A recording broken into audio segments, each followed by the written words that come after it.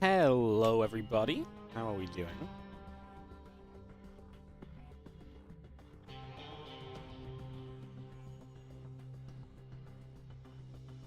Dum, dum, ba-da-dum, ba-da-dum, ba-da-dum, ba-da-dum, ba-da-dum, dum. Yes, I am adding to the StarCraft theme tune. Isn't that just what you love to hear? First thing on a Sunday afternoon. Thought so, thought so. Hello guys, welcome. WardiTV November Rube. Today we have Lemon, Hero, Clem, Ryung, and YoungYakov all taking part in fighting against each other. And we're going to start off with Lemon versus Hero, some PvP action. And we can go in-game. Wasn't that a smooth start? Isn't it nice when you have like these predetermined groups and matches and people actually show up on time so you can just start like immediately? It's great. I love it. Big fan.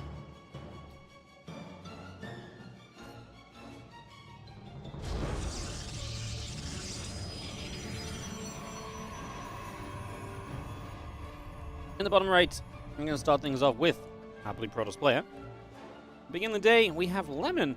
You know, he didn't maybe make it super far in the qualifiers, but he took maps off Björn and Gumiho in the qualifiers. So that was a good reason to get Lemon involved. Has a bit of a different invite, a different name in these events, because sometimes, you know, we do fall victim to kind of having the same people playing a lot of the time. I thought Lemon would be a really fun way to mix up these groups. So excited to have our Taiwanese Protoss here, as he takes on, in the top left, our red Protoss player is Hero.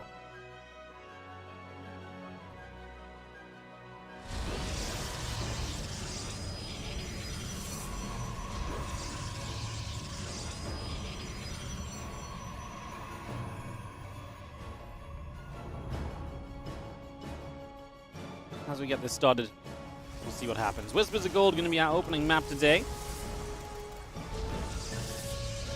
There's going to be some PvP. PvP on this map patch is definitely a fun one.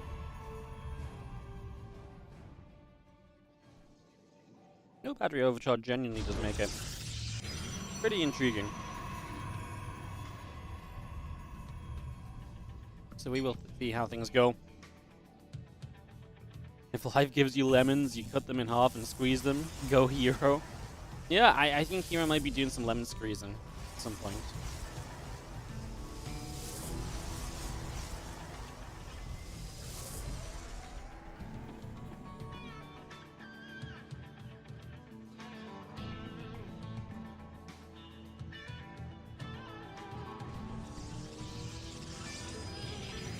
Alright guys, sorry, I'm just getting something sorted out on the other screen. Just as the early game PvP goes with a Stalker and a Sentry, not too much happening. Just getting a couple of things sorted out. Is this Hero from CG Entus? Yes, it is. From way back when. This continued to be pretty much a mainstay in the world of StarCraft 2. Went to the military, returned from the military, invented a whole new style of playing PvZ, and continued to see success. Absolutely one of the top 2, top 3 Protoss players out there right now. As we get ourselves Hallucination going. Obviously, Hallucination is going to be a consistent factor throughout the course of the PvP, especially with these Sentry openings and Energy Overcharge.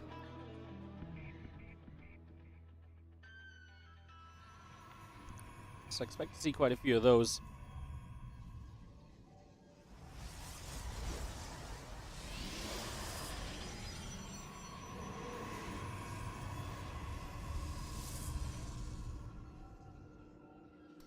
Let's just have a Hallucination stopping up in the main base, so should be pretty happy with what it's seen so far.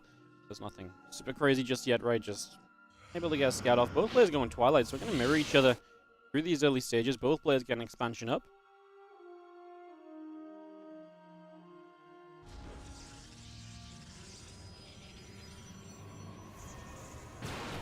Both players will have their Twilight Council online. And they will have that tech ready to play.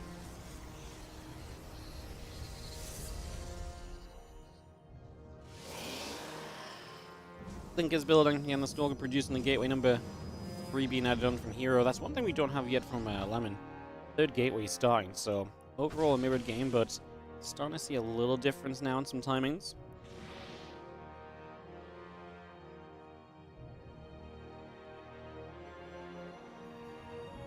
It's kind of wild. Basically, Lemon just has like a little bit more gas. He didn't build a 3rd sentry, but he built 1 extra Stalker. And his gateway was significantly later, so that is pretty impactful. His hero's going to come poking. You would imagine defensively, Lemon should be fine. Of course, force fields can have a pretty big impact on that, though, so we'll see how those go down. Obviously, if you get good force fields, an even fight can turn into an uneven one very quickly. 4th gateway from Hero, so he's going to commit to the blink pressure against someone who will play blink defensively. Let's see what happens. Our Stalkers and our Sentries gather. 2 more Stalkers warp on the natural. Blink coming through. The probe drone on the high ground. Hallucination here is going to see no gas on the natural. A gas being taken. Nothing at home. No further tech, right? So Lemon starts his forge. I would not like to see that right now. I think as these Stalkers start poking, figuring out what's going on here would be really nice. Just needs to... If this hallucination went up, it might actually just run across that proxy gate, as there is pre-blink, a set of force fields coming down. And Lemon does lose a couple of Stalkers right away there. You're going to see Lemon trying to step forward. Now has blink himself. His sentry's out of energy, so he's without a Guardian Shield here too, which gives Hero a massive advantage going into this fight right away. You can see Lemon's army supply will start to trail.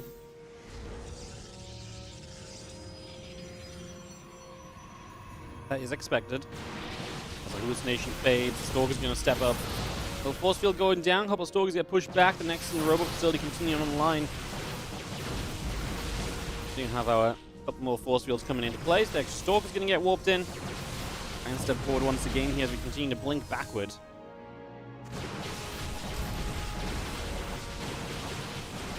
This is turning into a defense, I think, from Lemon. Let's see how the blink micro goes. A couple of his Stalkers very hurt up to the top is where he's going to start losing this fight. Oh, he's moving out to take a 3rd base. I mean, Hero's got a 3rd base coming down too, but he just loses this Stalker battle. He had a lot of less healthy Stalkers, and that basically came to make the difference. How did he even build this in during the situation is actually kind of funny as well. GG's, and Hero is going to take our first game of the day, a smooth sailing victory, as we'll go for game number 2.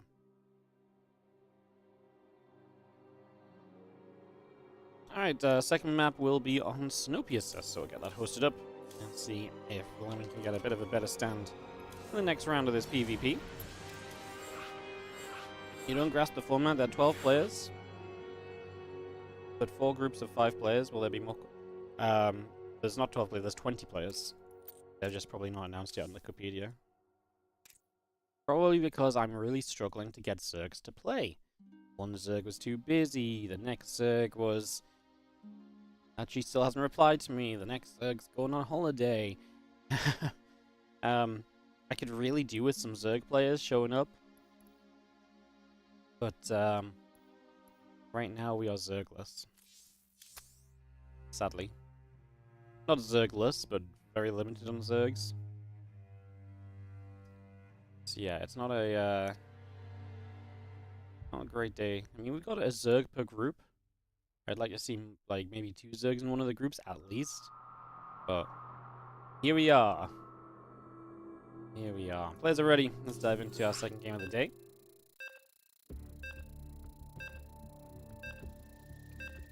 How's it going to Snowpiercer? A bit of a wonky map for defending on, so we'll see if that's something that comes into impact here. As we get this second map start up, let's dive on in. Get this going.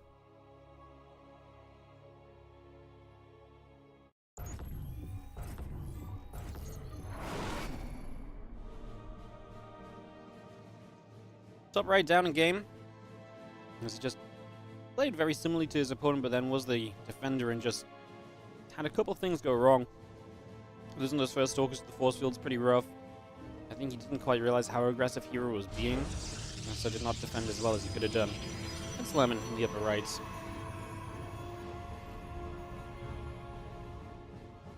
In the bottom left, our Blue Protoss player is Hero.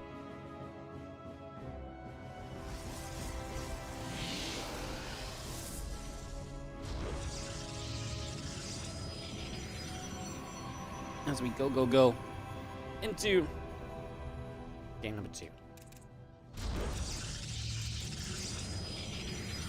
What's up, Scott? Thanks for the stream from Australia. Watching nowadays, but you cut your teeth on OG StarCraft. Still watching at 46. Hell yeah.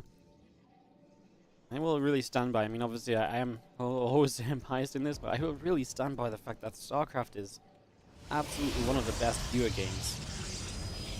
You know, it's strategic, it's got a lot going on, but the core concept, it's like two guys are going to try and fight each other with their units, right? Like, I really feel like at its core, it's pretty easy to watch. You see a blue army versus a red army. I think it really is one of the top viewer sports, but yeah, just wish we could get more of the world to watch even more StarCraft.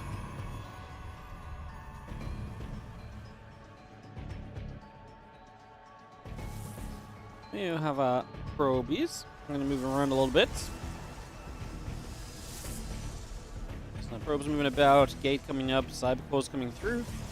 You just get that cybercore finishing. There's a couple gates sitting at the front there. Sentry on the way now from Lemon. 2 more stalkers coming up from Hero.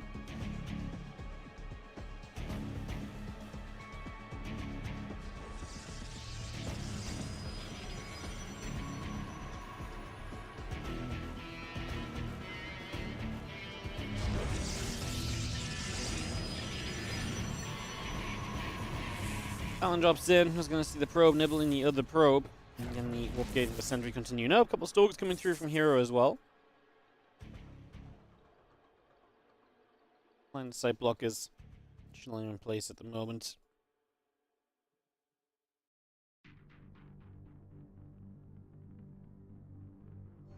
We just take a few moments. Try and see where and what. I'm going to try and get up to. I see that hallucination heading down towards the bottom left, trying to see a little bit of what's going on right now. The couple stalkers of Hero continue to the upper right. The stalkers will continue along. We're seeing the couple stalkers poking and prodding.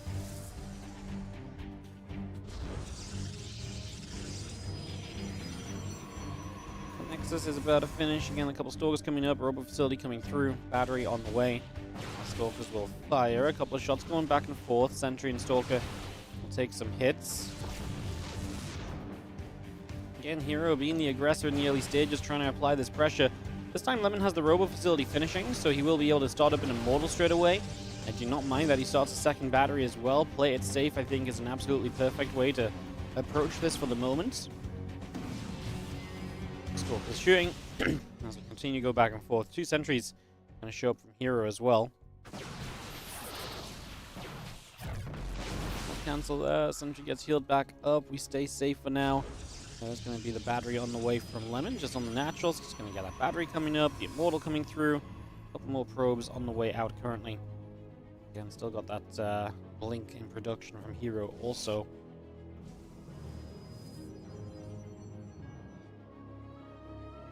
Stalkers and the sentries will retreat back down to the bottom left-hand side. The probes coming across. Again, the blink is producing. Our Stalker and our Immortal coming online.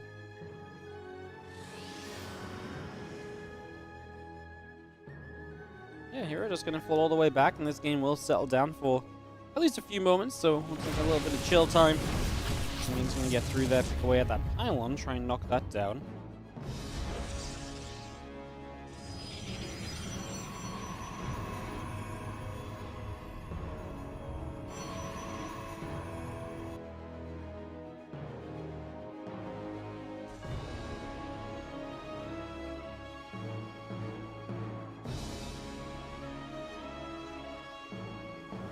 You see our Stalkers, a couple of sentries continue to come about then.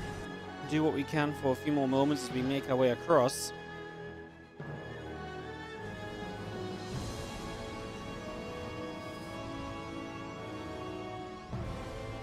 Stalkers and sentries still just gathering for a couple moments more.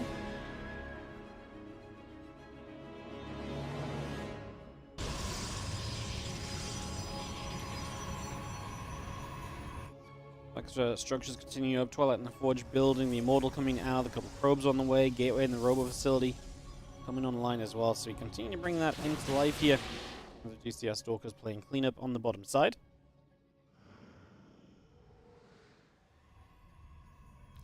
You just see Hero just taking the edge, right? 6-worker lead. Obviously, Lemon is playing the Immortals, so has a bit of a bulkier army, you could argue, but Hero will also have the advantage of Blink, and there's a lot you can do with Blink to try and, you know, offset advantages and disadvantages in this game. Kind of cheap on hallucinate and try and keep information going as best you can. Information really is critical usually in these scenarios. As that Nexus is still building, a few additional Stalkers are coming up. There's a cheeky little probe hidden behind that line of sight blocker from Hero. Not sure if that really has any intentions, as Hero just starts up his third base and is basically going to linger around.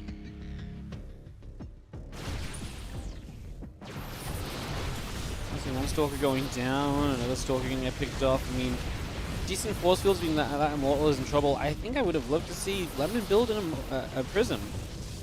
You know, having 3 Immortals is great, but 2 Immortals in a Prism is arguably much more powerful because the first Immortal would have never died, and this Immortal could have been saved too. I think it's a mistake not to build a Prism here for a, instead of a 3rd Immortal, to be honest. Yeah, that's, yeah, I mean, you're basically just saying, hey, my army can be beaten by force fields, and that's exactly what happens. Force fields plus some Blink Stalkers.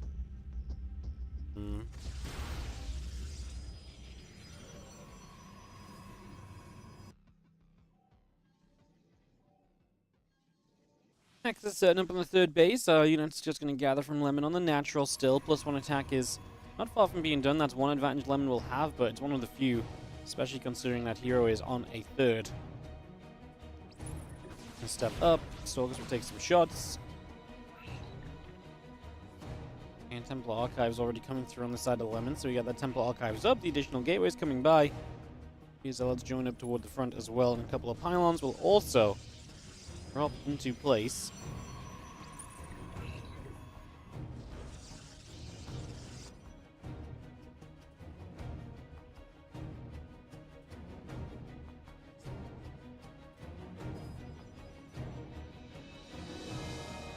The Army of Lemon still presses across the map. I mean, he's basically just got to fully send this, but I'm not much of a believer. I mean, Hero's so close to charge, so close to his own +1. He's got a lot of things that are currently missing for him that are going to be just ready fairly soon. A couple of High Templar will warp in. We get an Observer from overhead. I mean, Lemon's just got to go. I mean, the charges die. Just, yeah. Hero just playing a better PvP. To start off this series, guys, plain and simple. This one was not rocket science. There's a couple of hallucinated Archons set up. The army of Lemon on that right side readies itself to make an attack forward. A couple of hallucinated Archons going to be kind of a cool play as well. We'll see what these Immortals can get done. If the Immortals can focus on the top side army, there's a little bit of potential here, you know. We are ignoring the Archons as well, so recognizing that those are hallucinations. Okay. Okay, going to kill the Immortals of Hero 2. Lemon on the timing window. Man, there was a little time in this game where I actually think we were actually attacking the... There's a few ones where we were attacking Zealots with the Immortals. That might have made the difference, but honestly right now, I mean, Probes warp in. The Probes just got blocked by the Zealot warping, by the way, as the Stalker's going to get the Prism, though. That should be a major help in terms of cleaning this up. 3 Immortals, though, are one-shotting Stalkers in the background, so they are dying. Oh, Lemon, but the only issue is that obviously Lemon just doesn't have longevity in this game at all, so Hero eventually cleaning up is good enough for him. The Zealots actually killed the Robo, but yeah, there's no Prism to reinforce anymore. Oh, Lemon. He nearly had it with this attack, and I was very despondent about his position in this game. Well, obviously Hero has a fully saturated 3rd base, so for any probes he lost, I mean, it's basically, I mean, you can see the worker count. Lemon has a slight worker lead, but he's going to be oversaturating his main soon. And he's down in army supply. It's very difficult for him to really play catch-up then without a 3rd, because he would have to stop and build a 3rd base right now pretty much to stay in this game. And that's going to give Hero massive timing to kind of get the advantage. But man, Lemon made a go of this. He made a much better timing attack than what I originally thought was really possible from him, so I will give him the credit where it is due.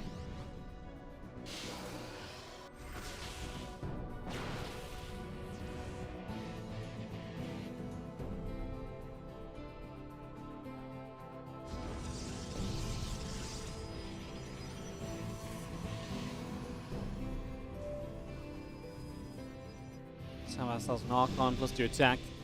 Continue, I mean, Lemon will again just try and build out, but yeah, Hero's advantages. I think it's manageable. Like I say, good position though. I mean, a cool attempt to turn it around. Genuinely impressed.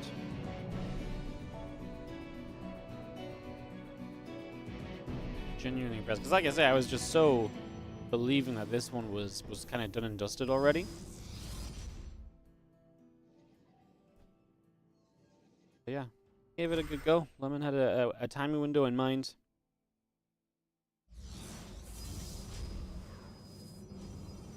And now we will sit. A couple of Zelds continue through.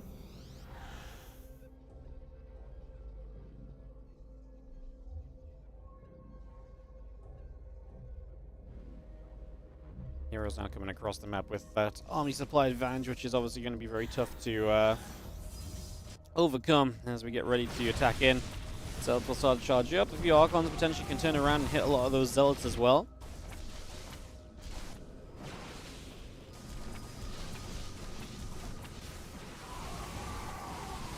We'll continue to fight. The Archons will keep on pushing. A few Archons on the other side from Hero.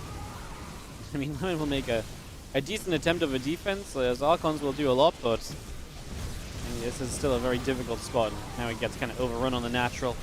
That should pretty much be the deal breaker. As GG gets called and Hero takes it 2-0. Yeah, had a couple moments of concern right in the end of the day. Definitely wasn't all plain sailing from him, so yeah. Lemon made a little bit of a matchup of that. We're going to be going into Lemon versus YoungYakov next, which is going to be maybe one of the matchups we can see Lemon have a bit of a better chance, so we'll get that going.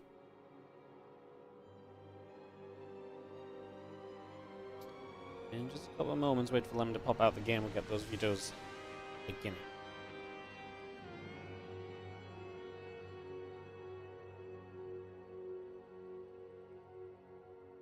Hope everyone is doing well. Welcome to the stream. Joining us early. We appreciate you coming out and getting the stream online nice and quick today. For you guys, if you want to support, of course, do not forget, if you're on the YouTube, it's super easy to scroll down and hit that like button. Would love that like number to go up a little bit. That's all I'll request for now. We'll just take a... I'm not in a very sellout mood today. No, I'm not in a very sellout mood at all today. I don't know if we're gonna... I don't know. The passion isn't there just yet. Passion isn't there just yet.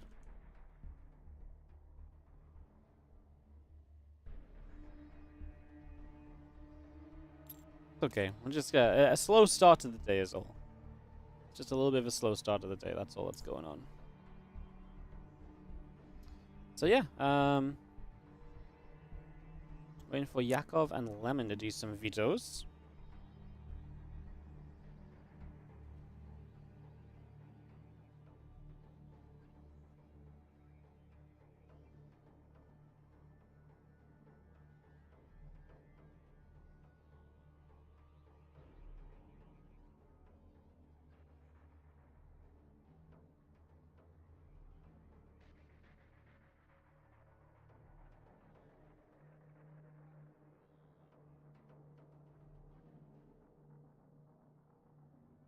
And how's everyone doing? Let me know what's up. Would love to hear from you guys in the chat as well. Let me know how you all feeling. Let me know how we're doing.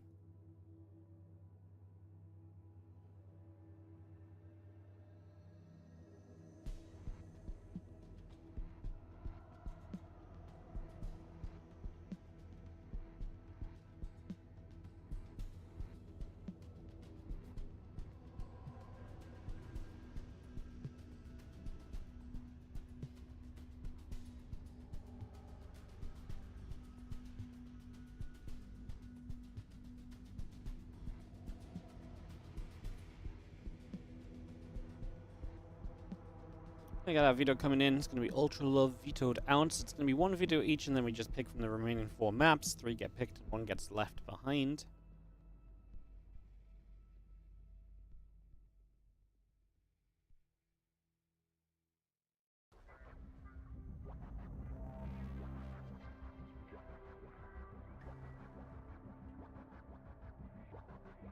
Whispers of Gold going to be our opening map again. Alright, let's get this hosted up, guys. Get ready for some StarCraft 2. Make our way through these matches again. 10 best of 3s in total today. Try and keep good pace. Obviously, 10 best of 3s can go pretty long, so we'll try our best to make sure that we just keep the games rolling. We're not going to be aiming to delay. And it is the usual deal of 5 matches will be played live, and 5 matches will be played from replays, because they are already playing at the same time. So just the usual WardiTV tournament setup. If you're familiar, then you probably already know, but worth mentioning.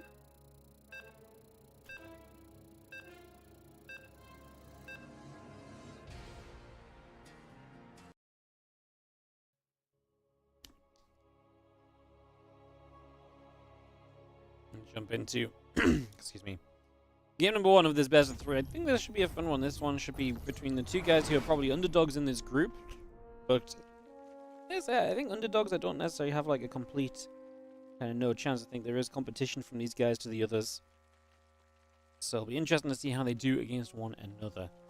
As we have in the bottom right side, our red Zerg is YoungYakov.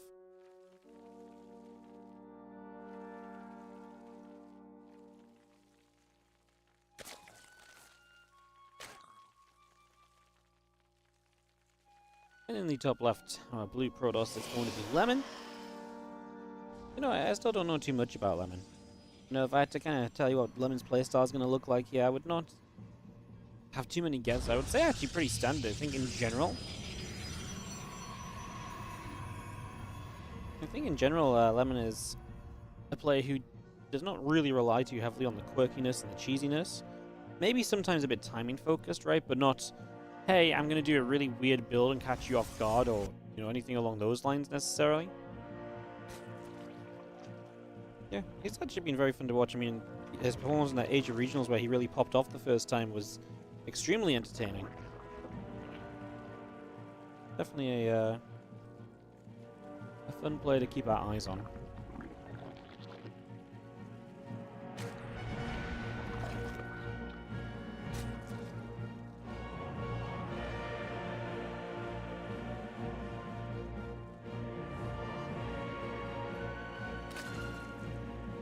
And it was cool to see him playing in the qualifier, and like I say, have some success there, right?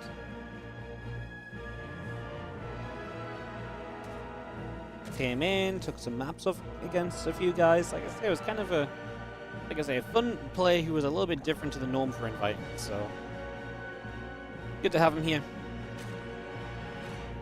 as we get settled in this game number 1. Probe has done the probe thing of scouting in and now backing off.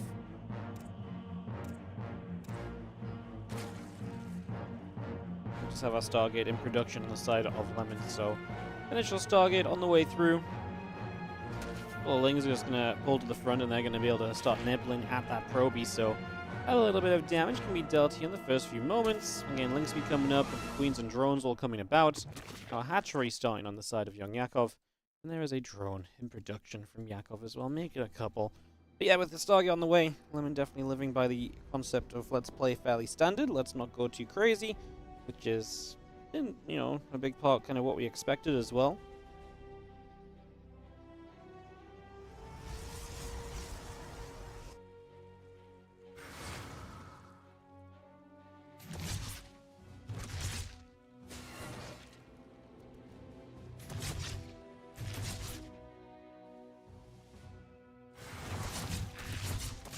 Couple lanes is going to fight. The Adept will take some damage.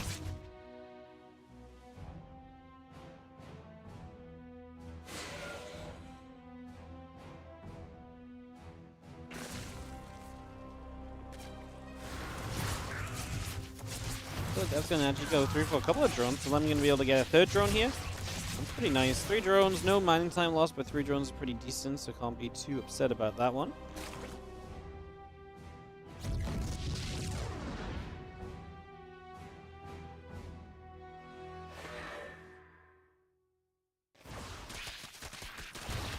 We'll actually get here and pick off this next Adept, so that will go down. So that's full cleanup on the Adepts at least. Things can try and do something on the other side, as they are going to come poking forward at the very least.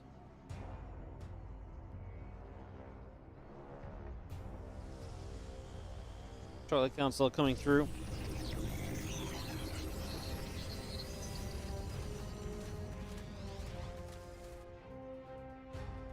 Probably counting the extra gates coming up. The next is going to get built. A couple more probes are coming through as well.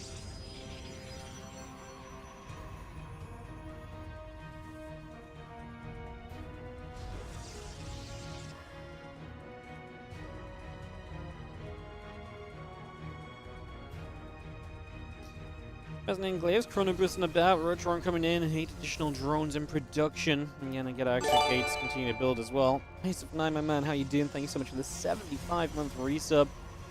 Appreciate it, as always, as our adept. We'll just sit in the wall off for the moment. Again, the Rotron about to finish. The lair is in production. 10 more Zerglings coming through. The additional drones on the way from Yakov also. All of that being brought up for now. Look at that lair coming in. Evolution Chamber. In production 2. The Adepts will make their way past a few Lings, and we'll just have ourselves the... Ling's going to get straight into this mineral line. There's one Adept here, but... Oops, screen glitching out. Sorry, guys. One Adept here, but that's going to be enough to shut this down quickly. 2 more Adepts warp in, but 3 workers go down. A lot of the Lings actually get out of there alive as well, so that's a pretty decent kind of attack in and get a few workers and step back out. Enclave still coming through. We'll just have ourselves a couple more drones going down potentially. So the Adepts doing well. One awful time to have to recall though. Recalling back as Glaives finishes. Obviously, the fact that the rest of the Adepts are not on the map for Glaives finishing is not exactly ideal either, because you're missing your timing window. You're giving the Zerg more time to prepare a defense. In this case, actually going to see the Lings are swarming across the map, so we're going to have, I guess, the Adepts at home still to deal with that. So I guess that is a benefit.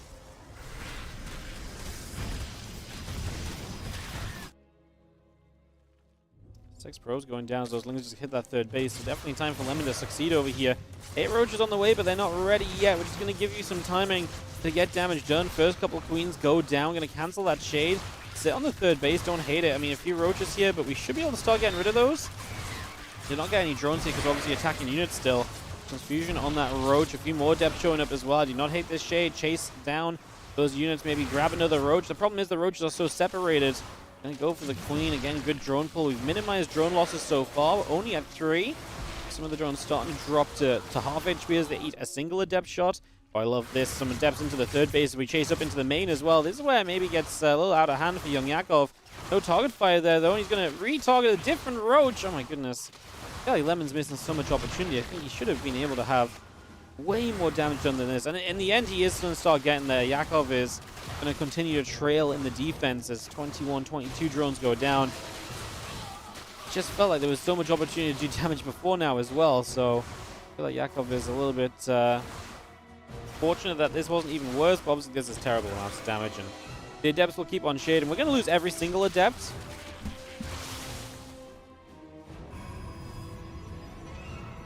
I'm kind of surprised that Yakov is still... He built some more drones. I'm surprised he did any of that. I think I really just expected him to come straight across the map. The problem is with this counterattack, you kill all the Adepts, yes, but it took you so long that your opponent's now got Blink finished. The units on the other side have had time to start building up as well.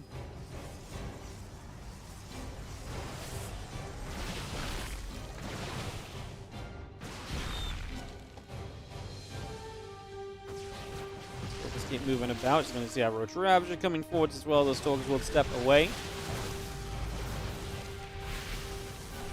Oracle activating, chasing a few Roaches. Temple Archives is about to finish.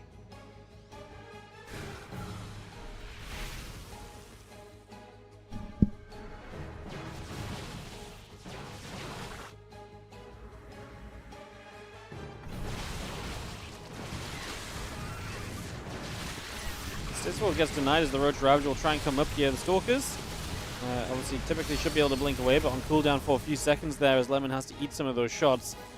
Given time, you're still 20 workers down here as Yakov. The fact that Lemon is attacking you is not exactly a great sign, as he's also going into Storm. Lemon in complete control of this game, it would seem. Stalkers will shoot. Hatchery backs away. A couple more Stalkers take damage again. More damage continue to come about. We'll drop a Revelation down. A couple Creep Tumors going to get caught.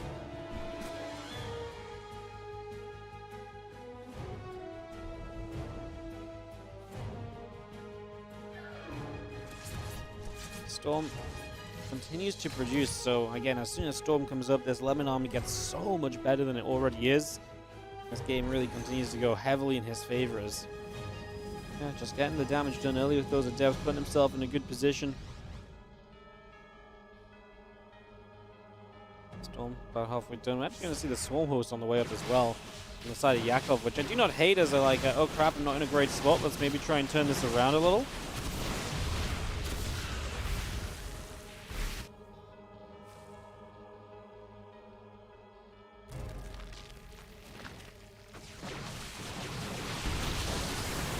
I'm just going to hit the Roach Ravage again, turned around.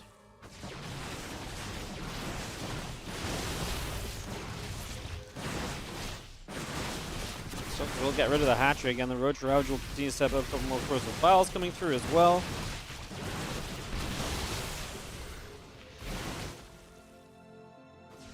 Got ourselves plus 2 attack and charge still coming into play. The Stalkers will continue to advance forward. I mean, Yakov already lost his 4th base here, so this is already pretty rough. And now you've got your Templars try and storm away to victory, basically. Let's see if it's possible as... Yeah, you're blinking forwards aggressively, kind of tells you where this game is at. Storm Hosts in the middle of the map, and they're going to try and pull back defensively here. We can storm those Locusts to help out. In fact, that should be the response. Locusts start to drop down. We're going to start storming a few of them. I mean, obviously, the Storm Host will do a fair amount in that moment, but... Even then, the Swarm Hosts feel like a very minor factor in the grand scheme of things. Like, yes, for now they will help you survive, but ideally you want Swarm Hosts to be attacking. Using Swarm Hosts to live is really not great.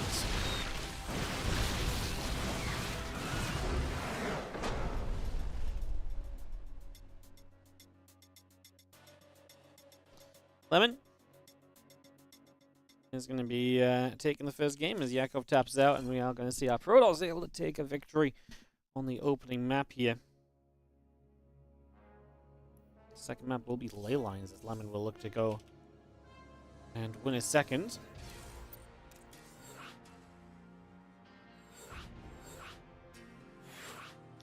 Our lobby link down. We'll get this ready to go. Second best of 3 coming up right here, guys, as we make our way through the early rounds. Today's WardiTV November Group A. Plenty of games to come. Obviously got a bunch of Clem games coming up as well. Clem and Clem is the series coming up after this matchup, actually, so that is to be played soon. Guys are ready. Let's dive right into it. Game 2 of our best of 3.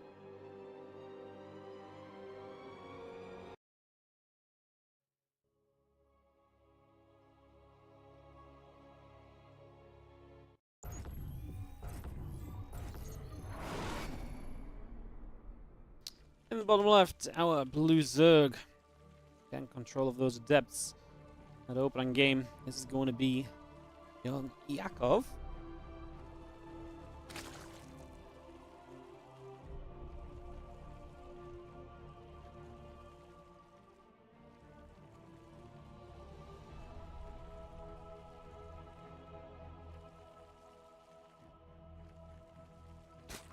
I always find it insane to see a player so in control after being dismantled versus tier earlier. Yeah, the difference of matchups and the difference of opponents and styles can do so much in StarCraft 2. I always think it's funny where, like, one day someone 3-0 someone and the next the result could just flip immediately as well. Like, so many different ways StarCraft can play out, different opponents, different strats, different styles.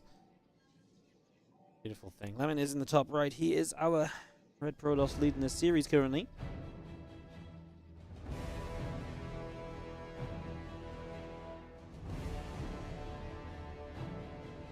Want to know in the lead for him at the moment as we get ourselves settled into Ley Lines for this game number 2. Let's underway and see what will happen.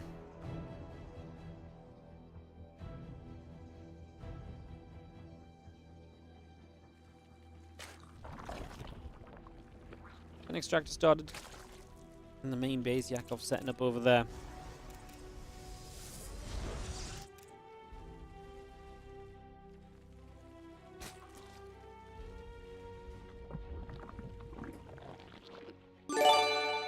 Oh, what's up, Ascalon, my friend? How you doing? 58-month resub.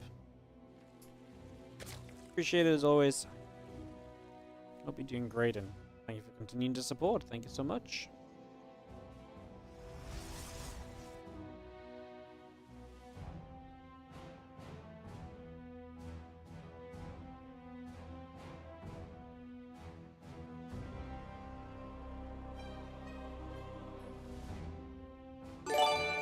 Start coming about. Yo, Pseudo001 coming in with a fresh new sub as well. Thank you so much as well.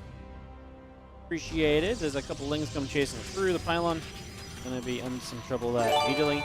Apparently, we're just gonna have all the subs. Paxis 101. We had the 001, now the 101. Hey, thank you so much for the 7-month resub on the Prime as well. Appreciate the support. There's a few links. Just gonna go after that pylon to start off with. This probe is gonna turn.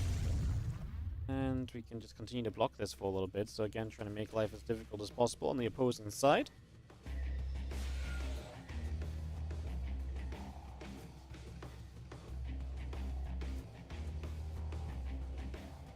Adept is making its way across the map, so that will be the next step of this. Get that Adept in position. See what it can do in the next few moments.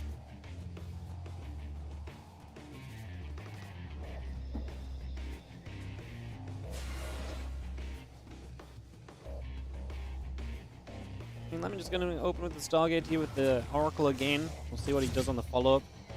See how quickly he wants to move into Glaives, if he wants to do that a second time.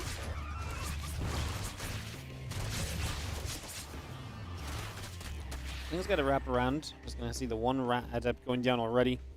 Our drones will produce a couple of Spore Crawlers on the way up from Yakov at the same time, so he gets ready for the next step. Really just trying to deal with these Oracles and minimize what they will be able to find over the early minutes.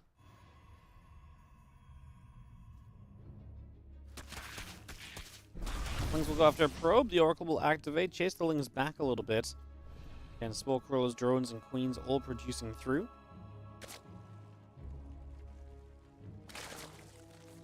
Yes, yo, Cranky Ducklins, welcome. And thank you for raiding. Hello, everybody. How are you doing? Hope you had a great stream with the Ducklins this morning. Or afternoon, or wherever you are from. Hope you enjoyed your sparkling tuna cup. Here in WardiTV November. This is Group A, and it's just our second match of the day. Hero opened the day off with a 2-0 over Lemon. And Lemon now leads 1-0 over YoungYakov. So we're really just getting started still early on.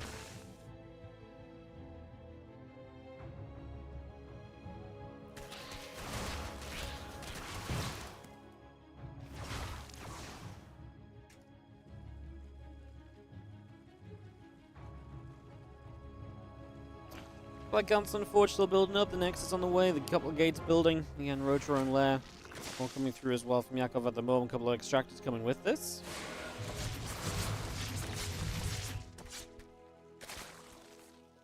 Queen's going to go chasing just a little bit. And again, you can see the Spore Crawler playing the defense. Obviously, Lemon scanning a couple of drones here and there so far. Not a bad start.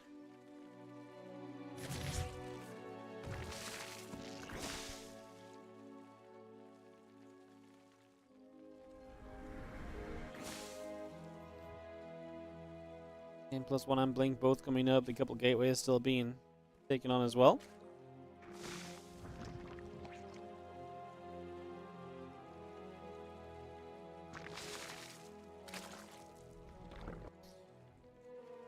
Couple lords on the way. Yakov deciding what he wants to do is going to be aggressive. Get the queens across the map. And we'll see if the drop a lord queen play with the roach support is going to be good. 6 queens load up. The overlord speed finishes. Bang on time. Lemon. +1 and Blink building, but is not ready for that just yet. So the Oracle's keeping an eye on things, and if the Oracle could spot those drop lords moving, that would be incredible. But he doesn't know what's going on at all. He's coming towards you with these stalkers. He's going to see the units right now. He's going to see the drop lords. He's actually going to start this fight. The queens will activate. We're just going to drop a recall. The Corrosive Vial. Just help to get rid of one stalker. At least now you know it's coming. Starts up a battery at home, but that's pretty late. We're already halfway across the map because of the forward base. Getting across the map is pretty quick on this one. Play lines. There's a lot of bases. Yeah, it's got a lot of bases. That's about it.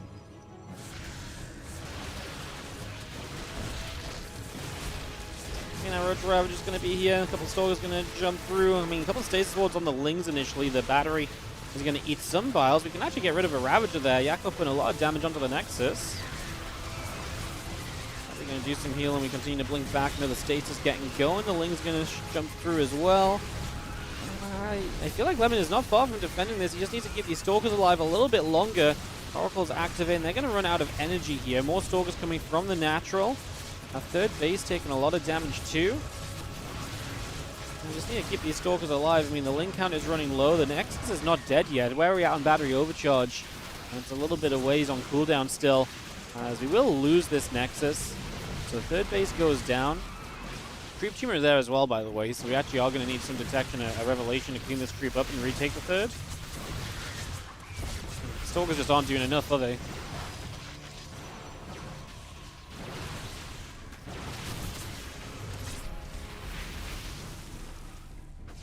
Stalkers moving about, and a little drop in the main base to make this confusing as well. Just keep on trying to deal damage at this point. You see how Ling is just going to step in. The Stalkers will continue to blink backwards here. The Ravagers and the Queens going to be able to get going as well. The Stalkers will continue to dodge back. 10 probes lost. I mean, Lemon is still on a good work count. He does need to get back to the expansion, though, ASAP. As behind this, Yakov. Yeah, I was going to say, these Stalkers could really get rid of the Ravagers, and if all the Ravagers go down, and then you also kill the Queens, I mean, Lemon's going to have really good army supply, no? All these Queens will go down. That last Ravager will be chased. The Drop Lord here still has Lings in it, so maybe that's something we've got to watch for. I actually think Lemon can do okay, maybe going across and applying pressure. Lings in the main base. We'll warp in a Stalker and a Zealot. The probes will try and fight with it. A few more probes going down. Good damage from Yakov. Kind of necessary damage. The fourth base is definitely not a bad thing just to get rid of. I do not love the blink there. Unnecessary. Just in case the cooldown of that comes to bite you or so, but I guess it's not going to be that big of a deal. Going to now move up this ramp, and I mean, you've got Blink Stalkers that can trade well here. And blink back a little bit. And just getting rid of a few of the Lings so far. A couple Stalkers may go down, but he's done pretty well. Like I say, Lemon's on his way back up to a third. He's denied the fourth of his opponents. I genuinely think we are in a very playable position here. Revelation in the active teamer goes down. This Overlord will fall as well. Yakov. No Lings left in the Drop Lord.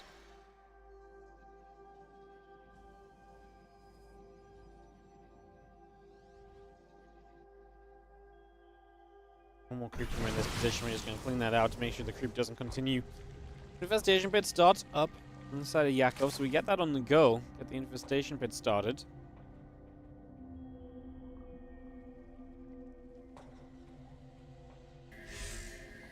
Stalkers come moving down to the south. We will have our Stasis going to go up. A couple Stasis Wards still coming through. The Hydra's going to step forward as well. Oh, I actually love that blink. Stops the Hydras popping the Stasis, which would have protected them. Instead, you get a kill on all those Hydras. I mean, the first Hydra's coming through here, taking a lot of damage, and Yakov's Roach Ravager out of position as Lemon plays the runaround game. Yakov is getting a fourth base up to the left-hand side.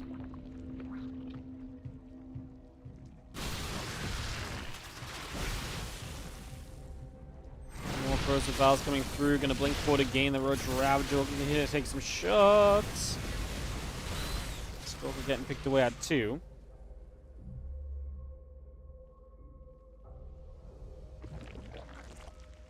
+1 missiles, Groove Spine's coming up. Gonna see that Drop Lord on the way in as well.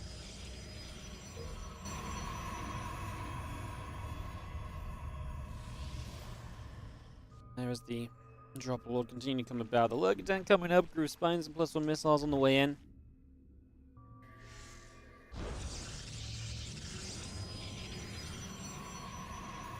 Stalkers and High Templars move about. The Drop Lord come around the top as well.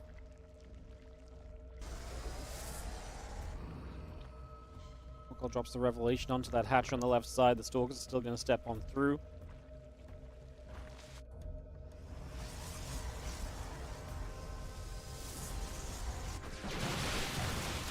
Second's already falling. There's a couple of Corrosive Vials come into play. There is the drop in the main. The probes are going to pull in. The Zealot's going to be there to fight, but I love the Drop Rewards. It's really given YoungYakov some continued life on the harassment. Storm is available. Obviously, the army of Lemon starts to look so much better.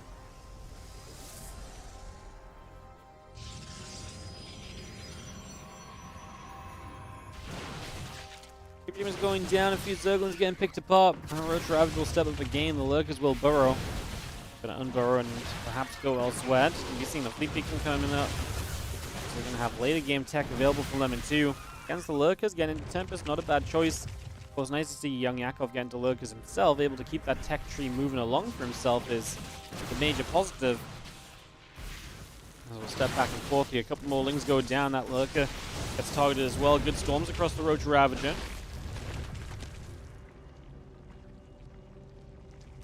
Ravager Hydra still moving around. A couple of additional Lurkers will get morphin' in again.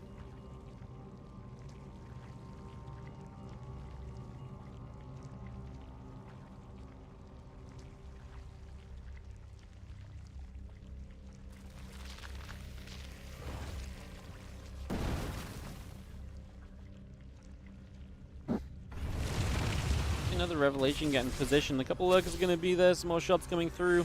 +1 air weapons on the way up. Robo Facility and Immortal in production as we have this Overseer flying over the natural expansion currently. A few more Tempests still on the way. That +1 air weapons as well. Again, storms continue to come by for now. Continue to get that all on the go.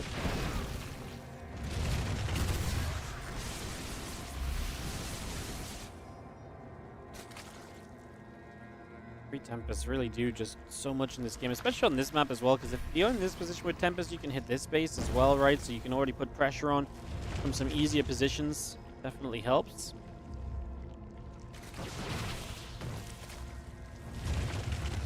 Adaptive Talons on the way, just improving the Lurkers. We do actually have the Drop Lords on the right side. Some Lurkers, and so accompanied by some Roaches, going to try and deal some damage.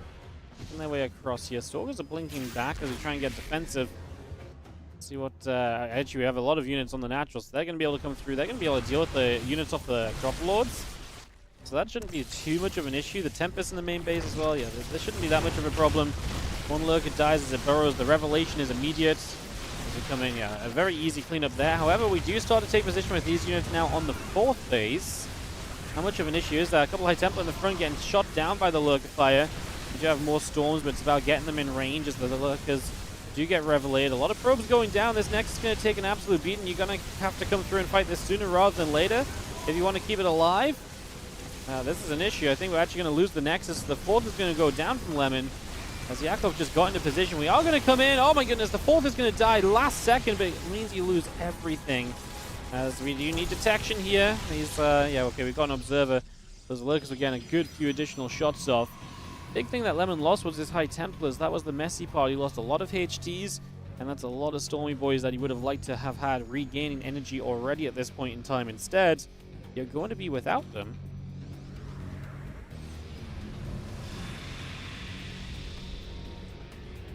Tempest up overhead. The Zealot's going to get down to the south. That's going to be a hatchery. And maybe go jump onto.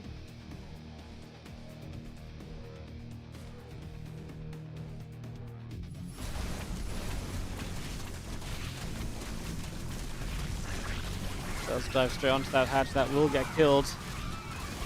The Lings wrap around. The Zealot's still fighting. The Hydra's pulled back. The Lurkers too back into the middle of the map.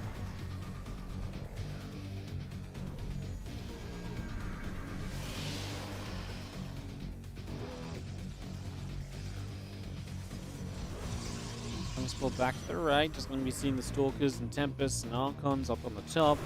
Lings around the right side. Now Mothership will get active. A few of those Lings continue to go down. Trying to run our way into that mineral line where we can get the few Zealots coming across. The Ling's going to get cleaned up. The run by will really not achieve all that much. Tempest out in the open field here. But nothing we can really do as the Zerg just yet. A good few shots going into pushing that Zerg army back again.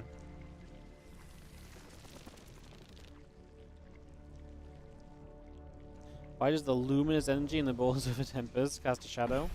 Well, it's actually just that weak of a light. That it's actually a lesser light that shines from above. I don't know. It's a great question. Wow, what a flaw. This base is going to get repaired by the battery. He actually energy overcharged the battery to keep the Nexus alive. I like that. It definitely helps. And keeping that Nexus alive a second time around definitely is a big thing. As we are going to try and now dive over here. Mortals and a few Zealots being caught up with the Lings. Here are the Lurkers starting to move into reach.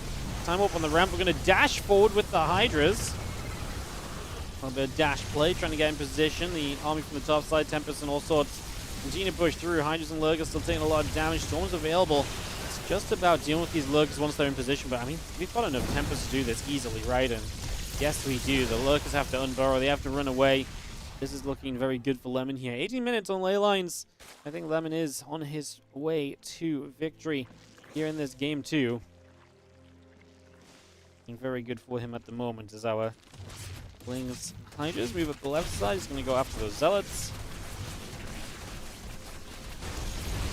Over on the right, this base just goes down immediately. Now, this base is heavily mined out. One of the benefits of taking this base early is mining it out before the later game where control of the middle of the map can be harder to come by. A lot of drones going down. Zealots over here are going to have an absolute field day. There's going to be more drones there for them to still get. Plus the hatchery. Parasitic Bomb is doing some damage as the split apart is not effective. Yeah, surprised the Tempest aren't getting more shots off there. The additional Corruptors do continue to build.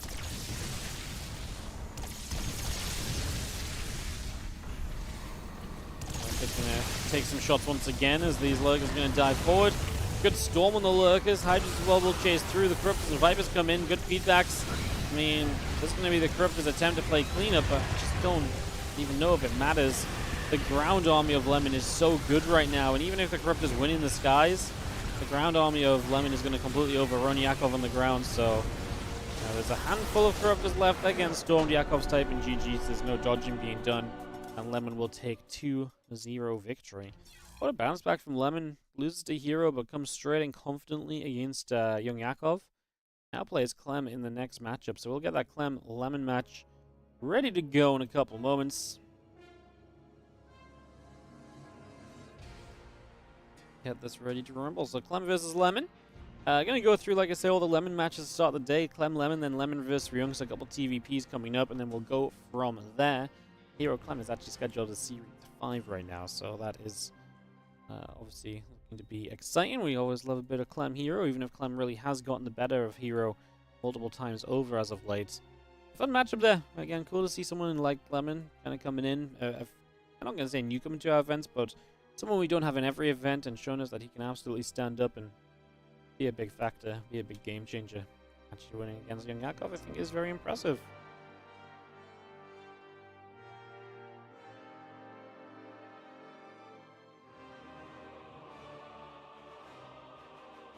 Do, do, do, do, do.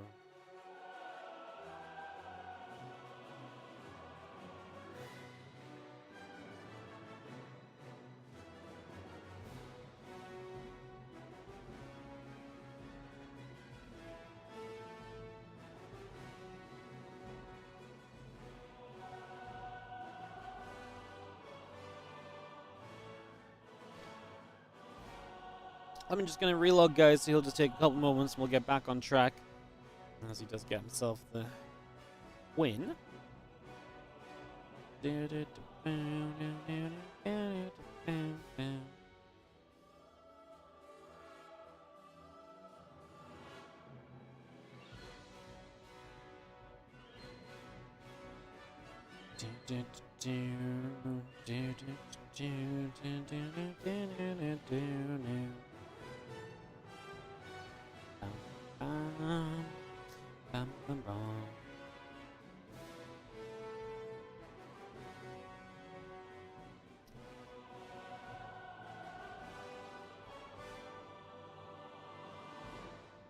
This was a gold going to be the veto from Lemon. Got that going. Let's wait for a veto from Clem. We'll have some map picks coming in.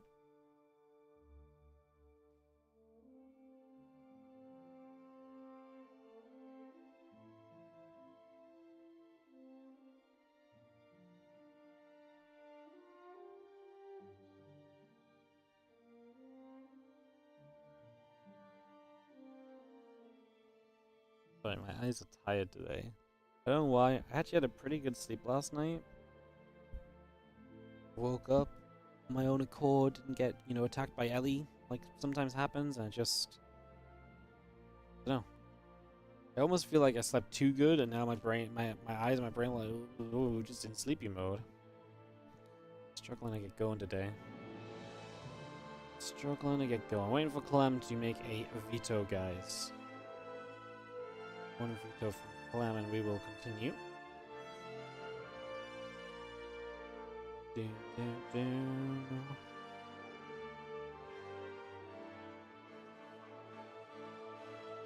Now I'm yawning. Now I told about like my eyes struggling to be and now I'm just like yawning as well. Hey, yeah.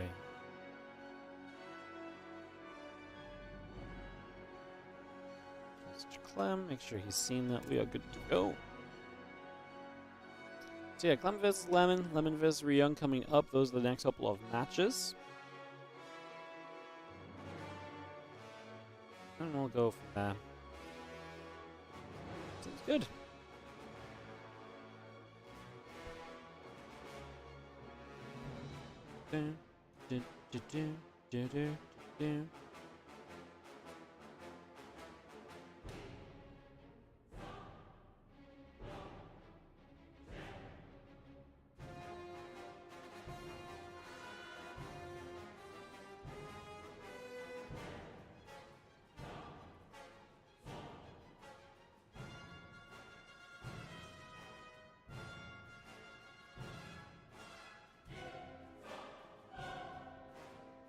El Dorado, no, they took away the fun map. Boo. Maybe today's just not an El Dorado kind of day. It happens, it happens. Playlines is going to be our opening map here. We'll get that started.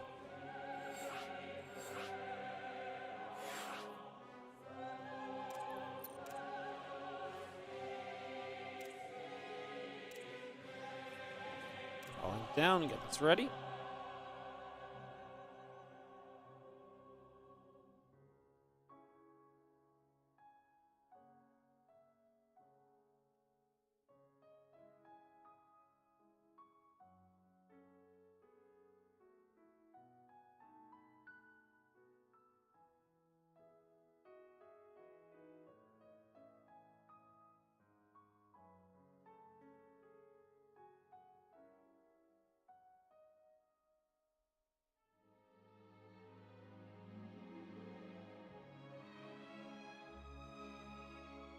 I'm just waiting for Clem to join our lobby here.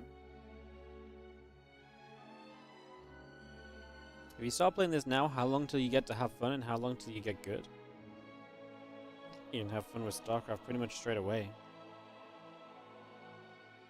Obviously, if you jump directly into like 1v1, you're probably going to lose for a little bit, but you can have fun right from the start. Like, there's something fun about just getting an army and moving around the map and, you know, killing stuff with it. How long do you get good? Depends on how focused you are on your learning. How much you really want to, you know, put into it. And if you have a natural tendency as well, honestly, there's a lot of StarCraft in a way.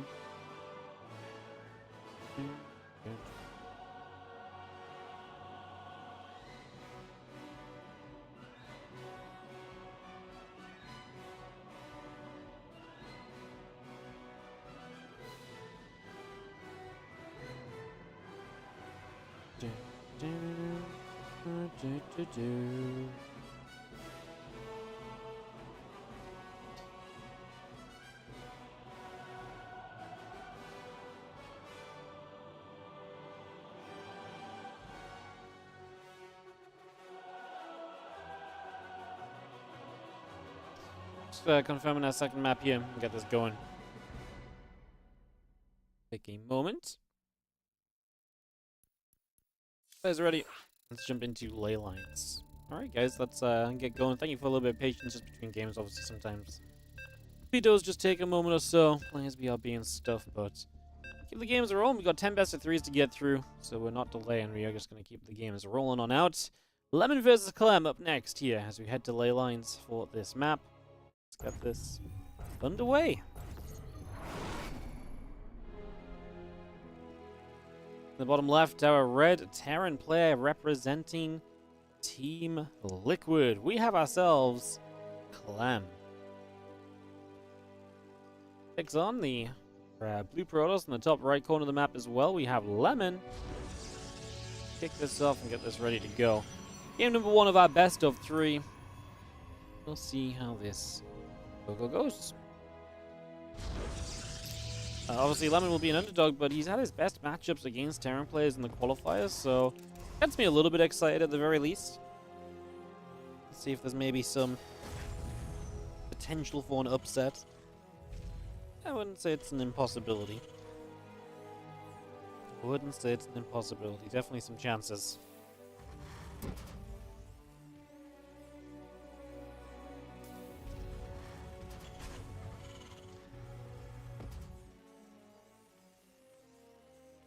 As we will settle down and settle in.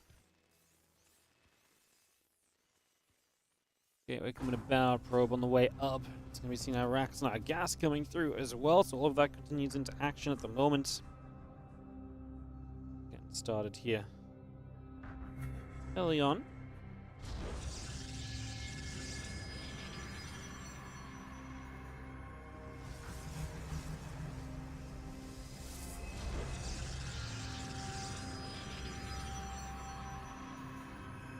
Probe's moving about, just gonna try and deal a little bit of damage. Dropping assimilators. I don't know why I said deal bits of damage, that's obviously not what they're trying to do right now. Smart moment by me. Always a classic. But yeah, we will sit back for a little bit here and see where we go. See how things are gonna head to. See what might be coming up shortly.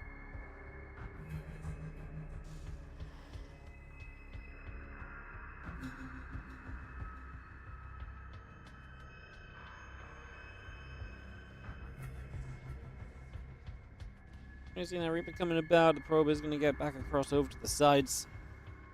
You can see the Reaper is going to lock onto the probe already. So probe going to take a few shots. As the probe goes down, the Reaper comes across. Twilight Council, Stalker, Warp Gate. All building as the Stalker will chrono boost. The Warp Gate comes in. We just see Clem heading into a Hellion. So we'll have that Hellion to support on the ground early. See what else he wants to try and do from there. The Widow Mine continues in from Clem as well, so we just got that Widow Mine started. The SC is producing. And the two Reapers together, I mean, that is a wall off on the high ground, so Lemon will not let those Reapers in. We'll just sit here and hit the pylon. He's like, okay, well, I will force you to respond to me. However, the Stalkers from the backside kind of means that, yeah, the Reapers are going to be in some trouble. We are going to lose one. I was going to say if both of those got away, I was going to say that is criminal that he gets away with both, but obviously does not happen. Is Lemon an Elias or a new player? Neither, really. He's a player that's been around, yeah, for a very long time, played a lot of the time in these competitions. Actually used to play Terran, played a bit of Zerg, and in the last year had some big success in the ESL regionals in Asia, playing Protoss, and he's been definitely a tier above what we would have had him at beforehand ever since then, kind of. So definitely a player that has been very good. I mean, he was the highlight of that ESL, you know, Asia regional, because the rest of Asia was very much so as expected, and Lemon breathed some life into that scene. He took Lavera to 5 games sometimes, and that was a very fun regional because of him.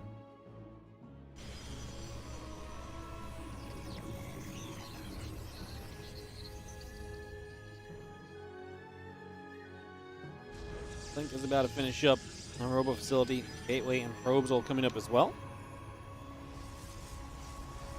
Robo finishing, the medevac going to come boosting through. The natural, there's 1, 2, and just the 2 Widow Mines drop off initially. Going to split those. It's going to be 3 workers off the first 2 mines. Not a bad start. Plus 1 mine in the main base. I don't know if we're going to be able to unburrow that into, get into a medevac. It's not going to happen. So 4 probes for 3 mines is one more than you kind of aim for. What's nice is that the medevac seems to be out alive as well, though. So Clem is going to be able to keep the medevac going here.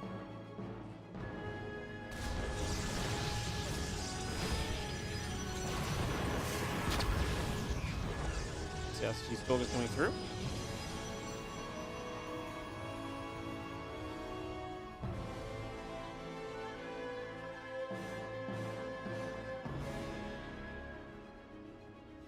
Rotor coming up, Stimpack on the way. You have the Roboband Forge producing as Lemon shows us what his plan's going to be. He's just going to get to those Colossus as the splash damage. The charge obviously is a very natural next step as well, so we'll get that started up too.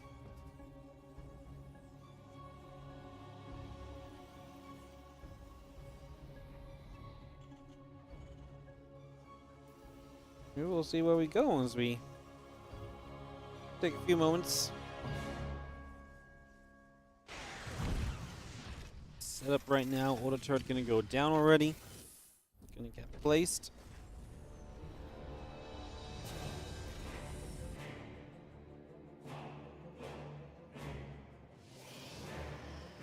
Our probes continue to come away from the third base, pulling back over to the right-hand side.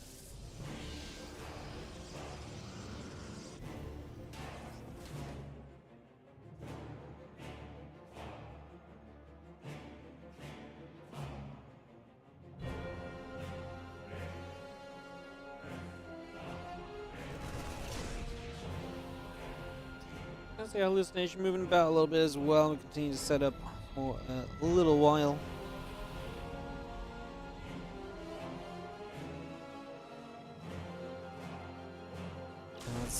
Clem does come out the front a little bit.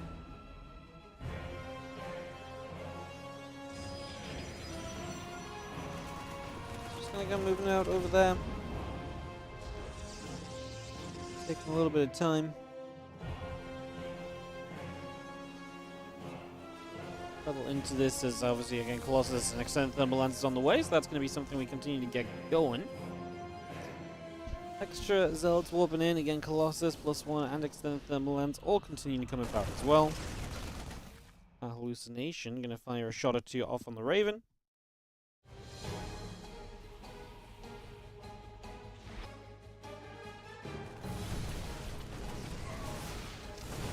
Comes jumping down, we actually are going to see some Zealots going to get turned the other direction. Concussive Shells halfway done, Marine Marauder Medevac building in. Our bio will chase those Zealots. A couple of wooden mines coming up from Clem as well, so get those mines up and running. Marines will unload. Pylon taking some damage. One Marine already goes down. The Stalker Zealots. That's a play from... Okay, that's a weird one from Clem. He goes back to save the units. The Medevac stops for a few moments and just... I mean, that could not have honestly gone much worse, to be honest. I will continue to chase. The Zealots will go down. I think this is going to be at least a good defense from Clem. So good defense from both players. As both of the offensive units, both sides of the offensive units get cleaned up pretty easily. Very un-Clem-like, that drop save attempt, right? We make so many highlights of Clem's micro. That was definitely a low light of Clem's micro, I think it's fair to say. As our bio steps up, a pylon will go down. A couple of Vikings, Marauders, +1 armor coming through. The Stalker's blink underneath. Medevacs will start to drop. Tank's going to siege, going to turn around as well.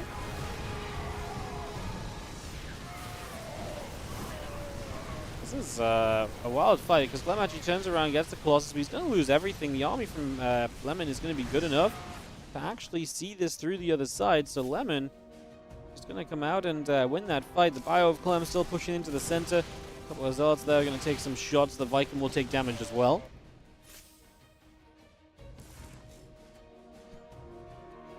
Two more Medevacs still building. Again, the Ghost Academy on the way. The refineries are in production. Widow Mine. Retargeted a few times. In the end, actually gets the Stalker, which is not bad at all.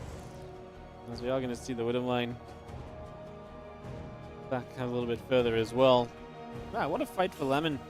Initiates well. Loses the Colossus is really the biggest issue. As Colossus went down, obviously would have been nice to maybe try and hold on to those. It's obviously more easily said than done.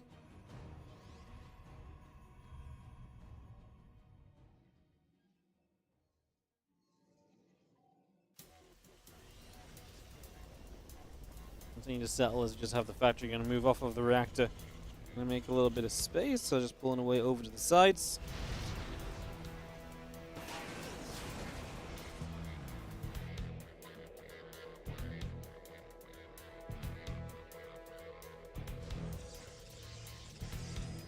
Armor on the way through. We do have a couple ghosts on the way up as well, so all of that's still being brought into play.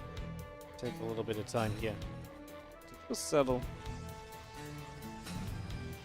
to whatever may be next.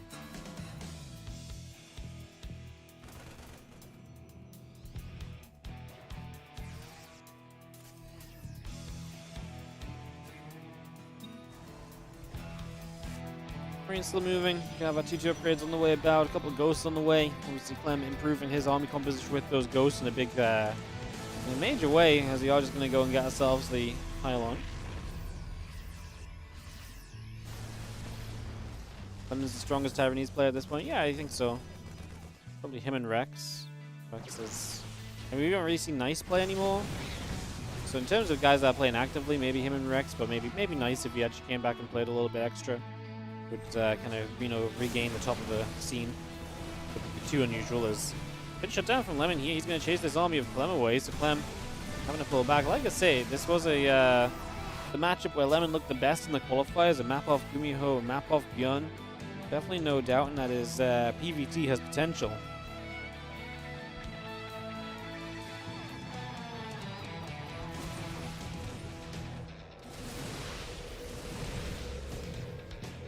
Flying, a couple units going down, damage being dealt.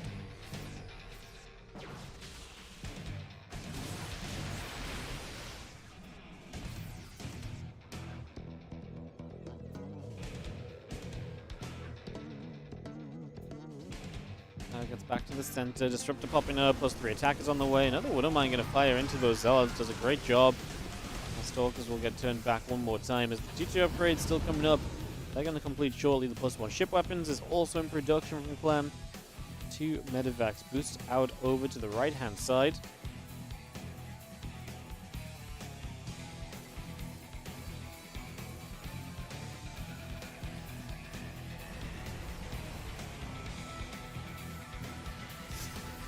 Rose is going to stim up. A couple of Stalkers actually going to recall to help deflect the drop play. Someone just has to be careful. This is the perfect moment to start firing disruptors, by the way. Maybe not all 3 at once. I do not love that. I mean, like one, and then the others move back, and another one covers the retreat. I don't love firing all 3 disruptors at a single point, as now we're going to lose the Colossus, and the splash damage just dies. Clem is dropping on that other side, and he's actually going to turn that onto the rich forward base. But that top left base goes down as well. Like I say, 3 disruptors at once, a little bit too many. And I think that gives Clem the advantage there right away. Not a lot of rocket science in that fight, just Clem getting a little bit over aggro with what he used. Stalkers blink forward, Valiants have to keep stepping backwards. We're out of medevacs, so there is no healing available on the main army. Clem still has the 16 Marines and the 2 medevacs on the right side, though. They're going to laser down a gateway, get into the natural, try and deal further damage. That is where Clem is finding a lot of his damage in this game, to be fair, so he needs to do well here as we do see those Marines getting right into this mineral line. 7 probes going down. The disruptor shot should never hit there as Clem. Yeah, it's kind of sadly going to win this game in a somewhat uninteresting way. Just after some of the early fights were good from Lemon, and like I say, some of the the start of this game is very good for him, I would say, actually, and then yeah, he just, like I say, kind of dies. Just sad. I think I just felt like he had a bit more potential, honestly, with how the other parts of this game went. Stealth Stalker in the natural here is not exactly a good sign. Viking's going to land as well. He can just chase this down. Stalkers can blink and try and get away, but it's not going well at the moment. So let's get a few more SCVs.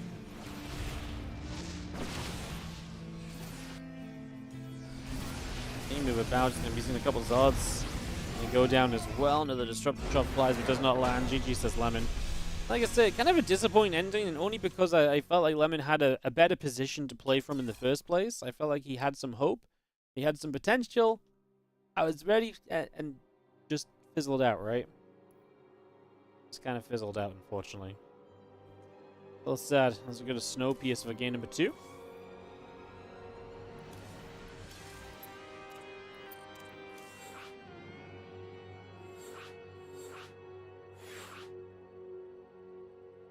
We'll get this underway and see what happens. Just waiting for Clem to join the lobby. We'll be right on into this, guys. Who is Lemon? A Taiwanese Protoss player. That was very good in the recent ESL regionals for Asia. It's just been kind of on the slow up and up. And here he is today in our tournament. Loving having him. He's actually given us some cool games against Yakov, especially so far. I like him in the group. I'd be very interested to see how he does against Ryung. I actually think he could get an upset over Ryung, which would be cool. We get to 2-2. Could be very exciting. One of the new patches and maps going to be live. I wish I knew, mate. I have no idea. Really hoping very soon. The longer we go without them, the sillier it is, to be honest. So kind of hoping very soon.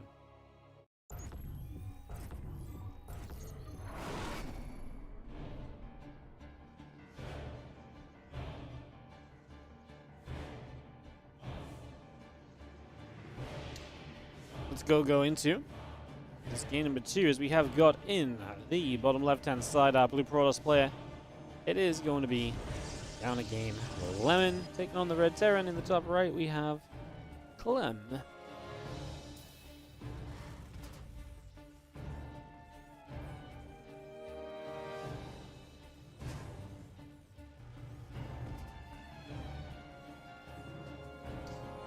Game number 2, Clem leads by a map.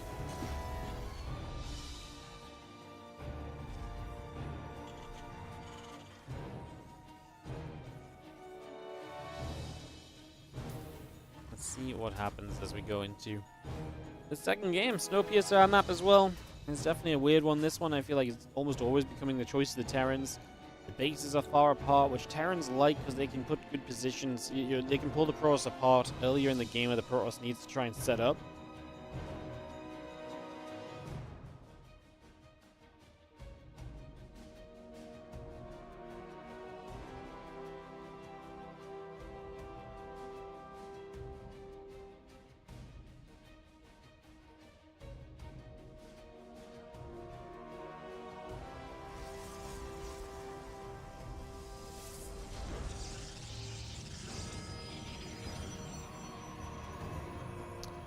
Cybercore drops down, Command Center and Reaper continue in production. The orbital command coming through.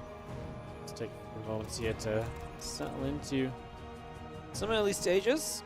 Seeing what the builds will look like.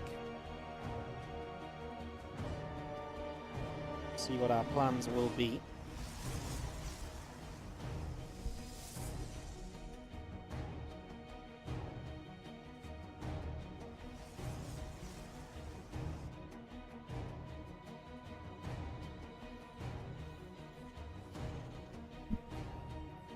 Archer comes in, Command Center building up. Get that underway right now.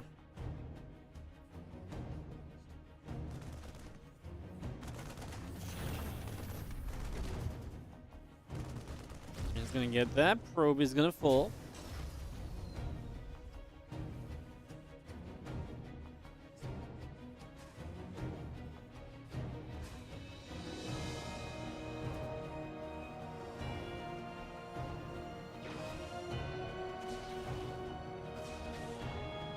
Stalker gonna shoot, maybe gonna take some shots. And we are gonna be seeing, obviously, Ripper gets pushed back without much further ado for the moment. So Ripper getting pushed away.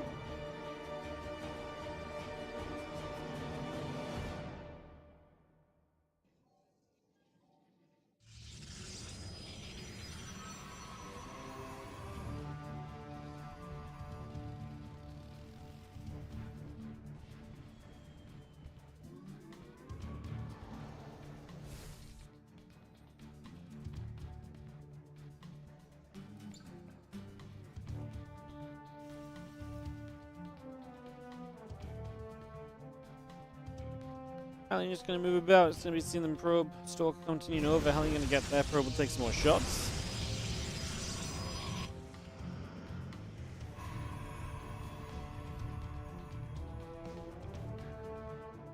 Again, just going to have that blink about halfway done. Nexus building through. The couple Stalkers going to gather with the sentry. Gateway morphs into a warp gate.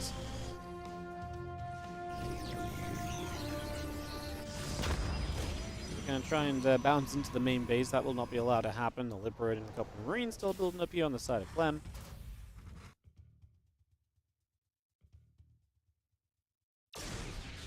Back is going to be sighted coming back along this direction. Hallucination going to spot it though. And yeah, the Hallucination will continue to chase across. So it's going to try and play the hunting game for a little bit.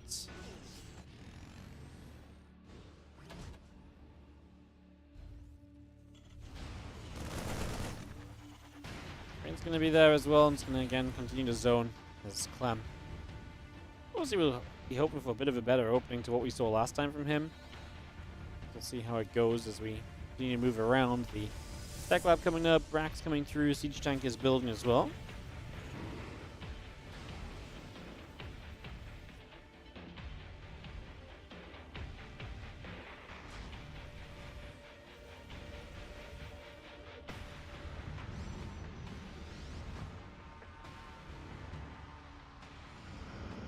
Destination pubs, charge coming up, forging the robobait coming about, our probes on the way to. Okay, just chilling for now. Liberate will siege. Stalkers are quick to get there. I think Libs is going to commit.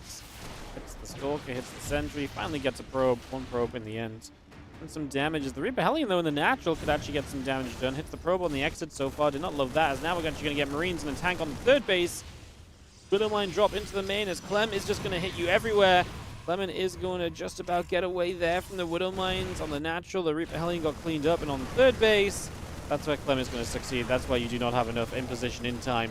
Lemon loses the third base, gets supply block from it as well. The pylon becomes a slow warping pylon because the Nexus goes down. That Stalker then gets killed while warping in. Keeping forward, the Marines will just take the chance to target down as many Stalkers as possible. They're going to get quite a few, and that is going to be that, as Clem puts himself in a fantastic position here with another tank. He's actually going to continue to trade for a little bit longer. Tank continues to do very well. The Marauder actually doing fantastic here as well. Damn, actually going to force 2 more Stalkers to blink back. What a fantastic start. Damn. Damn. That's going to be Clem taking a really good position in this game. I mean, you cannot really stress that one enough. I don't think there's much more to add to it, to be honest. I think that's just looking reasonable as a bio.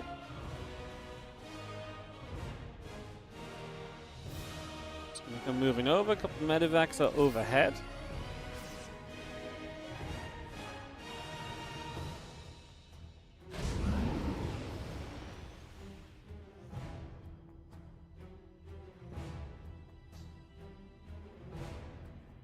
One attack and close of shells going through the Marine Marauder. He's going to continue up. The medevacs will continue in.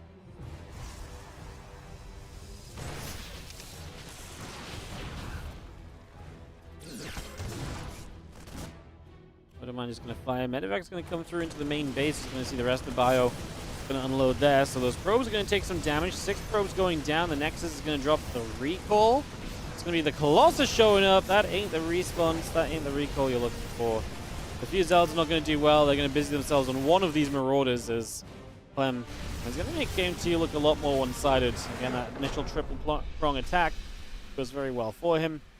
That's going to lead us to this point right here where Clem gets the 2-0, and Clem is going to be off to a fantastic start in this group as his first series goes 2-0 to him. Lemon loses out to the players we probably expect Lemon to lose out to.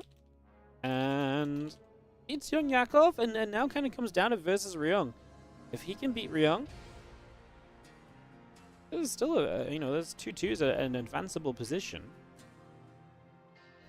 Absolutely.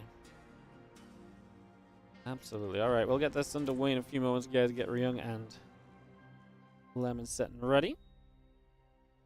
We'll just go to a quick break here, and then we'll get back into this, guys. So I think we'll be back in just a few.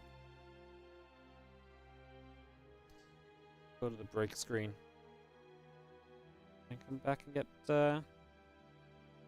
back underway. Just give me a moment. No, we'll just throw the break right now. Right, grab you guys. We'll come back and more StarCraft on the way as it's going to be Lemon Ryung up next.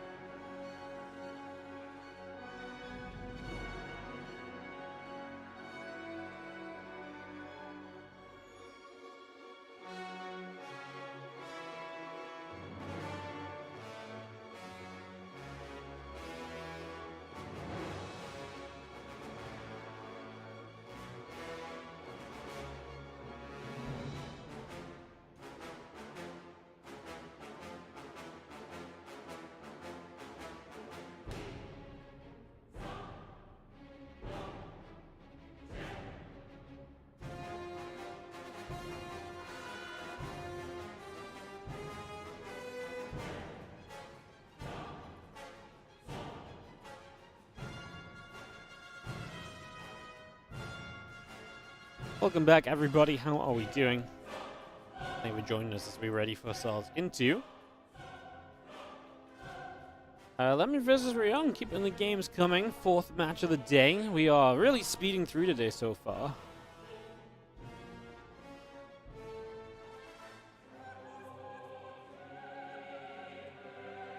Yeah, about half an hour of series so far. Not bad, not bad.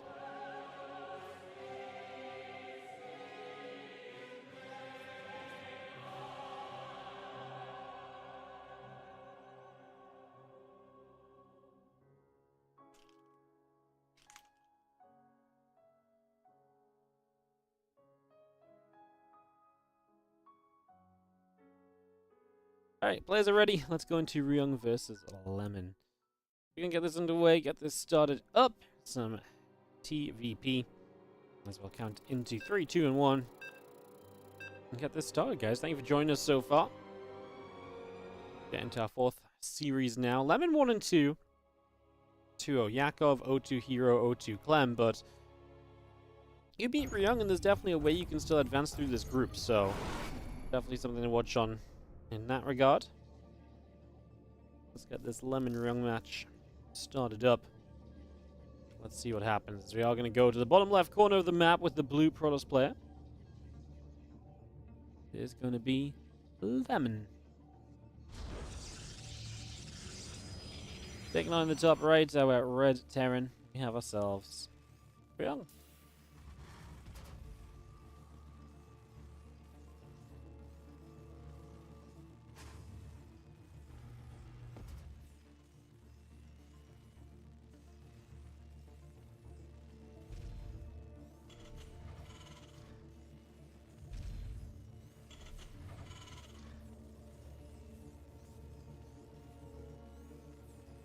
Get this underway. Gates coming up. Refinery and the racks coming through.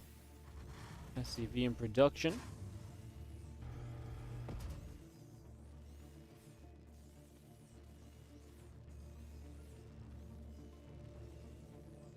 See what Ryung has in store for us in the long run on this one.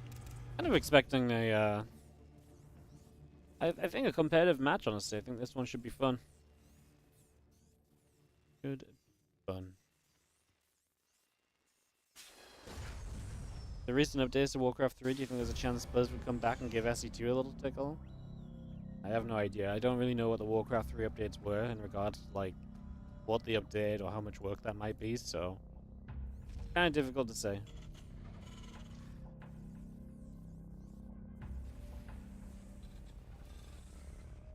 Kind of difficult to say. Orbital is about to finish. Command Center producing. Cybercore and the Nexus still coming up. The assimilator is still building forwards.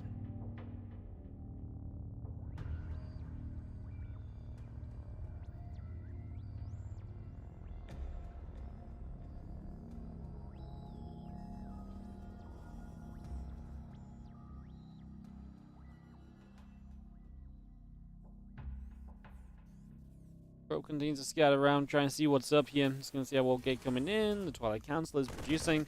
The Marine is going to be there immediately, just going to push the probe back.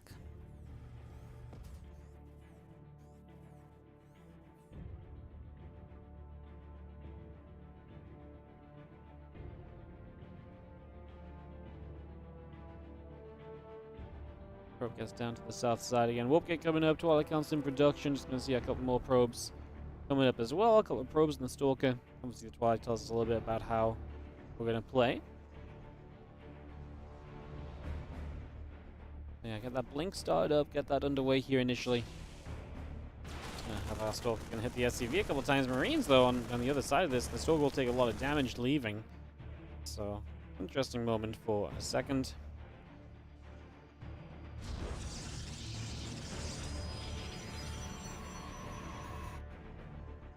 Drop the gateway into position again, the blink on the way up, the warp gate continues through.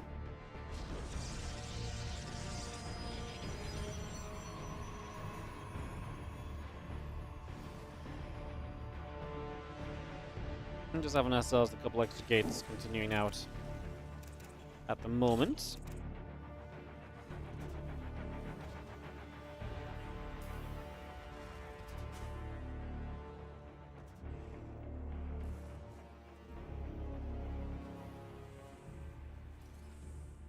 We'll gather.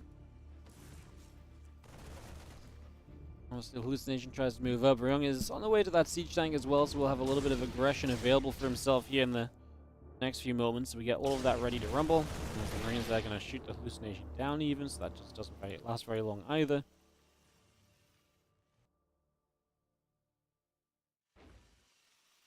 The next is still building through. A couple of additional probes are coming out as well. Again, the Stalker on the way. Blink about to finish. We will have ourselves Liberator siege tank and some Marines producing through on the side of Ryung. So again, all of that up and running here.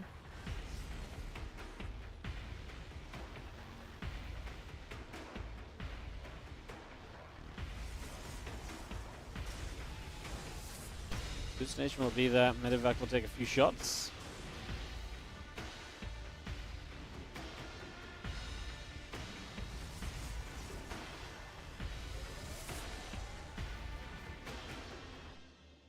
And Stalkers in the center continue to move about. A couple of racks still on the way. Engineering bay coming through. Robo facility finishing.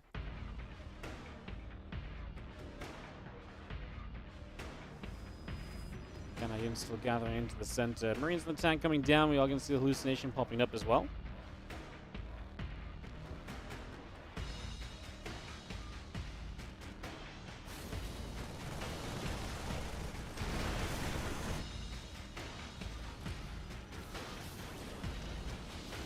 Tank sieging up. Liberator going to be sieged as well. And the Stalker's going to start stepping down this ramp. Going to try and go for the siege tank here. Tank will fall. Another Lib sieging as Ryung will settle. Again, there is the Robo Bay on the way up currently. The Marines are still firing it up. Another Stalker is producing. So again, the Robo Bay and Immortal just continuing through. Our battery still coming online as well on the side of Lemon, so we get that going. We'll just push the medevac down the bottom. We're going to see the Immortal going down immediately. Just going to jump now onto this Lib. Also goes down pretty easily here. Stalker's getting pushed back as well. Again, Immortal still building through on the side of Lemon. As our Marines will turn and they will fight. Well, the medevac in the bottom left side is going to come back around over to the natural. Unload those winter mines and a couple of those probes likely get blasted as we kind of stacked the probes, but it didn't go too badly in the end. It felt like that could have been much worse.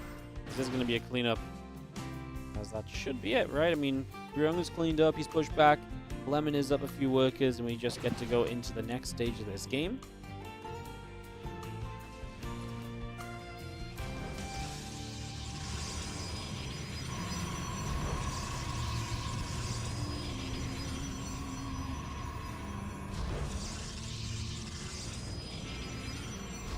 Impact combat shield, +1 attack all coming through. The upgrades here from Ryung just continue to settle into this. The forge is still coming up as well. The additional gates coming online.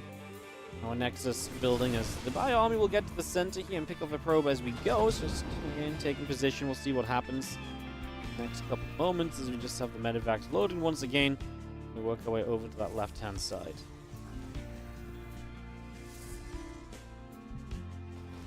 Ryung drops these medevacs off, and Rong tries to get in toward the main base. Actually going to recall a few units here as we're going to look for the cleanup. Lemon looking to play the defense nicely. Should be able to clean this up pretty neatly.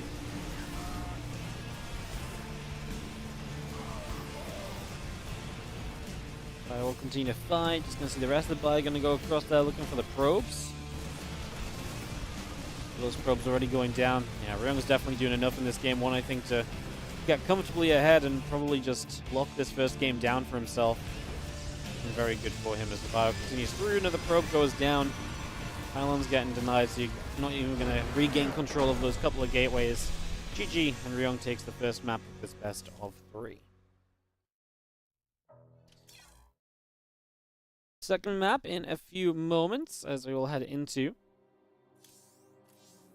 ley lines to see if we can bounce back here as our wonderful Lemon loses the map. Not great, especially when you did get 2-0 in the series you lost so far. Even if you get 2-1 now, map score might begin to haunt you a little bit, so that could be a problem. Definitely something that we could think on.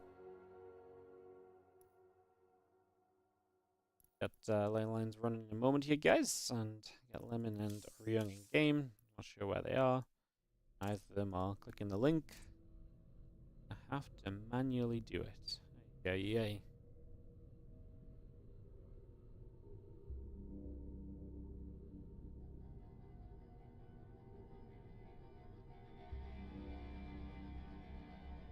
Go and ready. Let's kick this off into ley lines, guys. Let's do it. Get this started.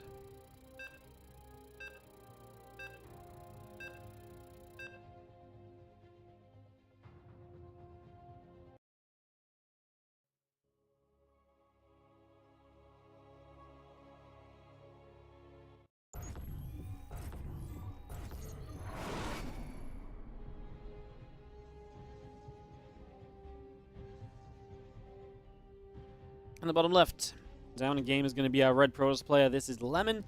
Down, but hopefully not going to go down without a fight.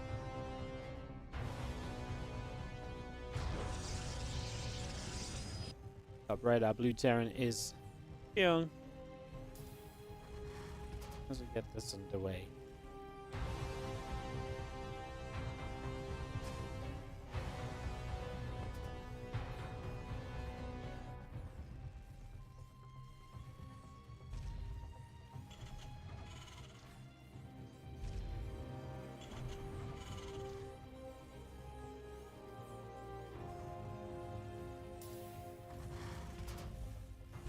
Alright, well, a couple of refineries coming online. Again, we got ourselves the gate and the gas coming up. We got ourselves settled here. See what the plan will be. See what Lemon gets up to. See what Ryung is going to do. Here in this game number 2.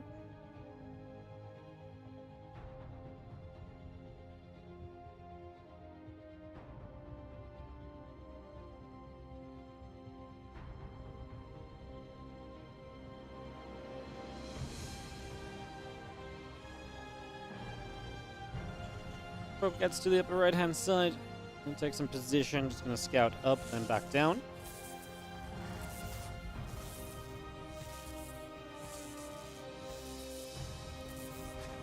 Again, Reaper in the factory continue to produce. With the factory coming up, Rong will have some aggressive opportunities, so we'll see what goes on.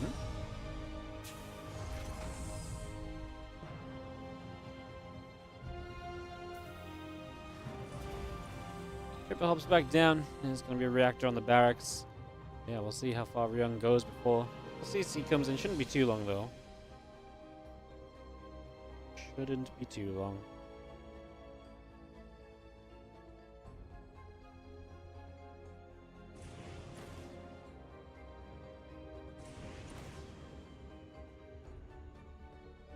And the Reaper continues back around the bottom. Stargate is going to start up as well.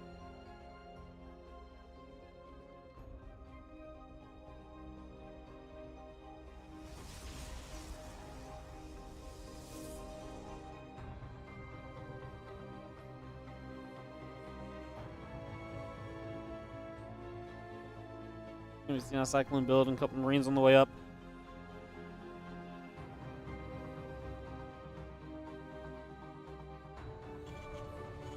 I'm just going to see that Cyclone building through, the Starport coming online. Marines in the corner going to go and push the probe about a little bit. Just going to take that out.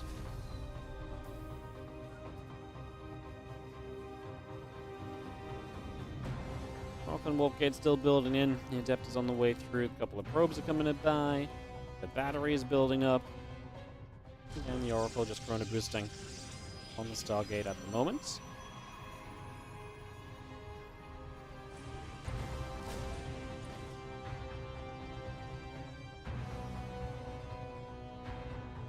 So just gonna get that Oracle popped.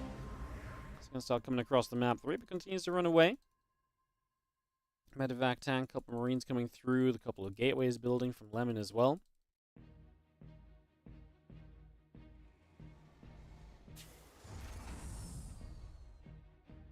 Center will land onto the natural.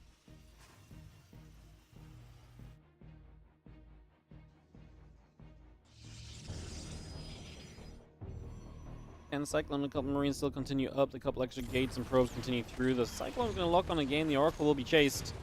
Oracle will go down, so the Oracle is going to fall here, and that's going to be a nice grab from Ryung. So clearing an Oracle out. Still have the Viking and Cyclone production on Ryung's side. It's going to turn into quite a push he has going for himself, especially with the Oracle dead. One less thing for Lemon to defend with is, man, he's going to start the third base. Like, I get that that's his build, I get that that's the plan, but I'm not convinced he's going to survive this push of Ryung. Coming across the map right now as we speak.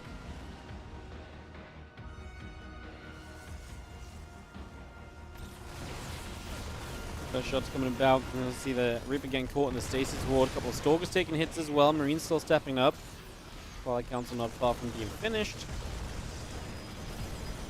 I mean, this tank's already in a great spot. We're going to have to use this Phoenix to lift up the tank almost definitely. Phoenix is not going to last very long. At least now we can volley down the siege tank with the Stalkers. It doesn't get it in 2 shots, though. That's rough. The Trendy Probe's dead. Ryung is just going to win this game here and now.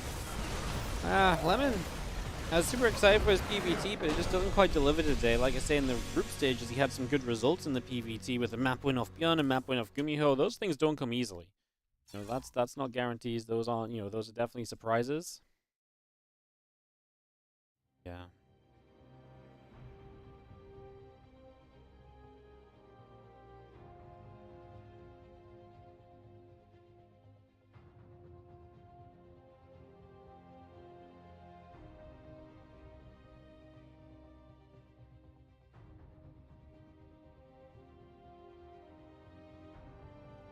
Alrighty, friends, that's gonna be that. Probably gonna have a couple of moments here waiting.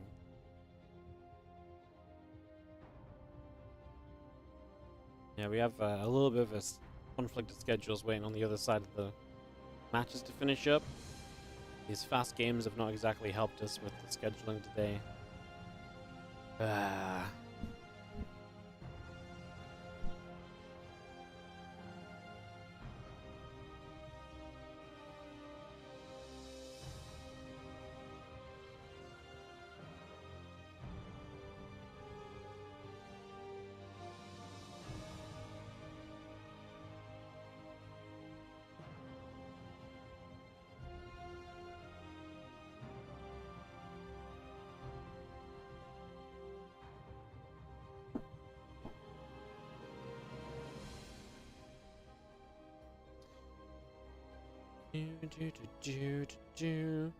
Is it Hero or Clem versus Yakov? It's gonna be Hero versus Clem next. That's our next series coming in soon. Are you late? Yeah, we're about 4 series deep. Hey, what's up, Nate? How you doing, mate? Well, hope you're doing good. Yeah, we have a little bit of downtime here, guys. Just waiting for the next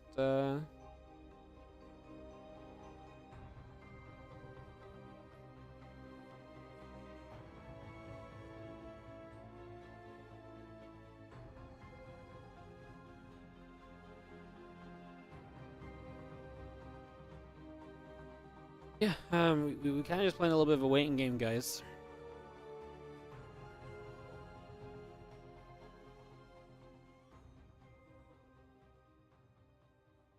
A little bit of a waiting game.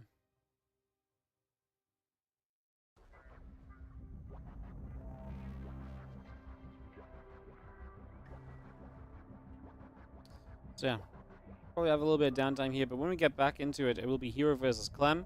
And we've got all the other matchups to go outside of the 11 games that we've watched, which includes Clem versus Ryung, Ryung versus Hero, YoungYakov versus Hero, Clem versus YoungYakov, and Ryung versus YoungYakov as well. Those are all still coming up. All of that's still to come at some point.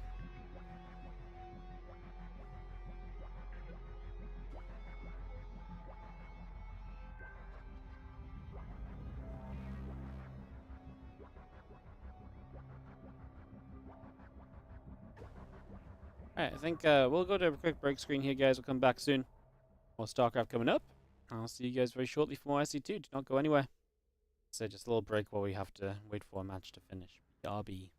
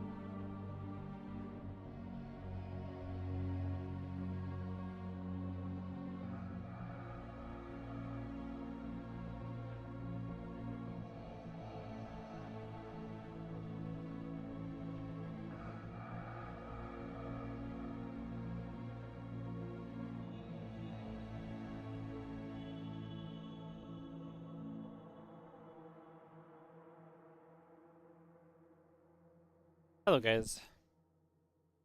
We're still away, and the speed of that Ryung Lemon series has screwed us over a little bit, fortunately.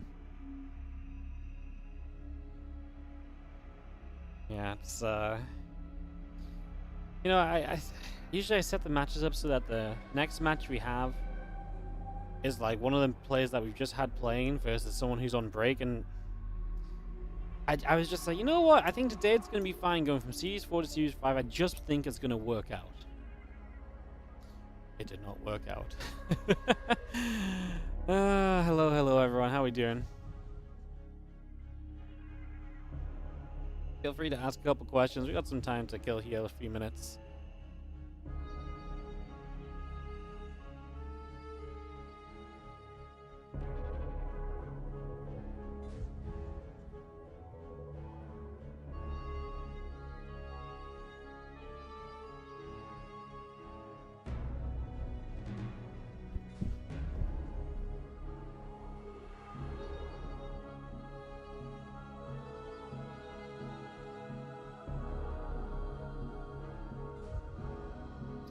So yeah, what's my favorite color? Oh, that's a great question. I don't know. WardiTV green, because it has some meaning. How about that for a favorite color?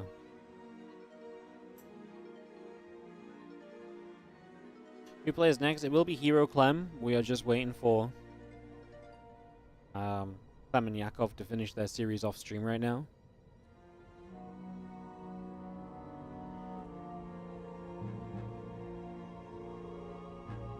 Teal? No, it's WardiTV green.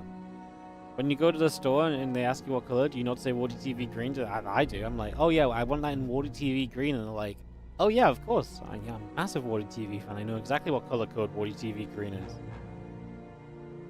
I like the new patch? Yeah, I think it's good. I think it's done a lot of things in the right direction. The games still seem to be good overall.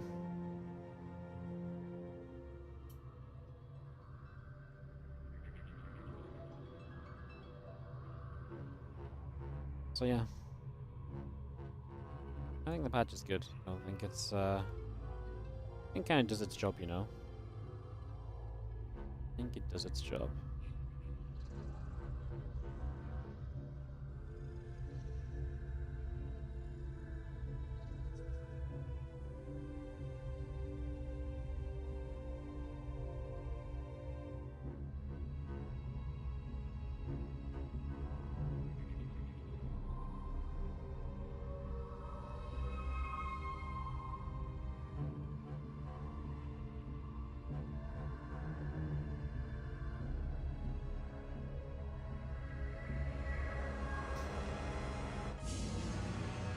What is the hex code of WardiTV green? I don't actually know. Off the top of my head.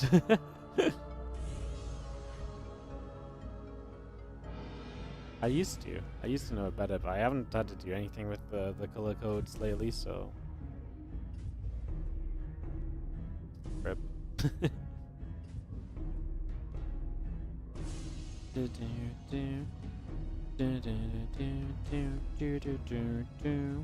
Bum, bum, bum, bum.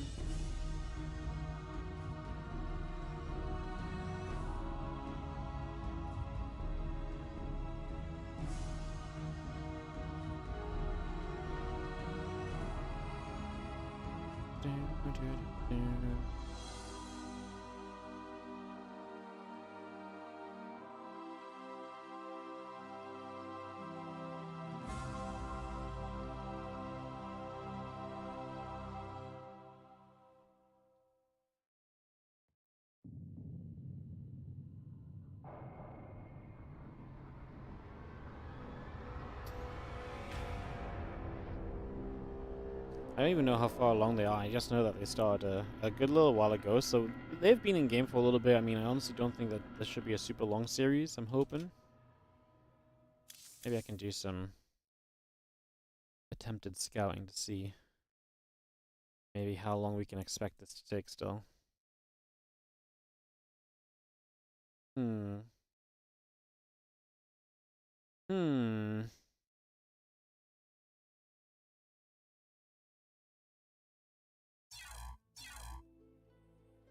Oop. Got something on my keyboard. Smart. I don't think we're going to be too long, guys.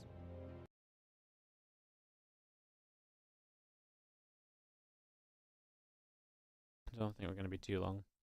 So yeah, hope everyone's doing well. Hope you're all doing great. Thanks for joining us. Get some more games on the go in just a few moments. Like I say, we're going to have Hero Clem coming up next. It's a good series coming up next. Just unlucky that the way it's worked out has been some downtime. It's the only downtime we're going to have today.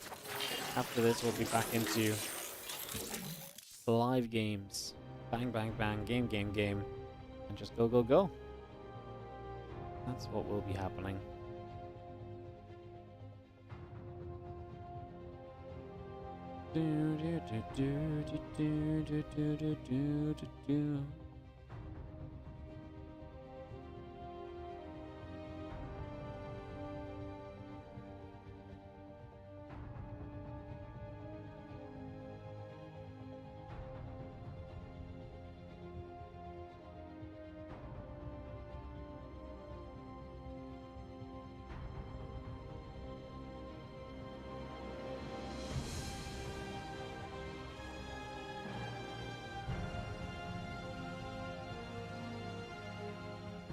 Yay. I guess we'll actually just, I guess I'll BRB one more time quickly, guys, and then we'll get going. Sorry, like I say, just unlucky that the games just kind of went. Honestly, if Ryung Lemon was just like a good length, we wouldn't have really had this downtime. Unlucky. Sometimes never lucky, you know.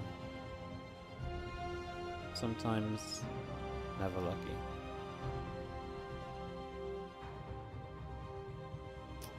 Alright, we'll be right back with more StarCraft in just a few. Gives chat time to bond, yeah. Exactly. Bond, chat, bond. 40t green is F5. 5F BAB4. That does not sound like WardiTV green.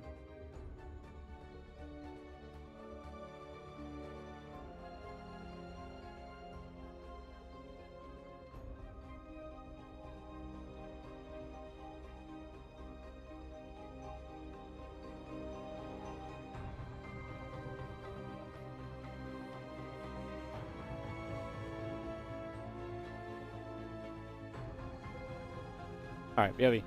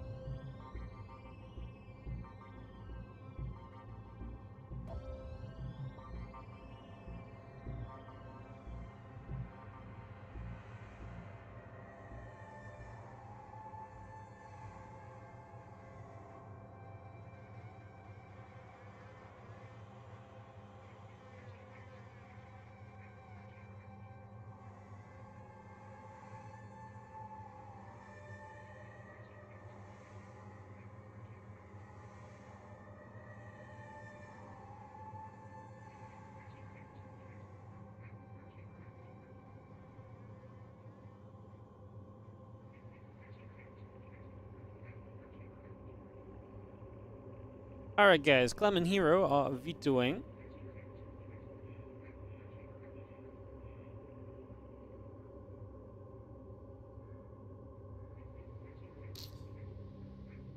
As we will get this up and running. So, get that sorted out. Thank you so much for your patience. Like I say, I didn't think it was going to take us too long to get to this. Just a little unlucky that the Ryung Lemon series was as quick as it was. If it was any slower, we only had like a few minutes of downtime, but not as much as this has been.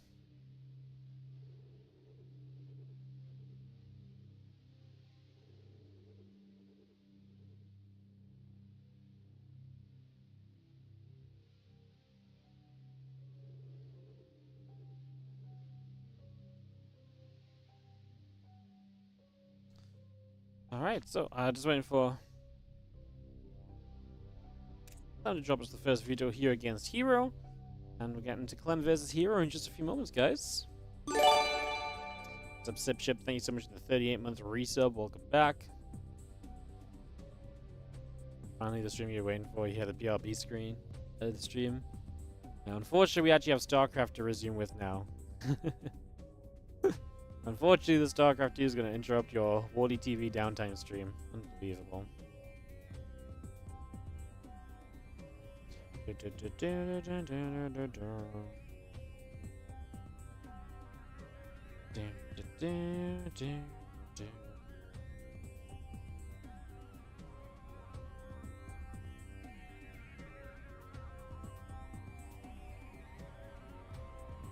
Eldorado and Amygdala going to be vetoed.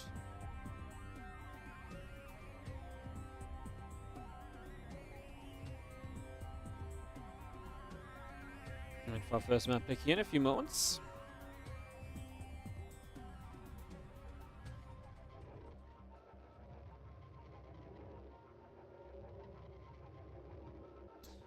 And then we'll get this hosted up, guys. So, yeah, downtime will conclude right here. We'll get back to it again. Thanks for your patience in the downtime. It happens. But from here on out, we'll be go, go, go. Obviously, Clem Hero. And then we're going to go diving into the matches that happen on the at the same time as the other matches that I've been playing live.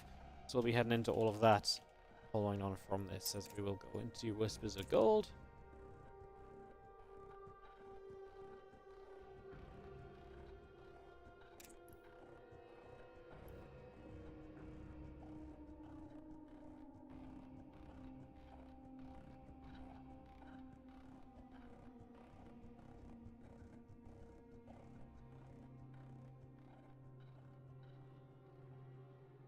You found the correct code for yeah, that is the correct code. 62C4B2. That is correct. That is the official color of the WardiTV green. Players are ready. We've got forecasters in here as we've had all day. We're going to Whispers of Gold for Clem versus Hero. Kick this off when we get this started.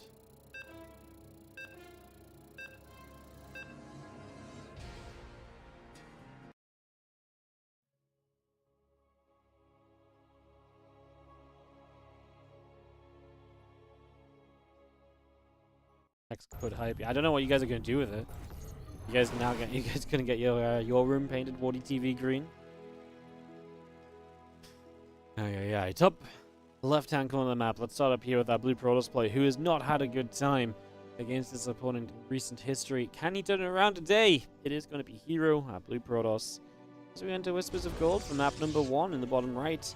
The opponent is Clem. There's no surprise to be kind of on a losing streak against this guy right now, but man, gotta be frustrating for Hero who feels like he should win at least some of the series that he plays against him. And it's just not, like I say, really been winning any as of late. So we get started into game number 1 of our best of 3.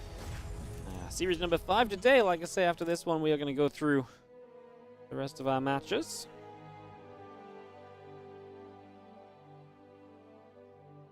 After this one, we go into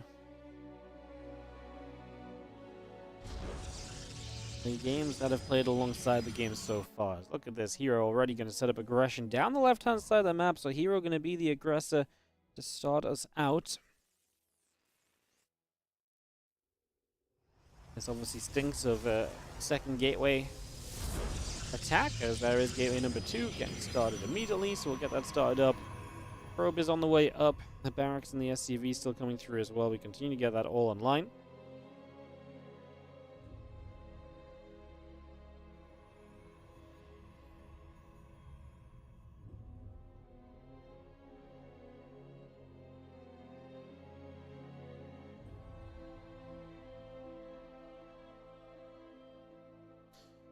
Probe comes around, it's going to get over to the sides again. Cyber coordinate gate coming up. Again, the orbital and the command center coming up as well.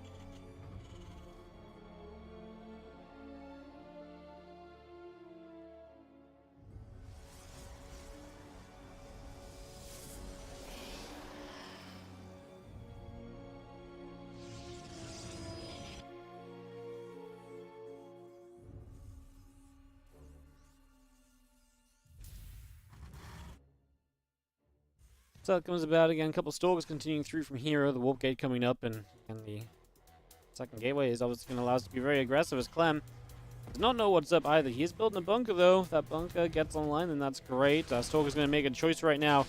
Chooses to hit the Marine first, then the SCV. Wouldn't have mattered. The SCV was never going to die before the bunker finished, and the Marine was never going to die before the bunker was finished either. So we do get rid of one SCV now. The Zealots and the Stalker together. We'll try and make this conflicting scenario, as we are going to put a bit more HP onto the command center. SCVs could jump into the bunker if they want to actually stay alive here. A little bit of micro from Clem that is not quite as good as you maybe sometimes expect, just because you expect Clem to really minimize so much of the micro that happens. Depot goes down. SCVs are going to pull down. Still more Marines coming out as well. We are going to be seeing our Cyclone and Marines still building. The depths are coming through. Warp gate is producing.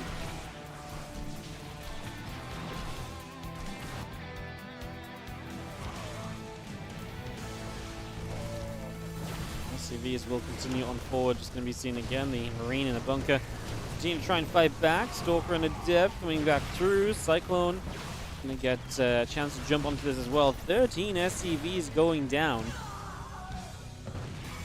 This is extremely good damage from Hero, who is probably just going to do enough to propel himself into a win in this first game. I mean, this is horrible for Clem. CC still not done. I mean, Hero is obviously just expanding now as well. His own expansion will finish probably about the same time as the command center in the end, but this has not been it at all for Clem, as Hero comes in swinging. And is, yeah, looking to get himself a nice little game 1 victory.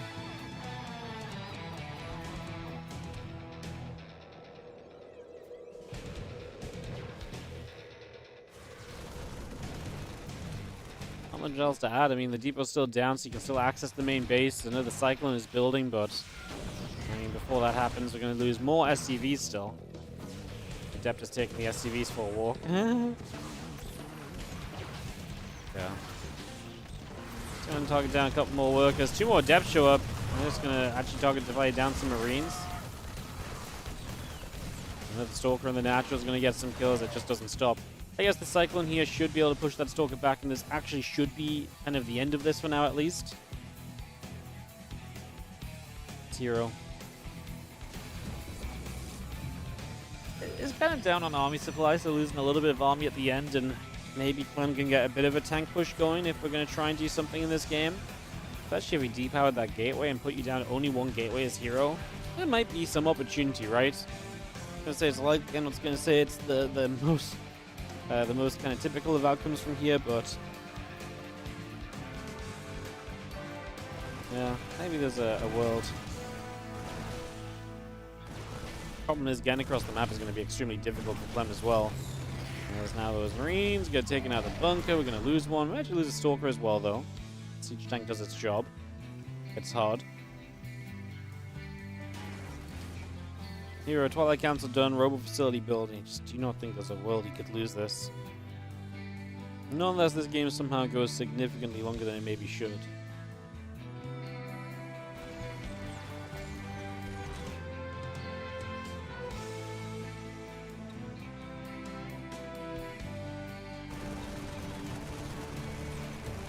Yeah, the pylon is going to get the gateway. I mean, that's something for Clem. Like I say, maybe a push across the map, but the tanks can get into a good position. Maybe there would be some hope.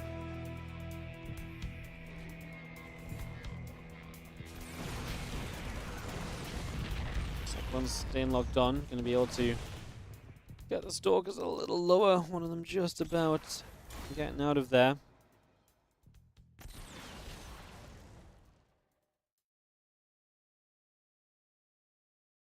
Stalker's still staying pulled back. Just gonna see the rest of the Marines and the tanks moving around as well.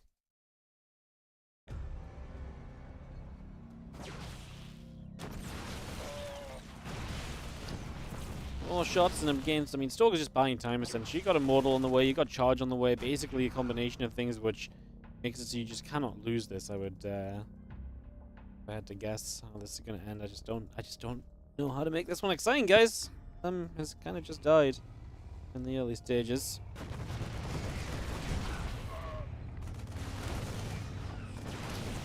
Marines and tanks coming through. The Stalkers have to continue to back away.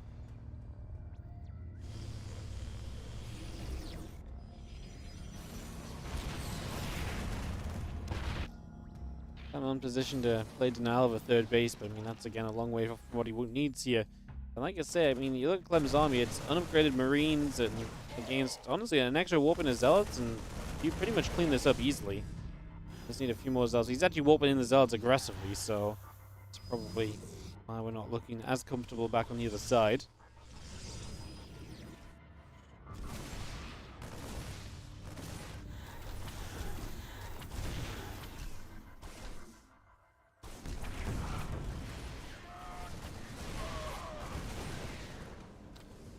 Hero's already in the main. He's already hitting these units as they try and get back home.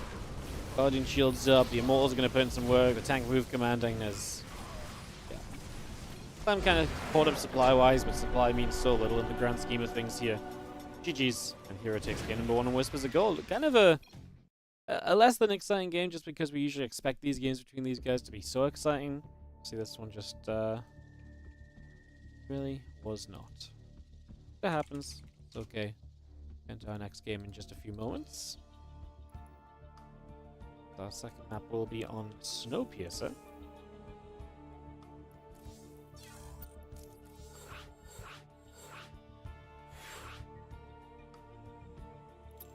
Game 2 on Snowpiercer, get this set up.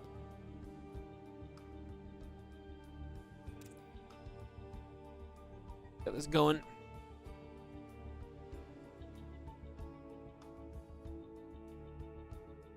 Thanks for tuning in and joining us today, guys. Check one's ready. Need Clem to join the lobby and we'll be good. Game number 2 of Clem versus Hero here in the WardiTV November Group A. Good to see you guys. Thanks for joining us. Again, after this, we've got ourselves the rest of the matches to come. Clem Ryung should be a fun one. We'll go straight into that, actually. We'll have just Clem YoungYakov left for later in the day. And then Ryung Hero, YoungYakov. There's a good few matches to go. The group far from being decided. Apparently, Lemon 1 and 3 is already guaranteed out. Unfortunately, cannot get a good enough map score to advance at 1 and 3 with the way that his games went, which makes sense. He got 2-0'd a bunch of times, 1-1. It's just not going to happen. To get out on 1 and 3, you usually need to take a map here or there.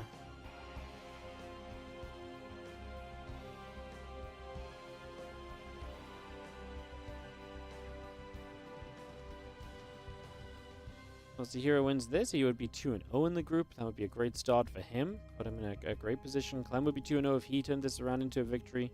Ryung, the other player, at 1-0 right now. It's definitely a group where we've got 3 players we kind of expect to do well, and then a couple of players who are kind of the underdogs.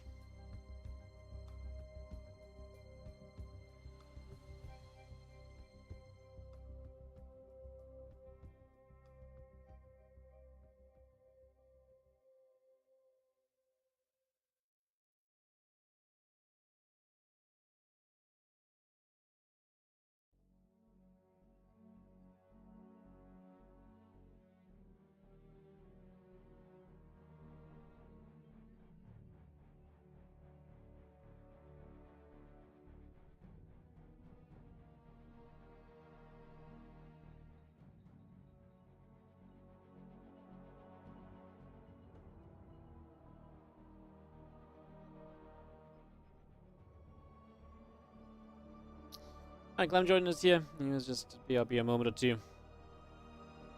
As he gets back, we'll jump into this game number 2. Get this ready to rumble. There's a set. Let's go into Snowpiercer and see if Clem can bounce it back.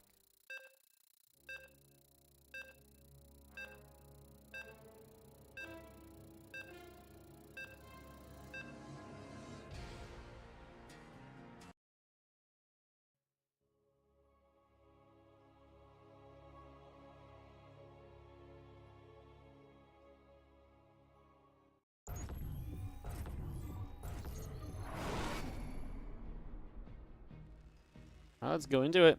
As we have in the top right corner of the map, this is going to be our red Terran player from Team Liquid.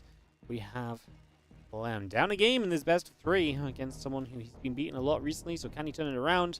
Or is it going to be Hero to bring us back in this series and to finally get some revenge against Clem?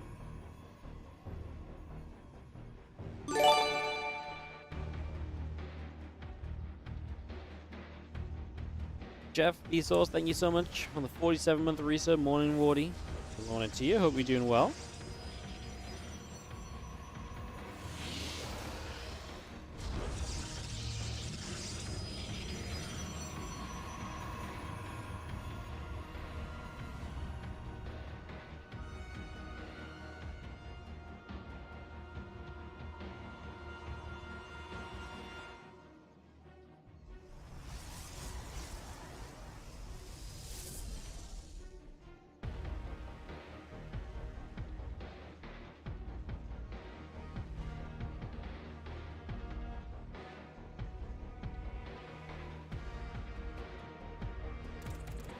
Snowpiercer map is going to give us some time to play the figuring out game for a little bit. So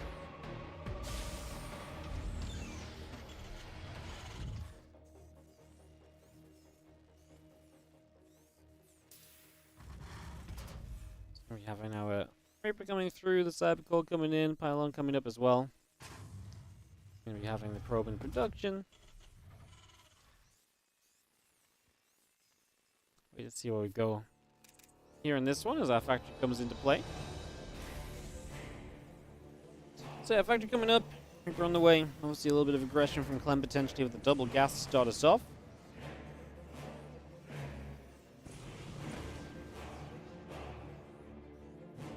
Reaper escapes out through the top side, heading down to the bottom left for the moment. And get straight across there and see maybe what he can do. Pulls back for a moment or so as well.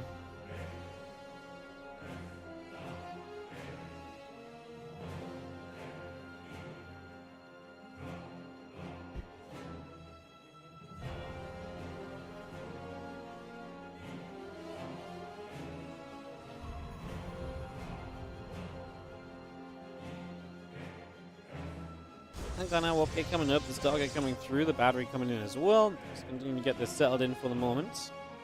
Am I flying over for Home Story Cup? Yep, I will be at Home Story Cup. I should be at least.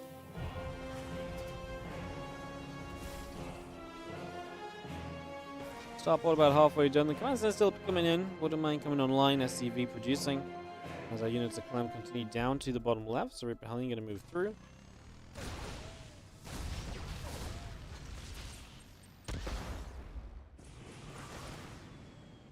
Doesn't the Hellion get into the main base? Just going to be seeing the probes start to take some damage. Going to get a couple kills, but that's about all. Phoenix on the way as Hero will look to shut down some of the Clem aggression in the skies. Stop that drop play. Phoenix is a typically very safe way to play.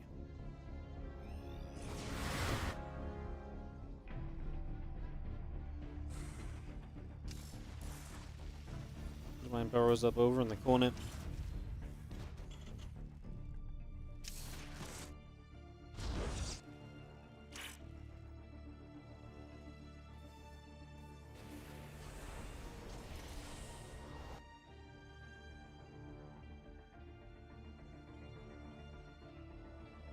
Oracle heads to the upper right side.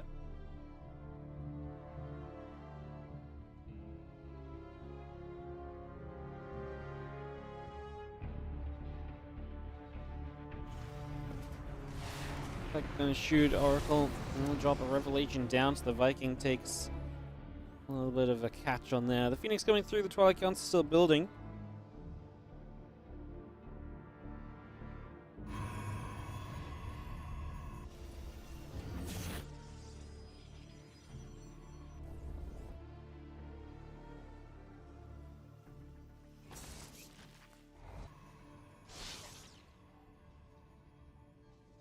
Yeah, the energy overcharge on that Oracle is going to be very healthy and getting across the map. Lots of energy to utilize. Definitely one thing we can try and make use of as the Marines and the Cyclone gather up on that natural. And we got ourselves the Nexus building up on this third base. So Hero gets that third base going as well.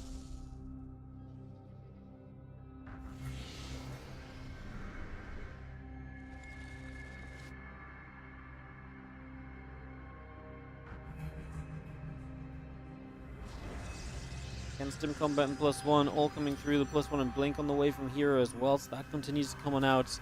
Extra gates and probes going through as the battery and assimilator build from Hero. So just getting all of that online.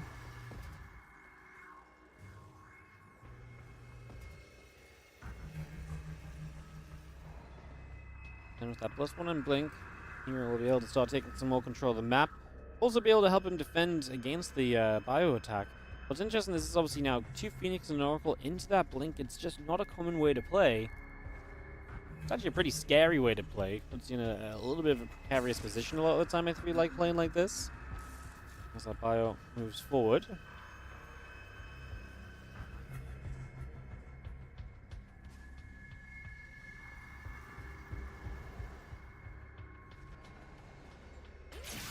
And Stem Combat +1 will continue to come through. Just going to have a single Cyclone caught in the stasis. So Clem pushing.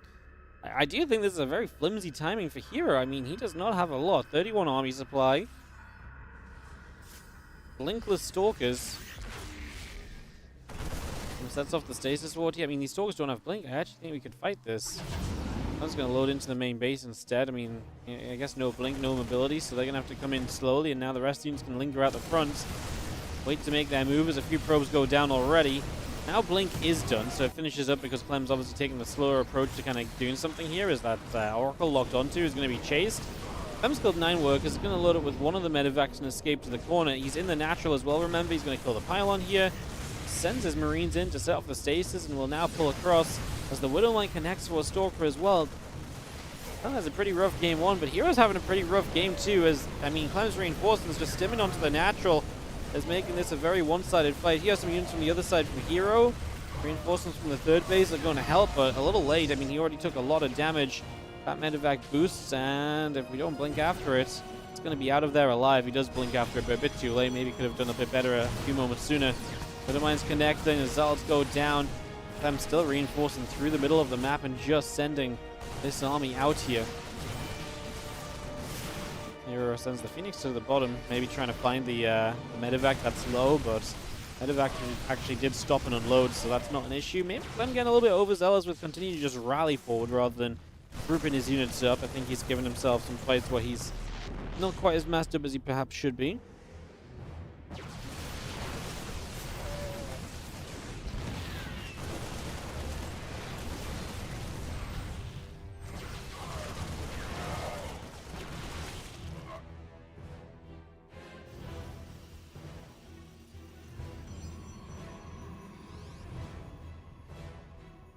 Portal coming up, Chrono boosting at the moment, the charge on the way, the +1 armor coming through, additional zealots in production also to have our medevacs continue to produce through the Widow Mines and Ghost Academy in production as well. 2 more refineries coming up from Clem.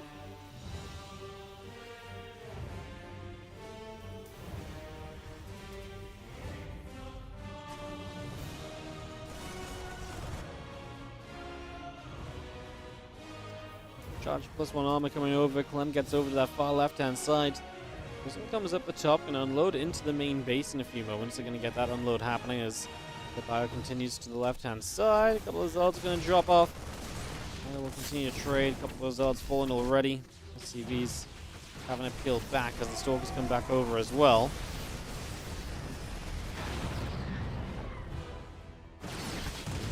Down, a couple of those Stalkers going down. Actually going to chase the Prism down. Clem is going to find himself the 4th base quite comfortably. The Prism dead, so there goes a lot of Hero's potential to kind of keep this going, unfortunately, as well.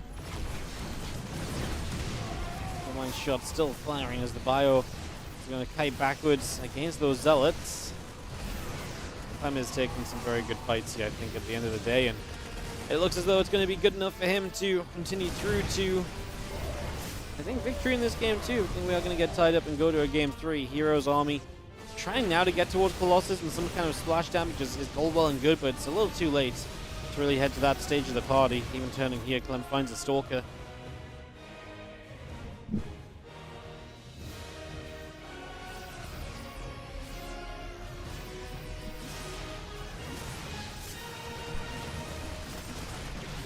I continue to step up, just seeing the Stalkers and so still going down. Going to continue to stem forward here. A couple of force fields will drop into play. The Bio continues to get up this ramp. The Immortals. First one already taking some damage. Bio just going to unload again. As the force fields fade, we'll have the chance to continue moving through.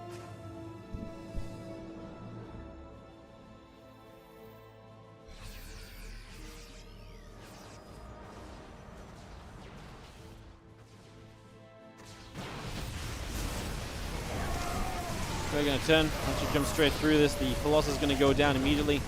The Immortal and the Stalkers all dropping. I mean, this is going to be a convincing game 2 from Clem, so Hero's Aggression wins him game number 1. But not in game number 2. We're going to go to this game 3, and game 3 is, for the first time today, going to be quite exciting.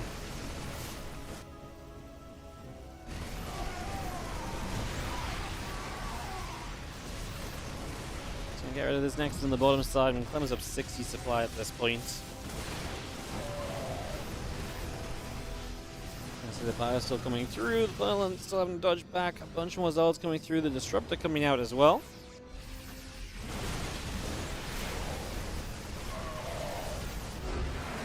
And there's the GG to give Clem the game 2 victory. Alright, so we're tied up. Clem and Hero are going to go the distance. Always love to see that.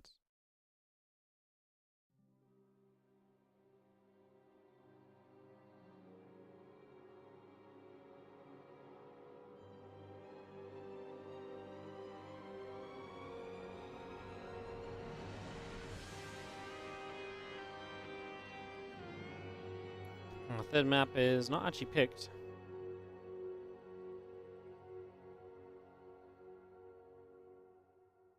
Just yet, it's between Ultra Love and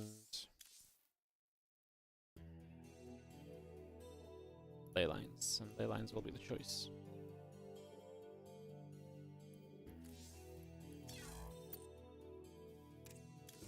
I'm gonna be. I'll be a moment. So we got ourselves set up.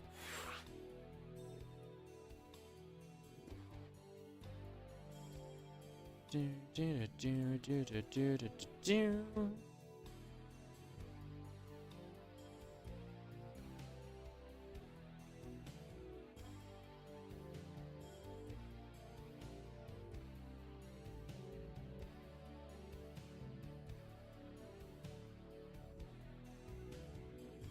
I go into this game 3 here in just a few moments.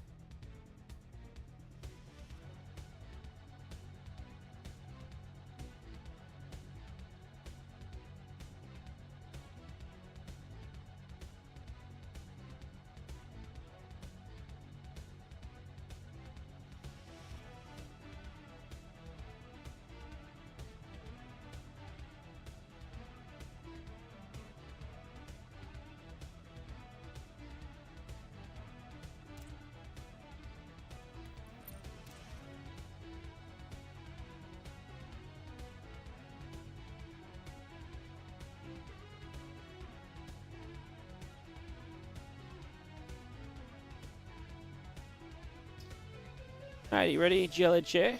It's gonna get cold.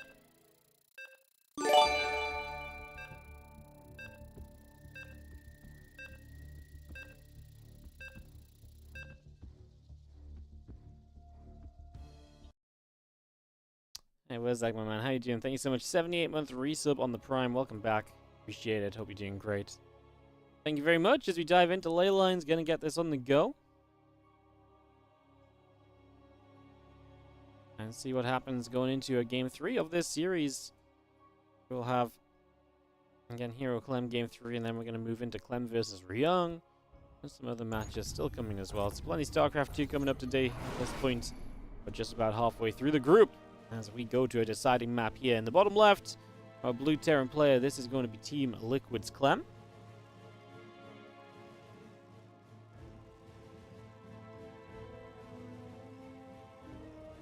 In the top right, our red Protoss is Hero.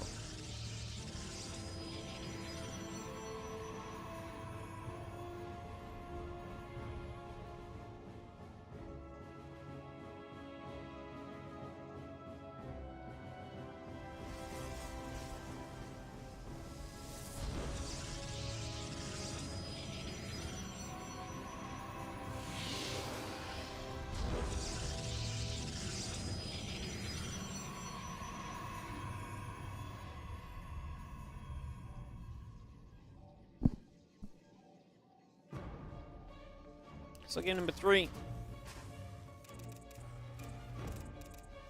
Excited to see what happens as we figure out who has the potential to go undefeated in this group. Right, run of this will be a favorite to kind of continue through, maybe grab first place.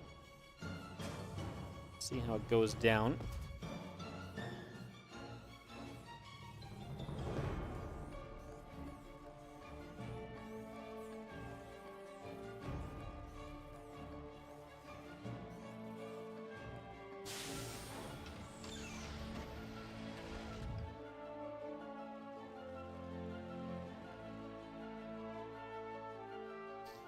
Let's see, ready for the low ground CC, so we are going to go CC before the factory this time.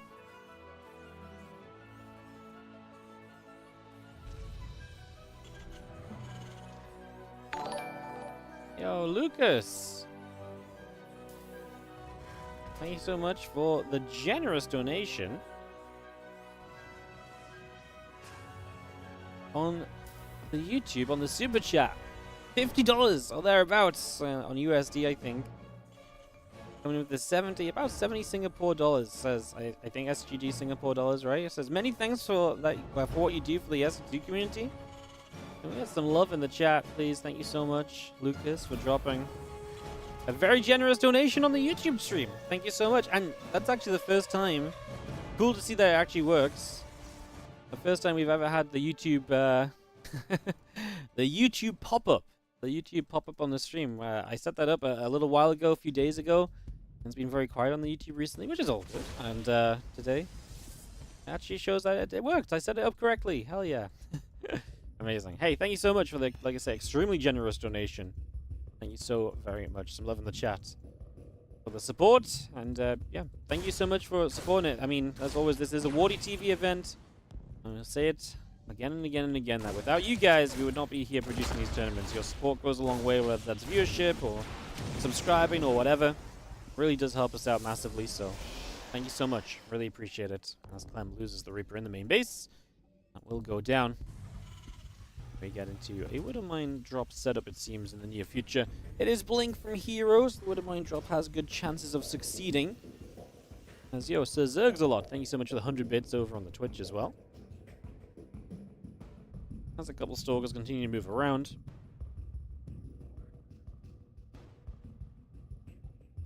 And yeah, Robo Facility starting up. Gateway in production. Getting that underway. The Stalker continues to move about a little bit as well. It's just going to get on the move there for now. We have our Stalker on the right side, going to move a little bit as well.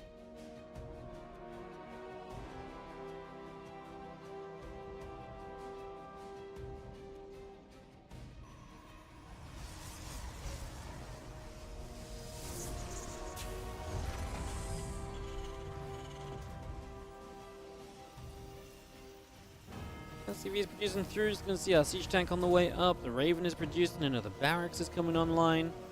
And that blink coming through from Hero at the moment as well. Just going to get that blink coming up. Observer on the way. Next is producing.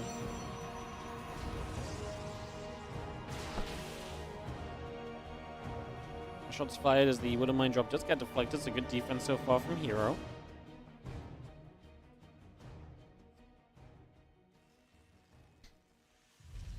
so interesting, by the way, as well. I think it actually... I didn't realize this, but obviously on YouTube you can super chat with any currency. But it actually translated it. I think it translated it into the equivalent amount on my on the pop-up message, which is interesting. I guess that makes sense. That's I guess that's kind of cool to see. I guess that saves me from having to usually go and figure it out.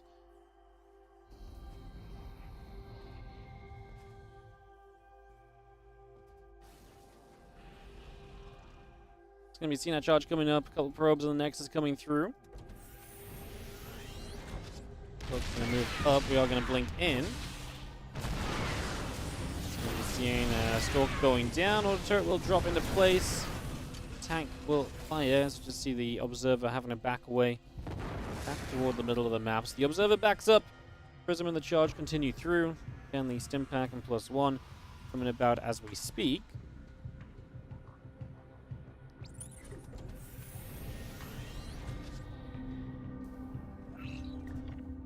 So Stalk's gathering in there, +1 attack, Stim Pack on the way up.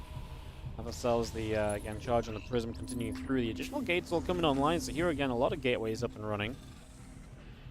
Get all those gateways up, you're going to be very well powered. I'm actually going to have a lot of those gates before the Terran player hits the bio upgrades, and I almost wonder if there's an opportunity for Hero to do something with that. As this medevac will die, I wouldn't mind we're full. I'm just going to retarget a couple of times. Clem. Yep. Force the other probes away. We'll keep on retargeting. Look at all this lost mining time, all because we've not pulled the probes away properly as Hero.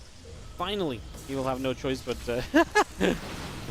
okay, the Unburrow Reburrow with the Stalkers nearby was a little greedy, but maybe if the Stalkers weren't there, that would have been nice again. Oh, yeah, funny.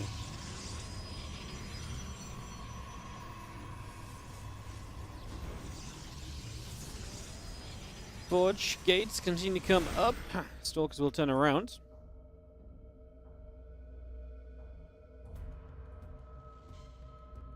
Impact, combat shield, +1 attack, all coming up as well. We do have our Robo Bay and Forge coming through. The couple batteries coming about. Marines will get chased away. A few SCVs going down in the main base. The Zealots are going to get active straight away. SCVs pull back into the main. Just going to be seeing the Zealots are going to go and swipe their way through the reactor. Widow Mines not going to go off.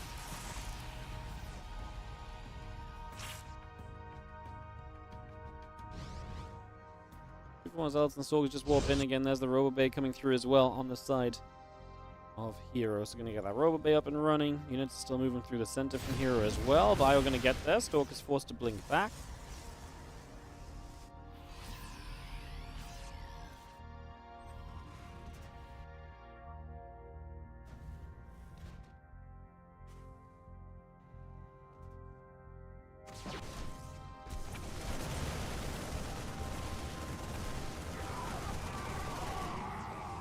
Defense in the main base. Clem gets a bigger push going up the sides. Let's try and get across the map here and see if we can have some success. As we're going to come straight across the other side then. Up we go. I mean, there's not a base here or anything. With the Guardian Shield popping, looks as though Clem is not 100% convinced about continuing to commit into this just yet. We do just pull back. The bio stepping forward again. A couple of force fields coming into play.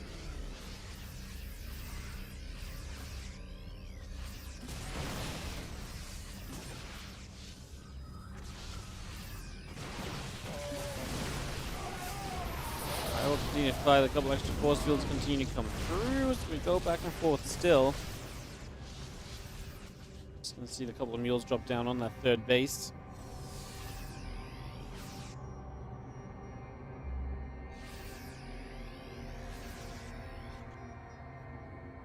Still have an extended thermal lens and +1 attack on the way up as well. Comes through, just going to be seeing the rest of the probes transferring across also. We keep that moving.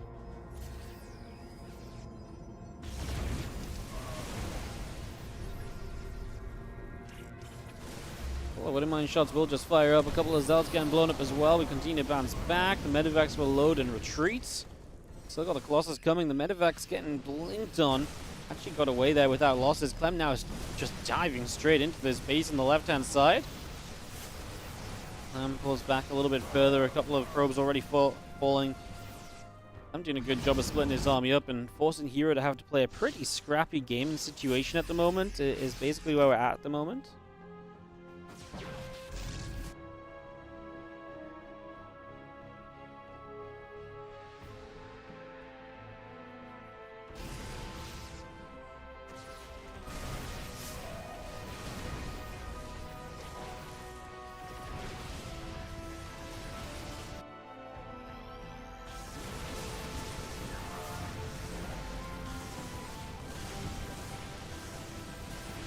Gonna see the Colossus going down there as we actually do get through. First Colossus falls, second will live. Clem actually losing a lot of supply suddenly.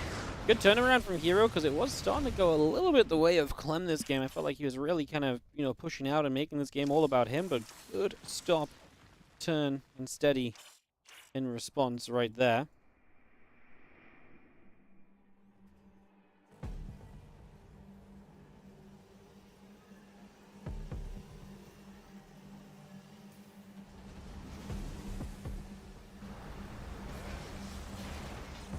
Gathers up, a couple of Vikings coming through. Medevac still overhead. 2 upgrades and ship weapons coming about. Still got the extra barracks coming in.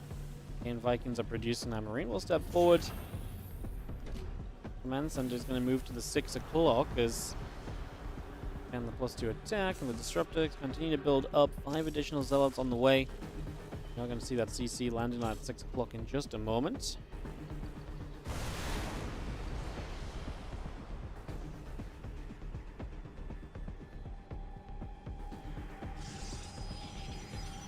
In fact, Hero's going to get that bottom right base up is a pretty big deal for him, as we're actually going to see Hero trying to push up this ramp. Clem stims back, takes a step away now, reassesses and thinks about the idea of re-engaging.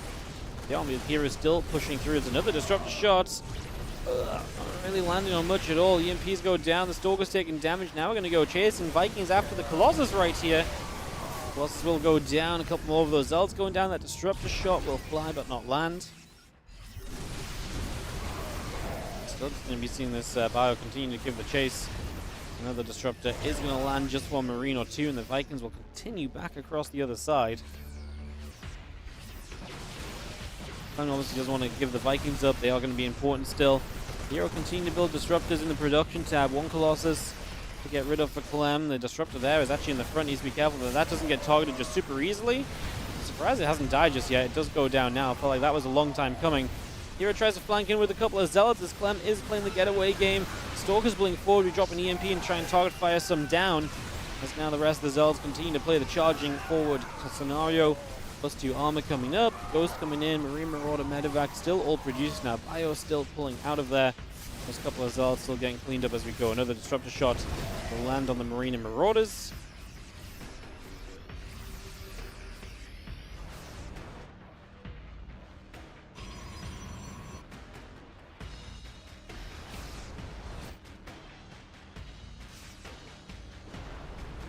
Units still gathering. 3-3 upgrades on the way up here from Clem as well, so we bring that through.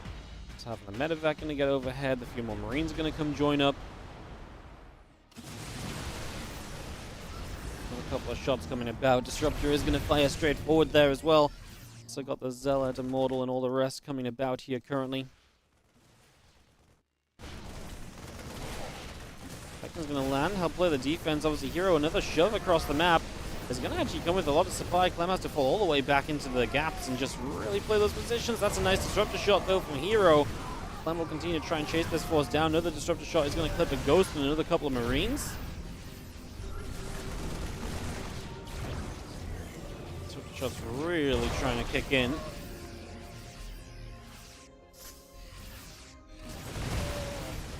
Seems like the Ghost nerf doesn't really apply until max supply. Yeah, I mean, it's kind of what it comes down to, right? I mean, it was not a nerf that was designed to nerf Ghost in the mid stages of the game. Clem is getting overrun, by the way. Hero is definitely looking good. He's got a lot of money behind this as well. Hero has definitely been on the back foot a couple of times in this match, but stepping through and starting to look a lot better. A couple of those Zealots get chased down. Another couple of Zealots coming across as well. CC has landed. Zealots split about. Bang, bang with the Disruptor shots. Another Disruptor going to try and reach. CC lifts up into the sky. Another Disruptor lands just for a Marauder. Another couple of EMPs go down.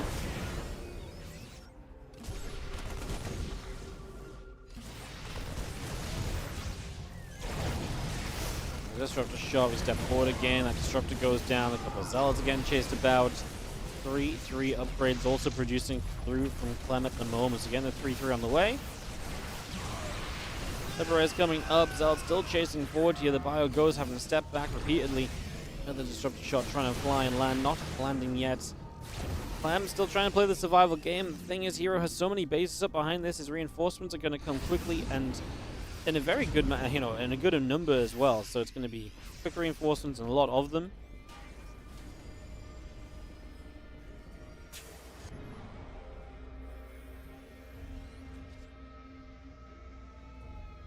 B3 is about to finish. The Lib Bio still coming about. Going to head to the bottom there is the Planetary. It's going to obviously help, but it is slowly going down. It will fall. Can Clem get enough out of this? Hero does lose a lot of supply in that attack.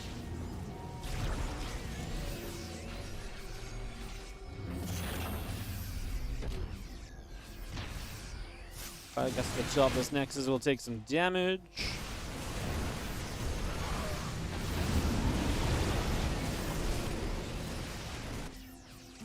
Still taking shots. Bayun's going to come through as well, so a few more hits going about. Again, Marine Marauder's still coming in. Disruptor's producing, plus 3 armor's about to finish up. Good EMP onto some of those Zealots as well. We continue to kite back. Loading back up. Now Bio going to come down to the bottom. Going to go grab those Zealots again. Clem, again, just holding and hanging on in there. Just don't think that's, hanging on in there is one thing, but we're not doing much to turn the game around.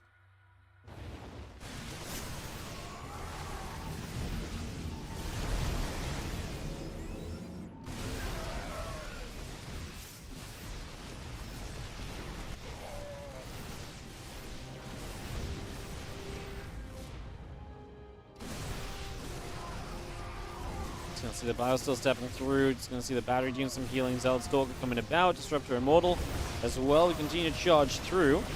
Stalkers will go after the Marine Marauder as well. A few more of those units going down. The Zealots are still wrapping around the rest of that Bio army. Fortress is shooting away at the Zealots as well. Clem supplies down by about 50, and it does look as though Hero is gonna find his way into a 2-0 scoreline in this group. It's gonna be a very good place for Hero to be at. The Bio does take a chance to step back the other way. Stalker's still being chased. Boss is going to find a chance to fire up onto some low HP Bio units as well, so that's scary as Hero still spending all of his money. 90 probes, allowing him to just throw units at Clem repeatedly. And even run into these planetary fortresses again. They're maybe not the most ideal fights, but they're fights like you can, if you can replace out of them, then it doesn't matter too much. The Zealots get into the front once again. Planetary Fortress is still looking good. Clem still refusing to die. 18 minutes on ley lines. The Liberator siege already. The extra Vikings on the way through. The Ghosts are producing. Marine Marauder is also still in production.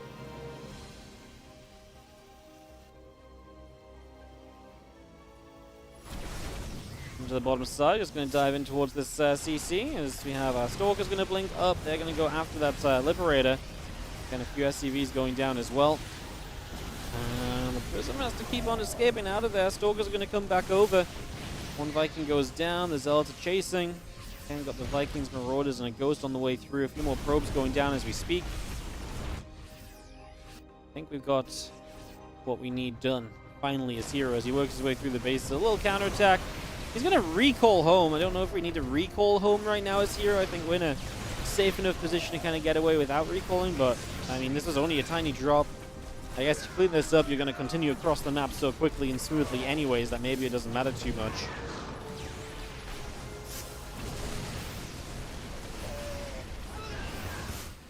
Hero just has every base location with the Nexus on it, so he really can mine for this. Still has 95 probes as well.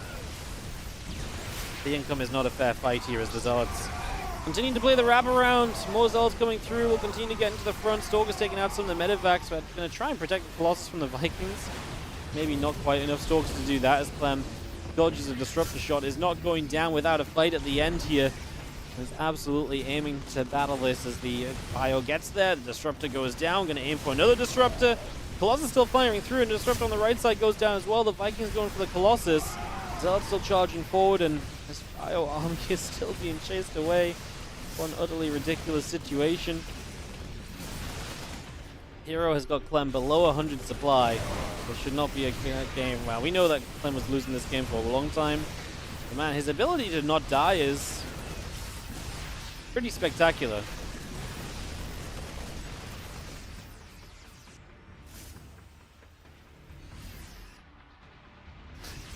Hero takes that bottom base for himself as well. GG is called. Hero is going to take the series 2-1. Kind of, again, another game where, similar to game 1, we kind of knew what the result was going to be for quite a while. It was just actually getting to see that result come to fruition. Finally, it gets there. GG, and that is going to be that. And it is going to be Hero to take the 2-1 victory that puts him to 2-0 in this group. And, yeah, now we're going to get Clem against Ryung. So we're going to get that TVT started up here in just a few moments as well, guys. Get that underway shortly as my StarCraft stops crashing.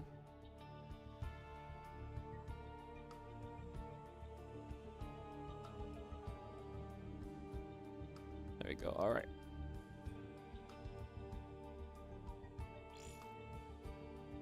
Put some invites out. We'll get this underway, guys. We'll keep the games rolling here today. Thank you for joining us for the WardiTV November Group A.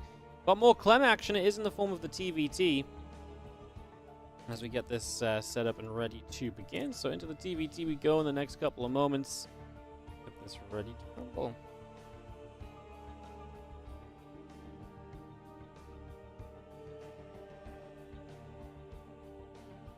Yo, Edgar, thank you so much for the $2 on the super chat. Appreciate it.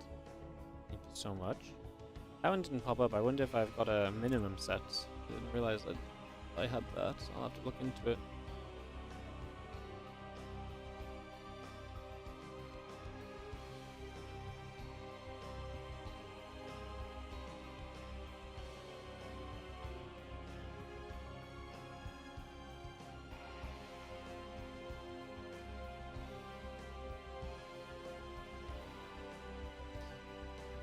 We've got everyone in here, I think. 5 of us. Was not. There's one more person all day, no? Ah, there they are.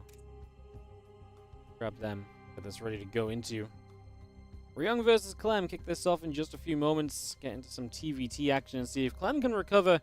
Obviously, Clem losing one match now against Hero. Ryung is 1-0. He can move to 2-0 with a win over Clem as well. Would be kind of cool. See if it happens. And we'll get this TVT going in a couple moments. There we go. Everyone's in here. Let's do this, guys. Let's keep the games rolling. We've got a lot to get through. We're halfway through the group right now with 5 matches played. Of course, from here on out, these matches are replays. Just to, again, reiterate that. These matches are replays because they were played at the same time as the earlier matches. Nobody knows the results of these games apart from the couple of players that played in each of them. So these results are completely spoiler-free. But just to be completely honest with you guys, that again they were played just slightly earlier on.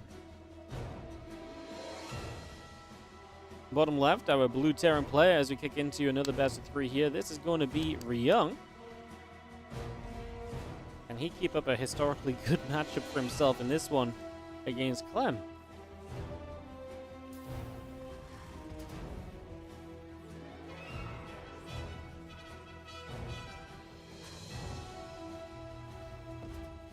So TVT here in our Group A of the competition.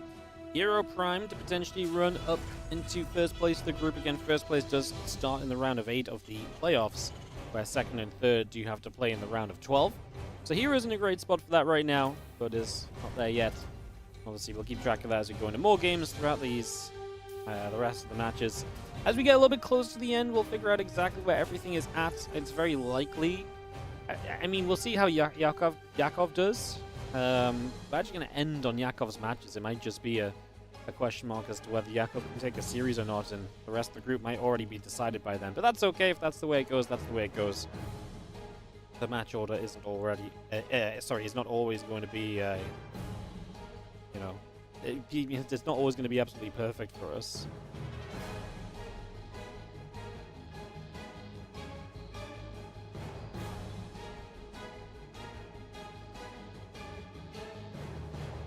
As SCV moves across.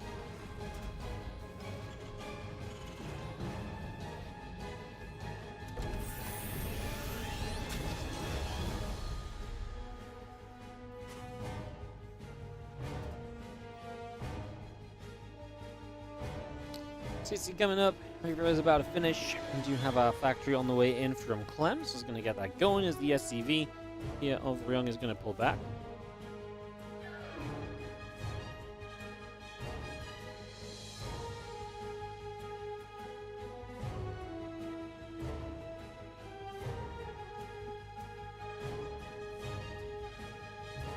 Reaper is going to move across, head up into the upper right hand side. It's going to be moving straight into the natural again. A couple more Reapers coming through. The Hellion is in production. And again, our command center factory reactor continue to come by for a moment or two. Get that ready to go.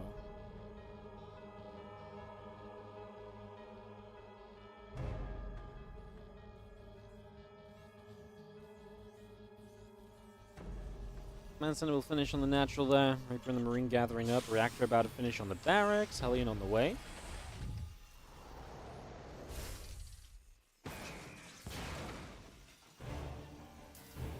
And yeah, we kind of settle for a few moments here. Just obviously early game units in the TVT. Not unusual to see them having an impact and being kind of held back from. You know, you don't want to go rushing into trouble.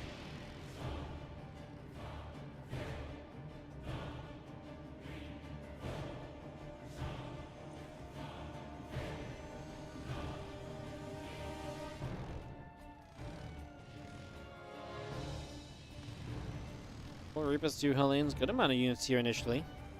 Gonna run forward, just gonna get an SCV on the natural immediately.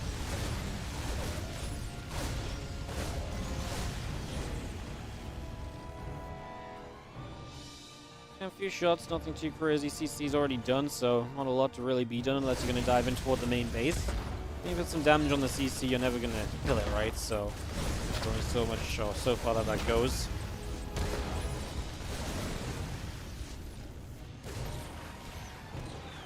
Continue back and forth.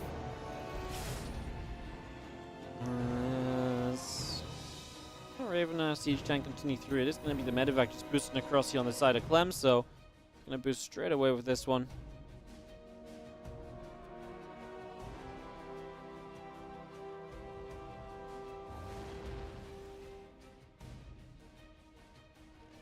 And medevac continues to the bottom left side. Just going to be seeing the Reaper Hellion jumping onto Hellion right there. Medevac drops the siege tank off. It's going to be in reach, so Clem's going to lose that tank before it even fires. Auto turret goes down to help absorb some shots. This is already a disaster, I think, for Clem here, as you're going to see him loading back up and pulling back the other way down to the bottom. Thank you, Judgment Akira, by the way. 62-month resub. Appreciate it. Welcome back to the 62. Thank you so much, as our Marines are going to step forward there as well. Reapers and the Hellions still going down. Clem cannot save the medevac because it's super low HP. Or not save them in the medevac because it's super low HP. He finally gets in to save 1 Reaper and 1 Hellion, but pretty disastrous start. Ryung definitely off to a better first couple of moments in this game than Clem is. Interference Matrix continue through. The Raven will build on both sides. Factory will pull away. Siege tank going to go sit in the corner. A couple of additional Marines making their way out through the middle of the map and heading towards the upper right hand side. Just get back home and get reset. This game number 1, Snowpiercer map, as more bases get taken. This is where the map, you know, this is one of the maps that definitely does get weird given a bit of time, so something for us to watch out for sure.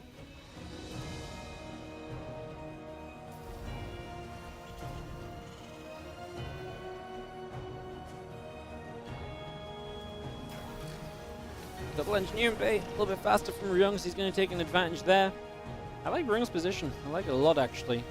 Already on a 3rd Raven. Clem only just getting a 3rd Raven now because he built that medevac. He's a little bit further behind on the other tech. So that's coming back to hurt him a little bit.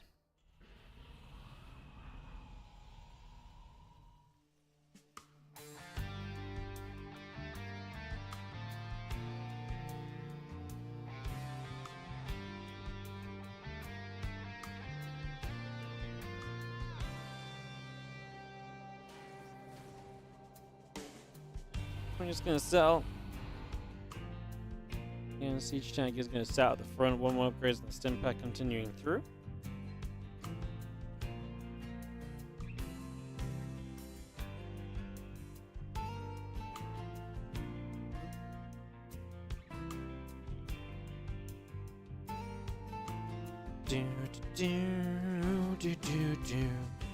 Stripper just gets turned away, not much happening over there. Just in case you're wondering what that little dot was on the mini-map. Siege tank is producing.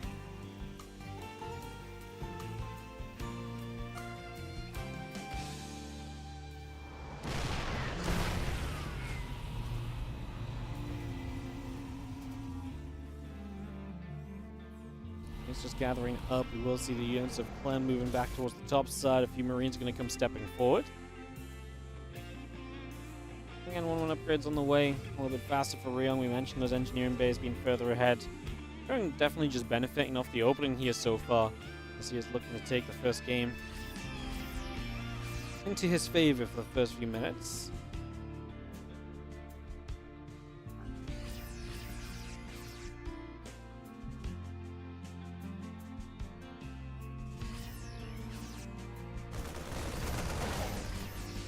Marine's gonna get through. One Marine goes down. Then just taking some map control. Both players taking their third base from a triangle. Makes a lot of sense. This third is a little ways away, and also I think the triangle third is so good at just defending your main base as well. A lot of space across the edge of this main. So just having your third in front of it does a lot to help you there. I like that sensor tower as well. Just in a forward position. Watch for units coming in from that direction. Clem building his fourth on position right now too, but Ryung is already pushing into the middle of the map. Marines and tanks stepping forward, going to stem up a little bit. A few of those Marines get turned away. The medevac's boosting back. Ravens are going to be there, dropping Matrix down. He's just going to try and break into position on the top side. Again, Clem is kind of all over the place. He's going to come in from the bottom. He will get rid of the tanks pretty quickly, but he eats an anti-armor missile. Interference Matrix on all of his siege tanks. This is really a Marine battle. I think Clem is going to hold on though. Ryung, I like the opportunity that he had at first, but especially now, this is much better for Clem as he pushes this back. Yeah, I like the opportunity that Ryung had at first in terms of taking position, but then Clem kind of, his surround was weird, but it actually worked out decently for him in the end. Went better than expected.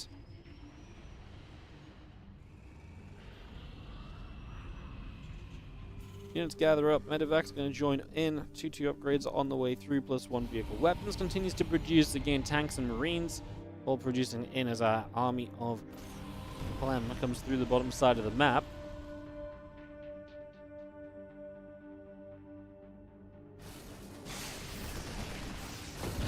Ooh, the Raven goes down. Marine's going to go back the other direction as well. That tank caught in that Matrix. Just going to be seeing the other tanks are going to come across as well. Shots continue about. It's going to be seeing hits coming through across the board. Tank goes down. Anti-armor missile's going to land. Clem's army's going to get walloped. I mean, an anti-armor missile is rough, and yeah, he gets absolutely jumped on. The tanks were not kind of protected enough either to really kind of sit back and be a huge factor there, so that's going to cost you. Ouch. Marine tank, medevac moving now across to the right-hand side. We'll have the 2-2 about to finish up from Ryung, so he's now going to have a 2-2 upgrade lead as well going into this side of the map. Potentially is going to aim straight for that planetary fortress, maybe? I think so. He's just going to stim in. There's no tanks in position or anything, so this is going to be planetary fortress versus the world. It's another big anti-arm missile on Ryung. He's going to get rid of that planetary. So the planetary will fall. The SCVs will take a bit of damage as well. 12 workers go down. On the other side of the map, though, Clem has a major drop, and he's going to go for the third base of Ryung. So Ryung is going to be losing the base. Well, what does Ryung want to do? Base for a base. His own fourth base will set up shortly. Ryung's not going to give up completely with his army on the other side of the map. He's just going to loop around and reposition for another attempted base kill in the next few moments, it seems. The Marines unload, the siege tank firing, the rest of the Marines continue to come across. Again, Ryung on the other side of the map. He took position. He's going to be able to get towards this top side. That's still an orbital. Clem attempting to get in the main base does not go well for him. He gets denied. I mean, if you get into the main base, that's huge, because then you're stopping your opponent from producing anything. That would be massive if you camped the economy. Sorry, not the economy, the production tab, or the production line. That would have been massive, as we do get rid of those couple tanks. Ryung lost his tanks here as well. He's going to continue into the natural. Clem does not have a lot right here. That tank goes down. Oh, actually got a good shot off, though, as the hurt Marines going to be enough to hold on. No, Ryung has to lift up and back away. Still ahead heavily on supply, though. Overall, is going better for Ryung, whose reinforcements are coming across the map in swarms. Already taking a fight here, and it is going to force Clem to lift up and relocate a defense. This tank sieging up. I don't love that siege. It doesn't protect the top base at all, and I think that's exactly where Ryung has been eyeing up.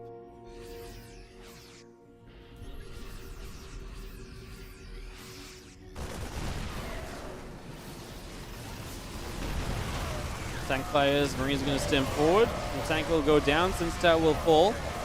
Continue into this here. Another tank from the bottom side. Actually getting a few more good shots off. All of the commands will be under fire as well. We continue to work through this. A few Marines on the top. Trying to see what they can do. We continue to press forward. These tanks keep on sieging. So the Marines are going to come back over. Now the SCVs come pulling into this one, but all of workers going down. You can just see Ryung sitting at 156 to 90 supplies. Clem loses workers. This game is getting out of reach for him pretty quickly. The Marines step forward again. Ryung keeps up the pressure. He's attacking into a couple of tanks now. About to be 3, but he actually knocks it down to 2, now 1. And he has Marines still going forwards. GG, says Clem as he taps out of this first game. It is Ryung to take the opening game of this best of 3. And Clem just lost a hero. Now a map down against Ryung. This obviously could be a little bit of an upset in this group if Clem actually does lose to Ryung. He drops down to 1 and 2. Definitely is not where you expect or want to be, right? And next game sorted in a moment here, guys.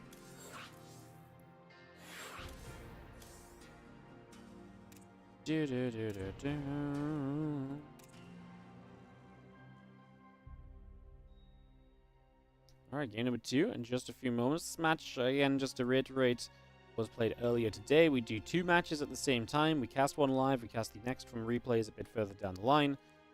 So we are in the replay section of the stream now. Means that we get 10 best of 3s on the day.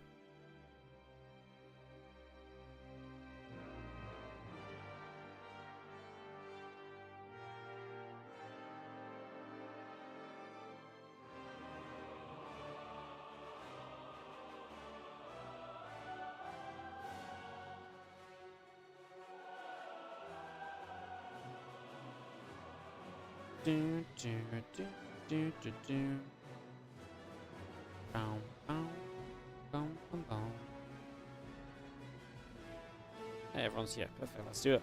Let's jump into game number 2 of Ryung and Clem.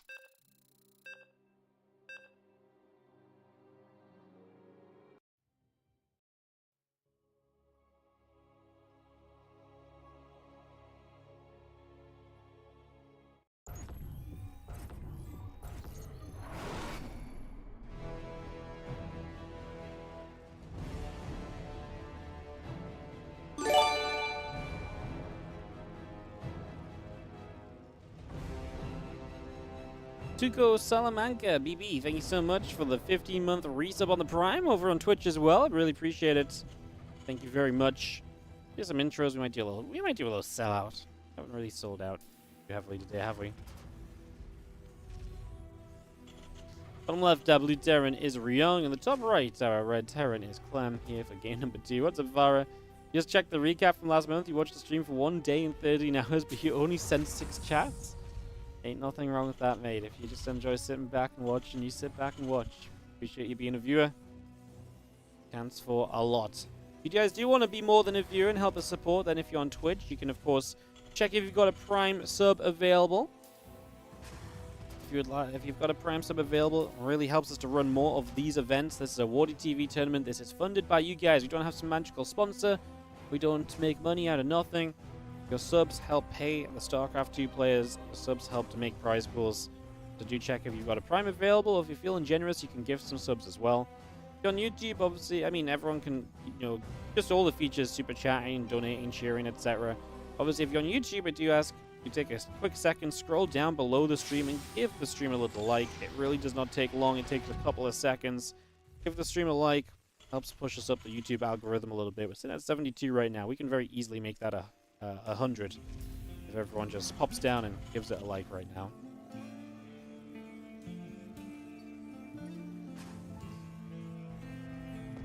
Game number 2. Clem is down a game.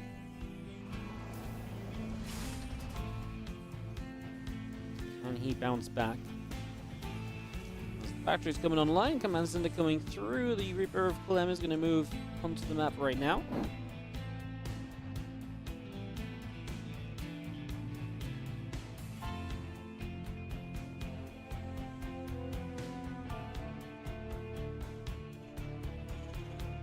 Again, just the early Reaper gonna step out, see what's up a little bit. We do see the CC coming in on Ryung's side as well. Gonna get that started.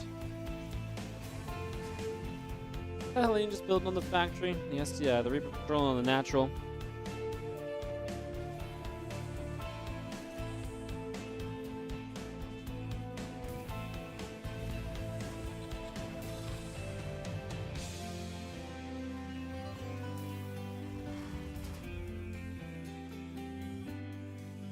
Thank you for the likes, guys. I see the number going up.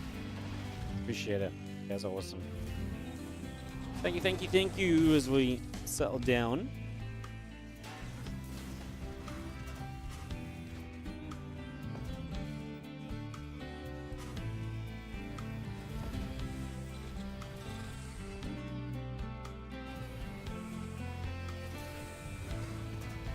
Stopwatch gets going. Orbital command gonna lift off for a couple of moments as well.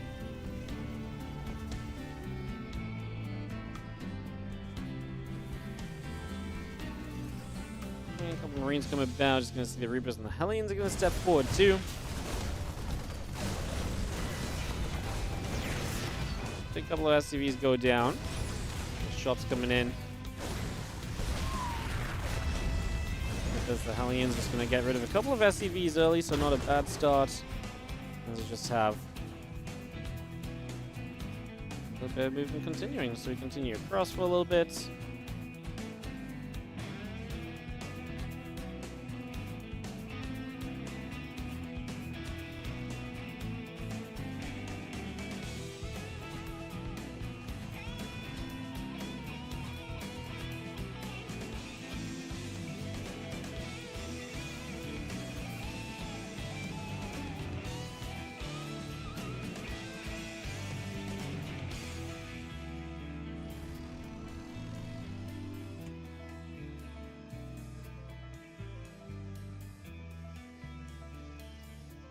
We have the medevac getting into the main base, Cyclone the Marines coming through.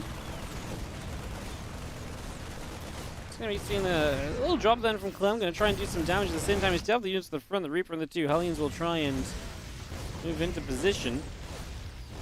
There's a couple of SCVs coming about, medevac will drop back in the main. I mean, it's going to be not that damage. 4 SCVs going down, Clem going to lead by about 6 workers.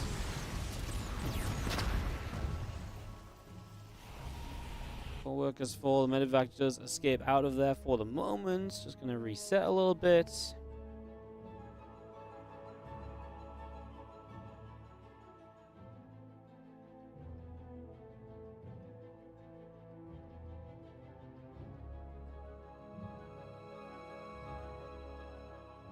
Vivian's medics coming through. The Raven tank, extra Marines are coming about as well.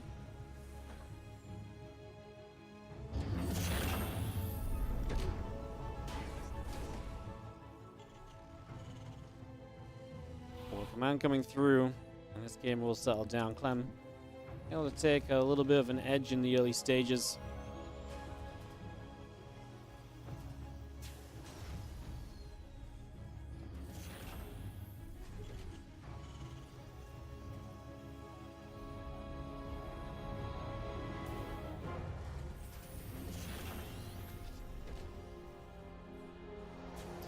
Well, units gather up. Obviously, not too much else going on right now. A couple of Ravens going to set off to the side and keep an eye on anything that might be happening. Ravens going to come move about a little bit.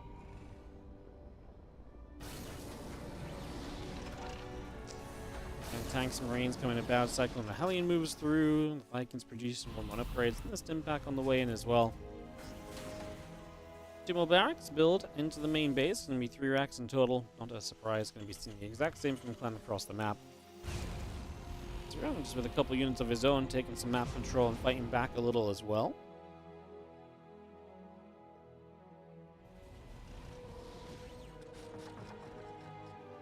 Kind of a bad thing to clean up a little bit of map control, right? As you see the upgrades very far ahead here from Clem. I mean, he's going to be way ahead on the 1-1. Stim pack already done. A lot more of this is really going to come down to this push right now from Ryung. He does have air control. Viking Raven in his favor. 4 Vikings to none and 3 Ravens apiece is going to be the situation.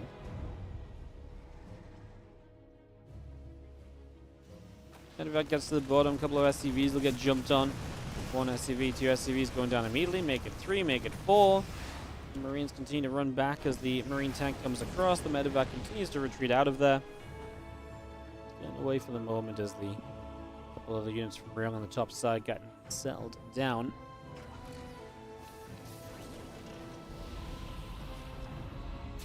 And still got the 1-1 upgrades coming about. The Marines are on the way. Medevac's and a siege tank coming through as well. The rest of this army from Clem gets into the middle of the map currently.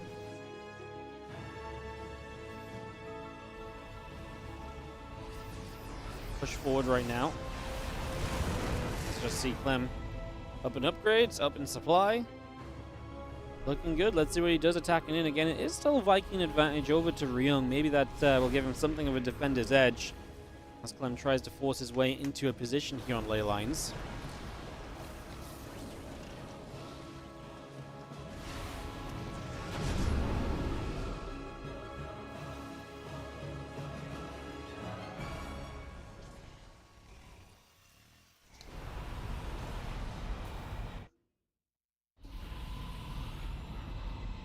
The army from Clem going to get back in the center. Marines and the Medevac just going to come back through over to the left. The Vikings still setting up, moving around.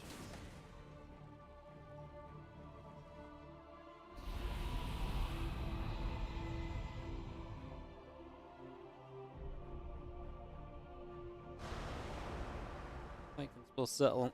They do have the 1-1 upgrades finally finishing from Ryung. So Clem not able to take an advantage of the upgrade lead he's had so far. He will have another upgrade lead at 2-2 though, so that will come about at some point as our Marines will just find a Hellion that's trying to move around Ryung, trying to still compete for map control but not getting too much of it.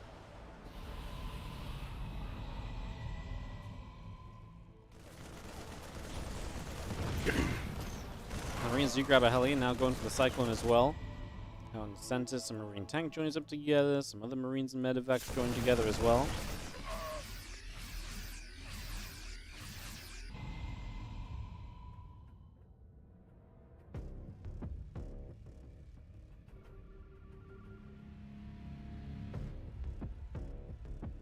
Continues around the left, again 2-2 upgrades on the way, plus 1 vehicle weapons a part of this.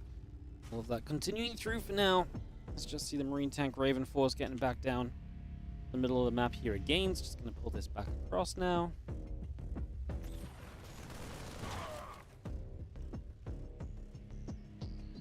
One Marine gets dropped. I mean, Clem is about to hit the 2-2 timing upgrade window. We're going to have plus 1 vehicle weapons as well, so he's going to have a good upgrade lead. Let's see what happens. I mean, any sort of Marine fight, he's going to dominate, and that CC of Ryung has to back the hell away. As Clem is going to get underneath that command center, and this is looking very good for Clem to start off with. 4th base will go down for Ryung. Clem's own 4th is set up. Obviously, you just got to be careful about that tank lineup. Not an easy position to push into, but already just killing the 4th is a major step in the right direction for Clem. He actually does dive toward those tanks. I don't like that move at all. That's a bunch of supply gifted away. As Ryung is going to potentially, I mean, he unsieges. He might just move across the map because he obviously lost the 4th. He might just say, well, you know what? I'm not in a great spot, but maybe I can just go. I killed a bunch of Marines there, and maybe I can try and take the positional advantage in this TVT. You guys know I love to harp on about how good positioning is in TVT. Maybe that is the next step of this. Maybe that is the next part of the plan. The Marines come through. Will go down. The rest of the army continuing across as well. A couple of Vikings are going to fire. And the army of Ryung is making its way over. Slow going because he's leaving the tanks sieged up at any point in time. Victory coming about. Units getting going.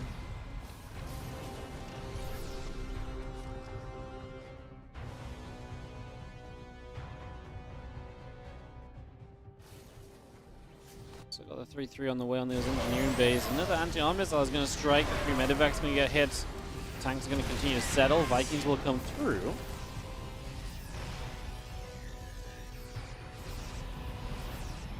Rong is just slow pushing his way through the middle of the map. Both players are max. Rong is about to even out the upgrades on 2-2, so it's going to be even upgrades for a little while.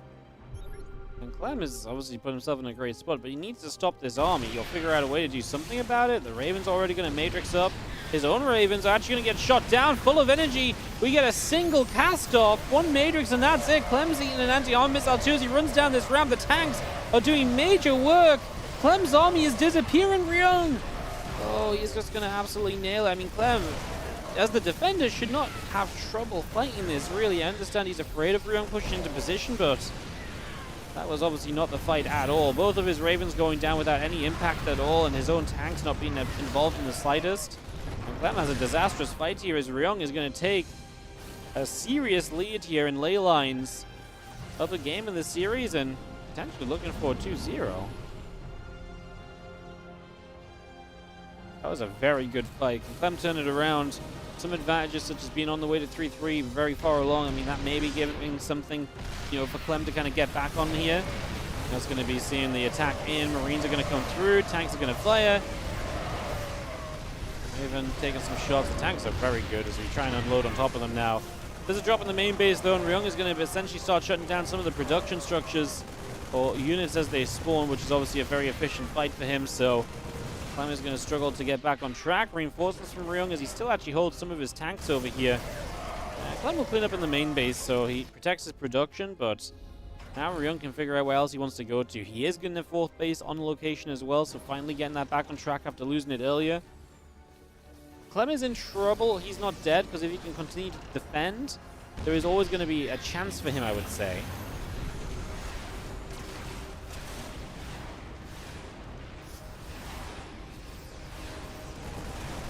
So one base here. I mean, like I say, Clem has other bases mined, so it's not completely end of the world just yet. Lib's going to get up to the top, going to be going towards that mineral line. On the bottom, the bio tank going to come through as well. That's planetary, so Clem's going to get rid of the 4th, but I mean, now his production is going to get jumped on again, and that's an issue. Production is so important for TVT. You lose your production, it's so difficult to stay in the game and keep on building to, you know, stay level with your, the opposition. Marines are stepping up. The sense tower goes down. We're going to get underneath this orbital command. Clem will be able to chase Ryung down to just 2 bases.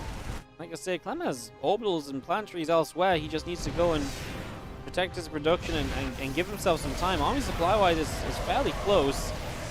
Ryung's defense at home is extremely good, though, and he's absolutely going to crush this attack at Clem. So Clem is actually going to lose a lot of units there. It's very unfortunate.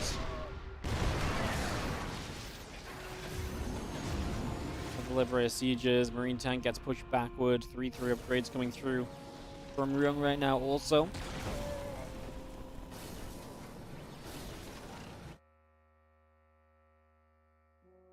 Lab sieged up above that planetary. Marine tank coming over, orbital command, and potentially drop down.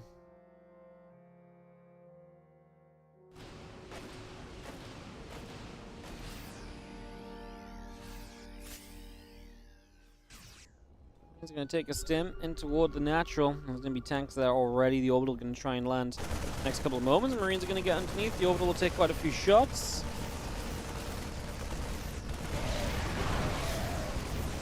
It's going to get rid of a few more of those SCVs. The rest of this getting settled. Tanks will be sieged. I mean, Liberator is going to be there as well. Keep the tanks back. Step up. Ryung is basically just tightening the noose right now as Clem is... Clem's not getting anything really going across the map. He's trying to float this base back over there. Obviously this natural is heavily sieged. You don't really break out of this easily. This Liberator is going to find this mining base. We can deny that. That's not quite the siege up. Yeah, we're going to relocate. And Clem sends SCVs to the other base. I mean, I like the ping pong effect he's trying to have. He puts some SCVs here too, trying to stay mining. In this game, Clem will refuse to go down without a fight with Marines and Medevacs on the bottom.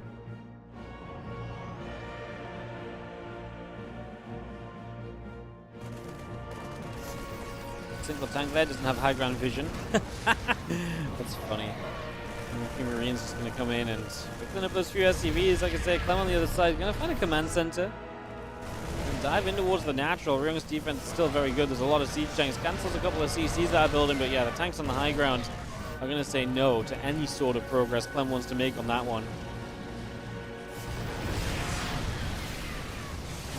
Yeah, Rong just says, I actually think I've got enough to step forward more aggressively, and I don't think he's necessarily wrong. He absolutely does break a bit further forward. Clem now has to lift the natural off as well. Clem trying to mine in the bottom right corner of the map, as again, he's just desperate to get any amount of income he can find 20 army supply down, 30 army supply down is obviously not ideal, especially when you're the one that's going to have to attack into your opponent. But maybe if Ryung overcommits to trying to break him, Clem can bounce back. Because he's, you know, I mean, it's a chance, right? That's the thing that happens in TVT. Your opponent overcommits to attacking in. So maybe as that medevac dies, that's unfortunate. Maybe if you can do that, maybe then having a little bit of mind here, it's been worth fighting for, right? You're going to give yourself at least the chance in case Ryung messes up. Don't hate the idea. As 4 SCVs go down, Clem is obviously in a world of pain right now in this game number 2. He's down a game in the series as well, so he absolutely has everything to fight for. This is not how you want to be continuing this group. Clem would be at 1 and 2.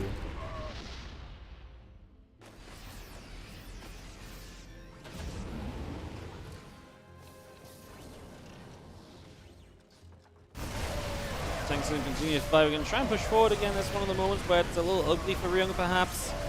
He'll actually maybe get cleaned up at the front, lose the tanks if nothing else. Top left army of Clem. Couple units going to continue to move about a little bit. The medevac's going to come across. So we'll gather, and we do have the planetary setting up on the upper left. It's been here a long time. In fact, Rong didn't find a way to get rid of it during the whole escapade that's ensued over the last little while. Is pretty incredible. As Ryung looks as though he really does have this game in his hands, I think. GG has actually been put forward even from Clem. Not even going to fight any further. I think we might have had a little skirmish already in the top, but it doesn't really matter. We saw where this game was going. GG's as Ryung. He was in such a bad position in this game as well, by the way. Ryung was in such a bad spot. What a ridiculous turnaround by him. Just Clem taking a really bad fight on the other side of the map, and it's going to come back to haunt him massively in that game. And now he's 1 and 2 in the group. This is really not a good place to be. So yeah, in some trouble.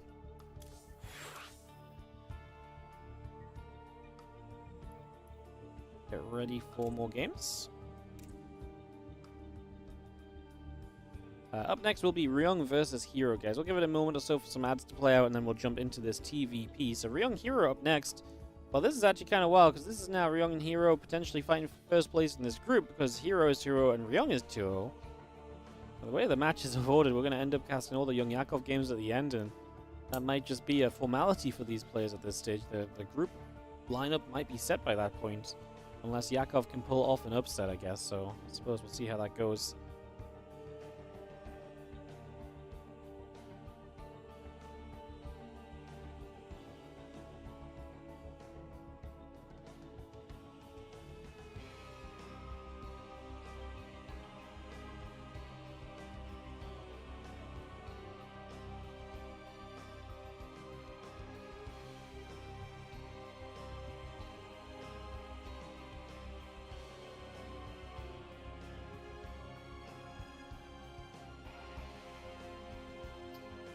If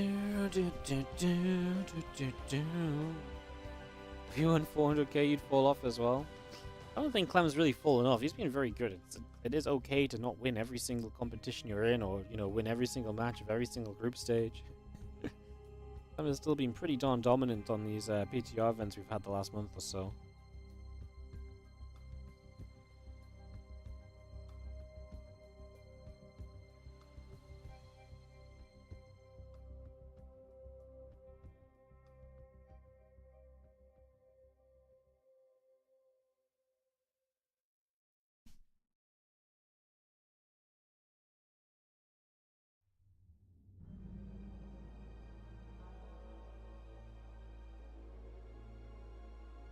Alright, let's kick off into Hero versus Ryung. Yep, that's correct. Looks like we're good.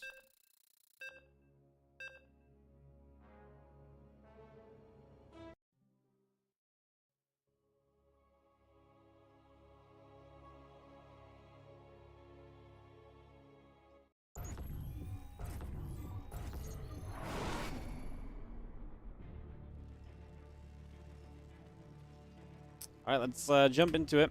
As we get into game, we're going to have in the bottom left side the blue Terran player in this fresh best of 3. Two players who are 2-0 in the group so far. Let's see how it continues It is Ryung in the bottom left, while in the upper right it is going to be Hero. Game one of this best of 3.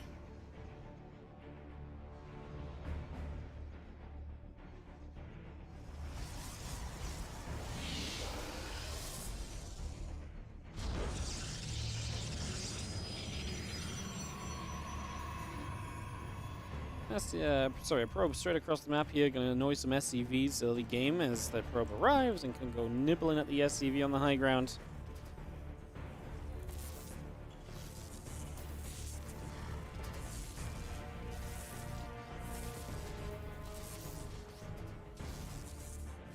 Nibble, SCV fighting the probe. Man, that's a lot of building time actually lost on the barracks there, no?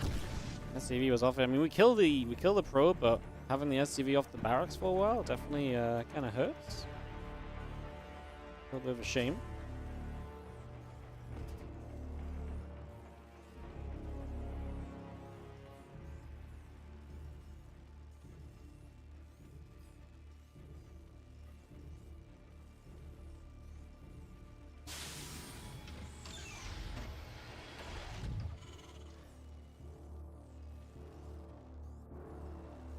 SCV is doing that thing. Reaper factory coming up. Just going to be getting the cyber core coming through as well.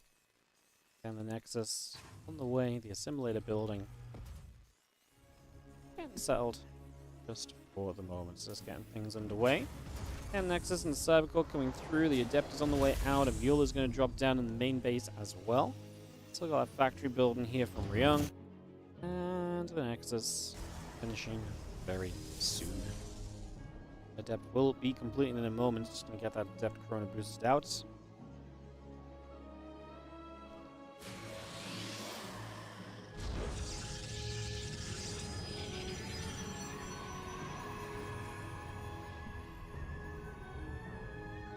Yeah, Corona boosting the Adept. The Adept going to go the other direction. The Reaper coming back through.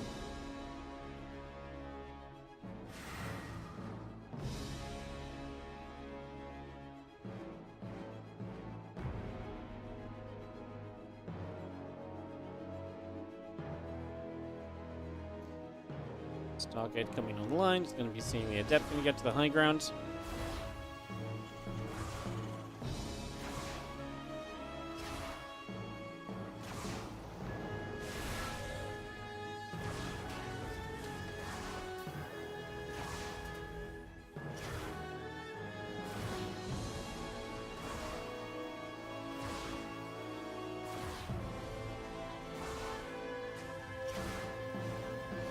Adept hitting, Reactor taking some damage, a couple Marines popping out. Just going to be seeing the Oracle on the way here from Heroes. Going to be a Stargate base play for him to get set up with. You have the Marines gathering around as the command center coming through. Going to be morphed into an orbital sooner rather than later.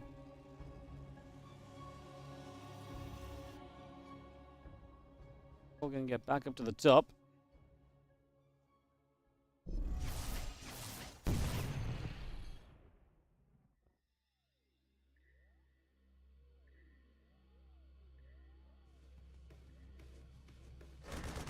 Adept's already going to go after the Marines, obviously. Rong wants to take control of his natural because he wants to put the base into position. As the Adepts are chasing quite aggressively there. Actually have to run up the high ground a little bit. A couple of SCVs pulling as well. Man, they're doing so much damage. Hero just killed like 4 Marines, a Reaper, and an SCV so far. I mean, this is a pretty fantastic start as far as these matchups go. We have our Phoenix coming about, a couple of Adepts still building, Gateway and Robo facility producing through. Adepts going to go shading past the Marine tank at the moment as the Cyclone continues, the Marines continue, and the army of Ryung gets back towards the middle.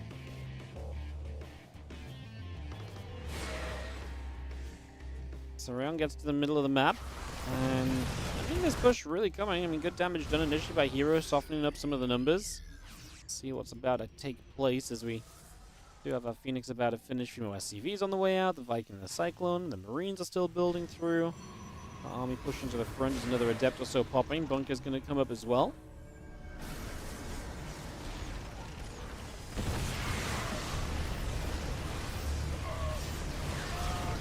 Adept commit to the shade. Cyclone goes down. Siege tanks up in the skies.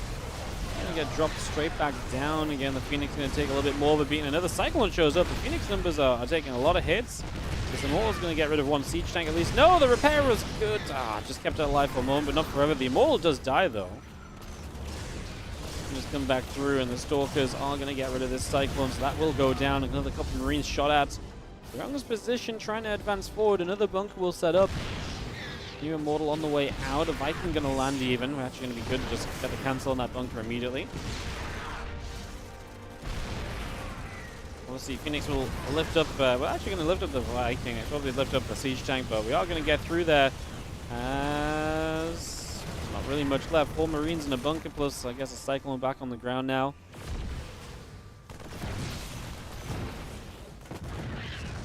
Continue to trade and fight. SCVs pull away. Immortal and Stalker's going to get back toward the bunker. Marine forces. I mean, I don't think the Marine DPS is ever really going to be enough here. Ryung's even going to say GG. He was very committed to this. Only 34 SCVs in the game, so he really wanted to get something done with this one, and that one is unfortunately just not going to be good enough. It is Hero to take the 1-0 lead over Ryung in the best of 3 between 2 players who are at the top of this group right now. We're going to go to game number 2 on ley lines. Let's host it straight up, guys, and just go, go, go. Take a moment because it does take a little bit to get everyone into the lobby.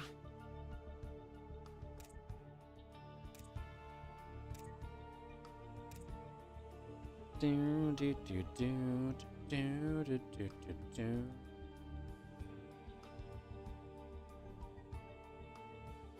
Rong and Hero enjoying the Korean server. They're not playing on Korea because there ain't no Korean server with the PTR.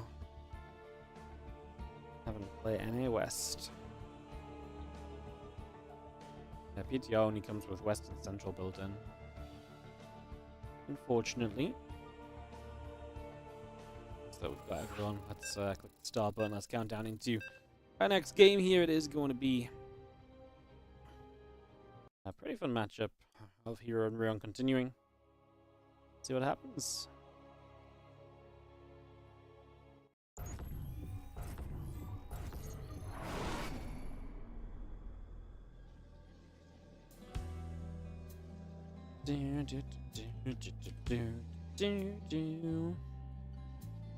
Bottom left, we got ourselves a Protoss who's up 1-0. It is going to be Hero, and he is taking on Ryung in the top right-hand corner of ley lines. This map has honestly given us a lot of good games. I've been very impressed by a map that I think initially got a lot of hate because it's got so many bases, but I actually think the way it's laid out has created a lot of really, really fun games. Am I affected by the Twitch adpocalypse? Yeah, someone just messaged me about this a little while ago. I've literally not heard of this. My ads are performing as per usual. I don't even know what it is. Like, we'll just get less ad revenue for some reason, like randomly. That's the thing. Like, ad revenue is still pretty good.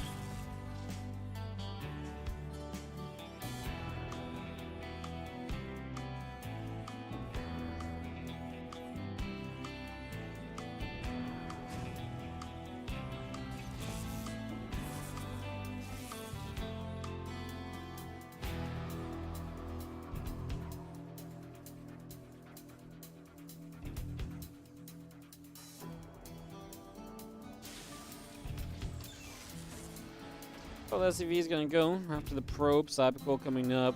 Hansen's on the way. Open into an orbital.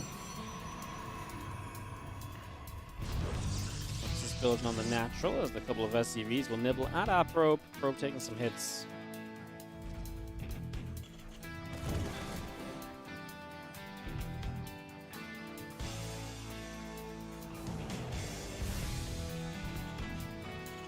Huge streamers are reporting 80 to 95% drop in ad revenue. Really? It's crazy. Over like a serious amount of time or just over a couple of days or what?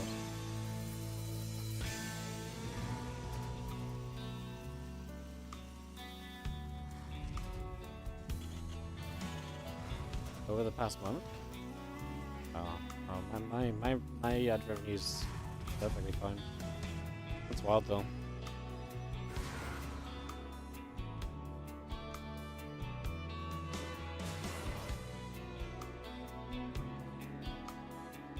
I'll go into any Pokemon tournament in the near future. I'm not signed up to anything. I kind of on a bit of a Pokemon break at the moment. My tournament in France did not go very well, and taking a break because I got bored of losing TLDR. Every time I try and play in a tournament that's like bigger than my local Wednesday night event, my deck just dies and does nothing. It's really sad. So taking a break at the minute. As our depth's going around, going to take some damage. So some pressure coming in from Hero initially, as the Marine will take a few more shots. We're going to clean up these Adepts though, right? Maybe not, because we're protecting the Marines. Other Marine has started firing, maybe.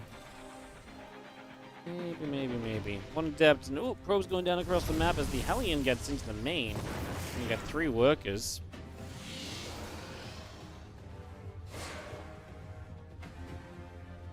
Gets back out into the center. Again, we got ourselves the Phoenix coming up, the Warp Gate coming through, a couple of additional probes in production right now.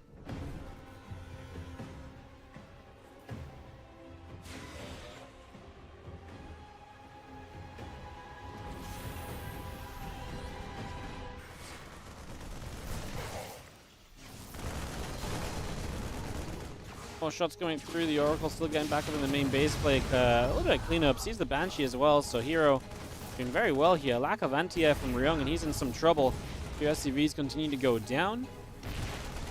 Damage still being dealt as we will see the Oracle now falling. 2 Adepts in the middle from Hero. Gonna go on moving about here.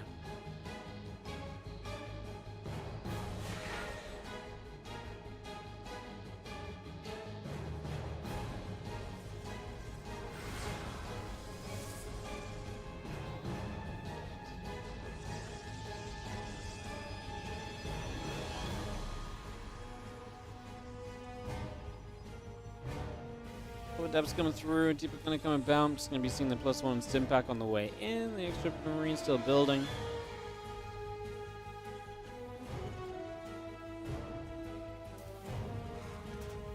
Ourselves the Phoenix in the top left, the Robo Bay, and the couple of gates still coming through. So, got ourselves a follow up here as Hero. What's being lost early game? Obviously, lost the Oracle in the end. I felt like he was doing pretty well harassment wise, but obviously that Hellion did a bit of damage, and then you actually lose the Oracle. Don't love that as much. Definitely a couple reasons to be a little sad overall from Hero.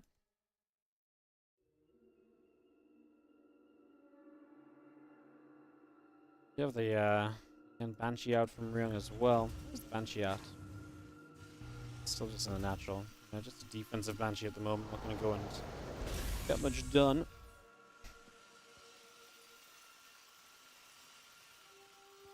Just going to hang back then against Impact Combat Shield +1. All building up as well. A couple more Widow Mines are coming through.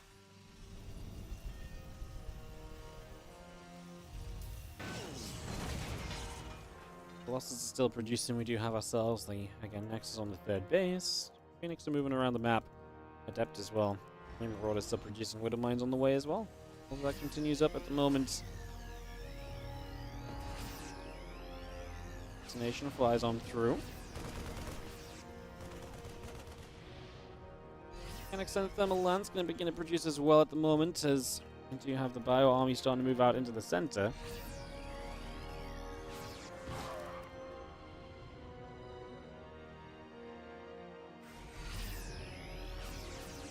This one's still building. Just going to have another scan on the bottom side.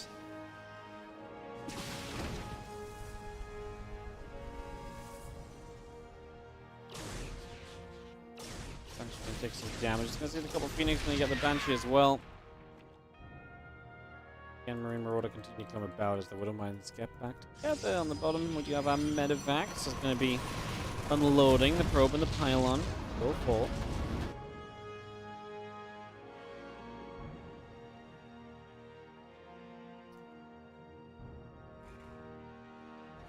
More Widow Mines is gonna go join up. Here's another couple of Medivacs coming across also. Everything is going to gather here on the top side. You see the few Phoenix on the bottom, just going to keep on patrolling around and figuring out where they want to end up on.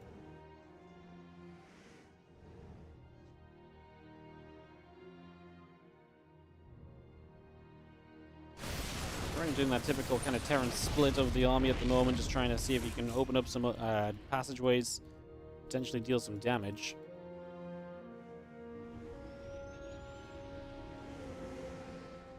Ryung's got to be careful. He's kind of backing into a corner. He lifts, but the Phoenix on his tail. That's a dead medevac with a lot of units still inside. And actually, we're going to continue to chase this group of units, so Hero is going to be able to get a great catch. That's everything dead here from this medevac. Absolute cleanup, and just mistake from Ryung. Just kind of getting a little bit too cornered in. We'll get that medevac. One Marine remains alive. That's going to be it. That was not good at all for Ryung, unfortunately. That's going to be extremely expensive for him there. Plus one attack charge, a couple extra gateways still building through. We do have a little bit of army stepping up here. Widowmine going to go off. A few Zealots going to get hit. Another couple Widowmines going off as well. Going to play cleanup. As we are going to be having the chase down. Hero basically just going to come and hunt medevacs and any units. Chasing an army when you've got the Phoenix is obviously very powerful because you can always just do the lifts and those units cannot do anything and they get caught retreating. So disruptor production is the next stop. I'm just trying to get to his third base as well at this point in time, but that's not exactly going well. 5 SCVs go down. Hero's just going to sit at the front with these couple Colossus. Not going to make a move just yet, but I mean, his setup is definitely good. With a Prism, you might be able to get a warp in that would really change the deal. He's actually going to send a bunch more Zealots across. Can he get across ley lines faster than you'd expect? Map does have that tendency to shorten itself over time. As that Disruptor shot going to fly, Ryung has to back way off to stay clear of the Disruptor. Colossus are doing what Colossus are meant to do, which is staying back and just dealing damage over time as well. The Immortal will be great against what is a very Marauder-heavy camp right now. Marauders dive for the Colossus. The Disruptor tries to clean up some Marauders, but actually hits the Colossus in the process. Did not love that. That's going to be good enough for a GG, and it is going to be Hero to take a 2-0 over Ryung. So convincing series here from Hero as he gets a 2-0. And yeah, he's now 3-0 in this group. We're actually going to watch Hero versus YoungYakov next. So Hero with the chance to just guarantee himself first place with a 4-0. So we'll get that up and running. Hero is just in general able to do more than enough for himself in that series, and like I say, in a fantastic position of this group right now. Yo, what's up, Draco Malco21? Thank you so much for the 100 bits. Appreciate it. Thank you for supporting the stream today. Thank you for helping us to keep on making StarCraft content. We appreciate it.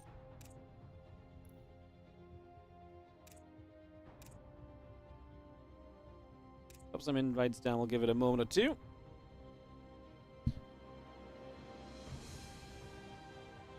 Oh.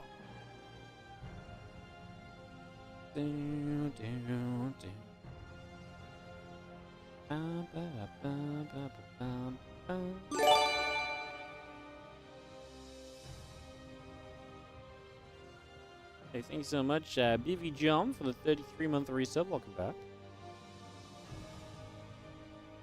What's up, Holy Squid? How you doing? Hello, hello. Time for the Group A Zerg Resistance to shine. We'll see what Yakov can do. It's obviously a tough group for him. He's definitely the underdog of the group. Lost to Lemon as well. He lost to everybody else. We'll see if his Zerg versus Protoss or Zerg versus Terran can shine, perhaps. We're going to go Yakov versus Hero. Then Yakov, a little bit of a difference to the Liquipedia order. We'll go Yakov versus Ryung after Yakov Hero, just because of the way it's worked out. TLDR, Clem and Yakov went to the European server to play their games, and they used a balance mod instead of playing on the PTR. Absolutely no issue with that, but it just means I have to load the replays instead of going through the list on my other account. So we will just do Yakov Hero, Yakov Ryung, and then we'll figure out the Yakov Clem series after that, okay? So that's going to be the plan around.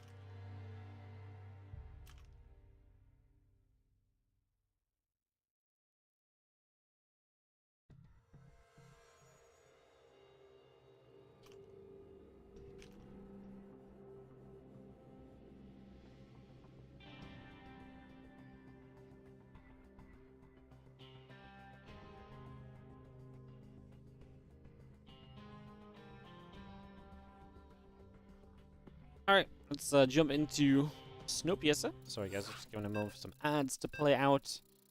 Find somebody quickly.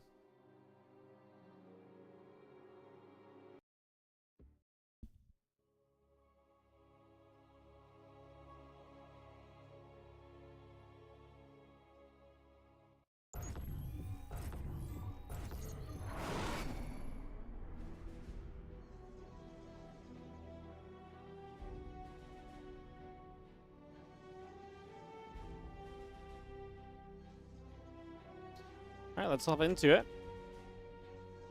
As we have in the bottom left, our red Protoss player. This is Hero, taking on the PvZ matchup as he takes on Yakov in the upper right-hand side of the map, and we get this one up and running, ready to go.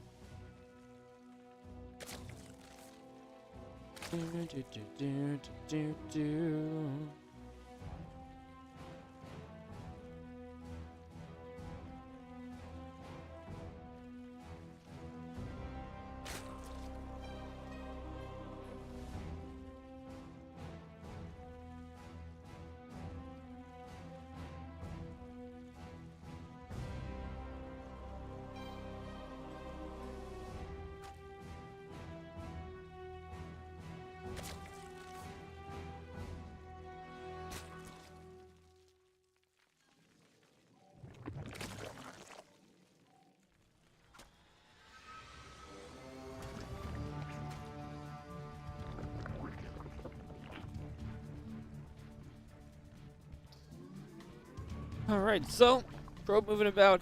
Just going to be seeing the drones mining.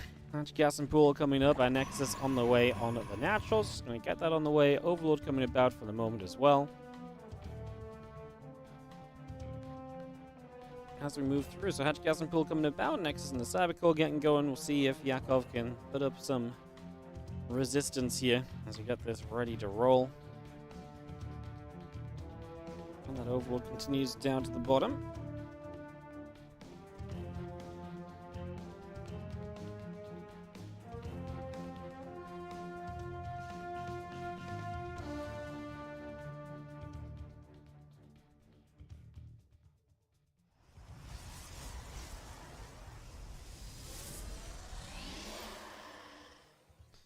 Overlord comes over to the center. Again, Adept going to come about. Stargate building. Link speed coming through. A couple of Queens coming about as well.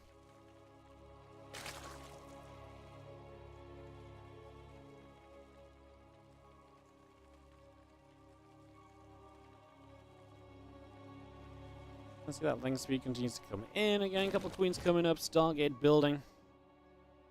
Adept continues to move about for the moment into the center.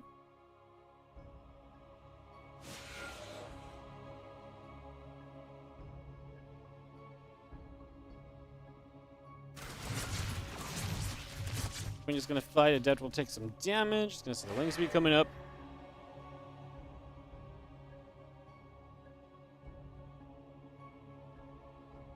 Adept hanging around. Still got the drones coming through. The Oracle continues to build. Just going to get that Chrono boosted as the Overlord coming about as well. The Adept continues into the center. The other Adept moving about. Keep on moving around for the moment.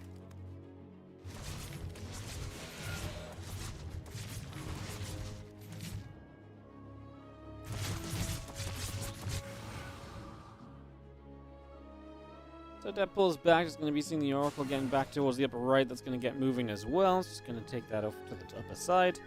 Once again, the drones continue to produce. The Queen is on the way. Spore building, Hatch building. And the Lings of Yakov continue to go all the way to the bottom left side.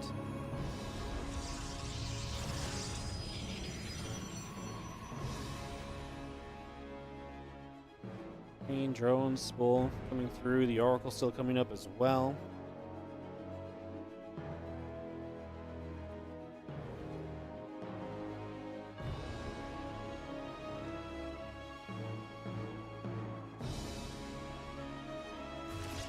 Twins on the way, drones coming about. The Oracles will be able to fly in and try for a little bit of damage.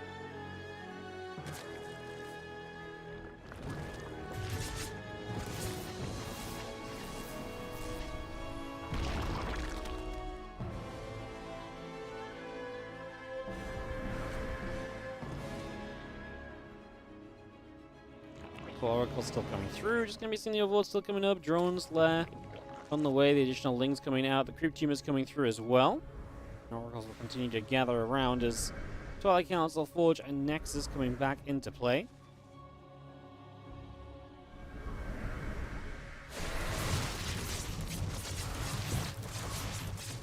Oracle's going to be aiming to help as we do have the Adepts. Going to cancel that Shade, not going to go much further. This Oracle Adept combo can always be dangerous, so keep an eye on what Hero can do with it.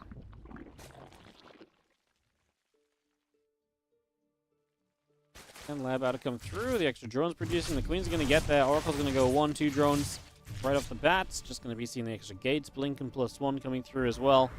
I mean, Hero playing a very standard build so far. Just Oracles into Blink. No surprises.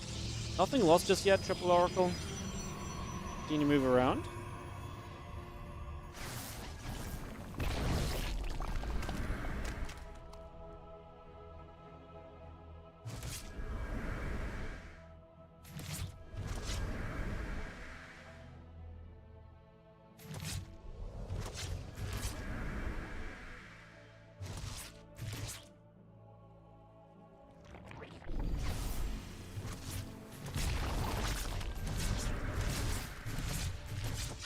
Oracles will get pushed back around to the top side. Again, melee upgrade coming through. The Hydrogen coming in. Bane Nest coming in.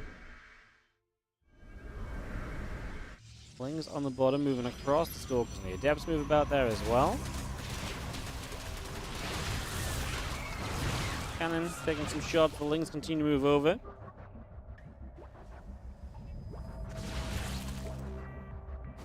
Lings get chased again. Melee upgrade and the Muscular Organs coming about. Ling Hydra coming through. The Queen is in production.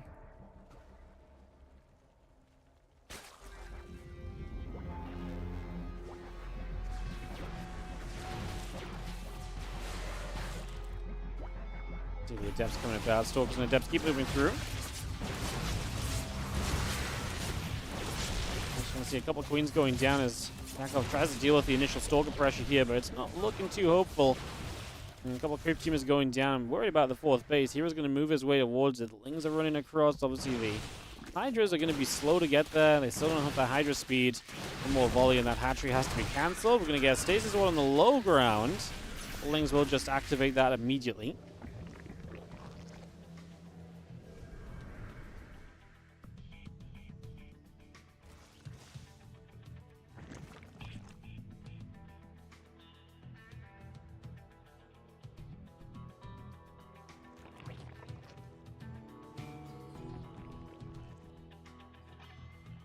Again, Hydra's coming up, Ling's on the way, still got the +1 missiles and Bane speed and Gru's spines coming through. Ling Hydra will continue onto the rocks here.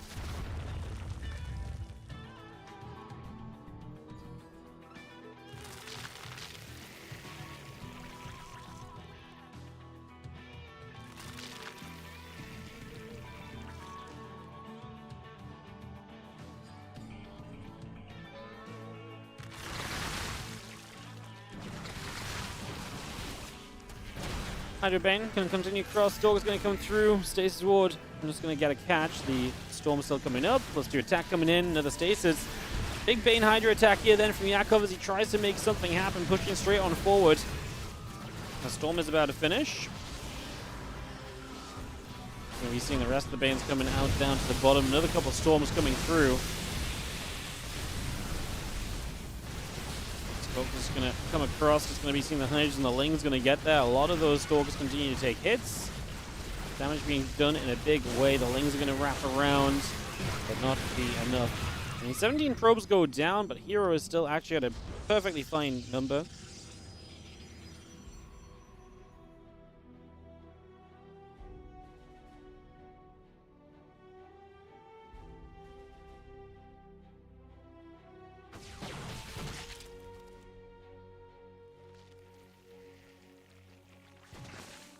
Stalker Archon will just continue through. We're going to blink up the hatchery. Going to be taking some shots, and I mean, we already killed this base once. We're going to get it a second time. We cancelled it once, sorry. We killed it this time around, so Hero just with enough numbers just straight up brute force the hatch. It's obviously a telltale sign of where this game is at. This is very much so all about Hero at the moment. It's looking very good for Protoss, who is leading this group, looking to be 4-0 if he wins this out. And obviously guaranteeing himself first place. Looking great for this first game I'd like to see Yakov maybe, I guess, get a bit cheeky in game 2.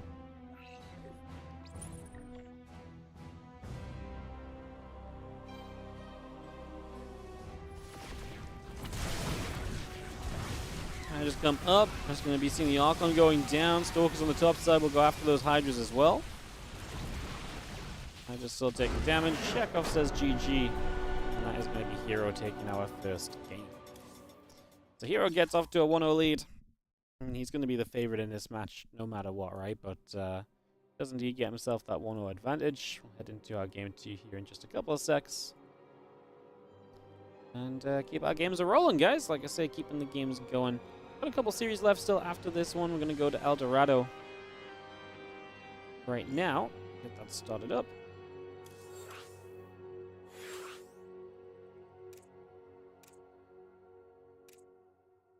It's ready to roll.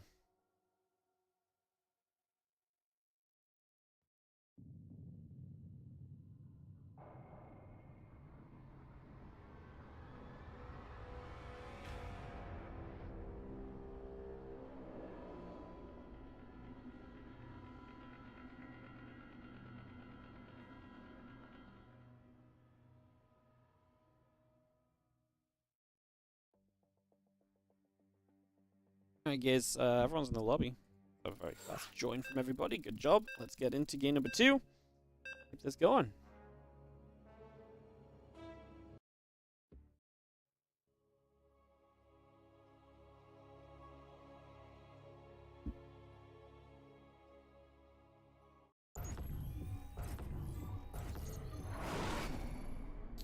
In the bottom right corner of the map, a red Protoss player. This is going to be Hero. And he's up a game on El Dorado. We finally see this map today. It's not being played much. Got vetoed a whole lot in the earlier matches. Yakov in the bottom left. Our blue Zerg. Let's see if he can bounce back and make a series of this best of 3. Or if it's just all going to be all about Hero.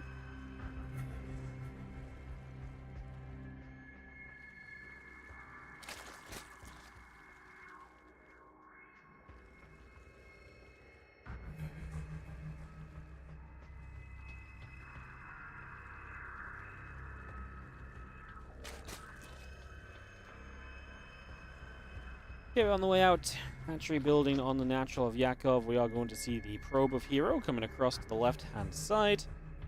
Just going straight across there.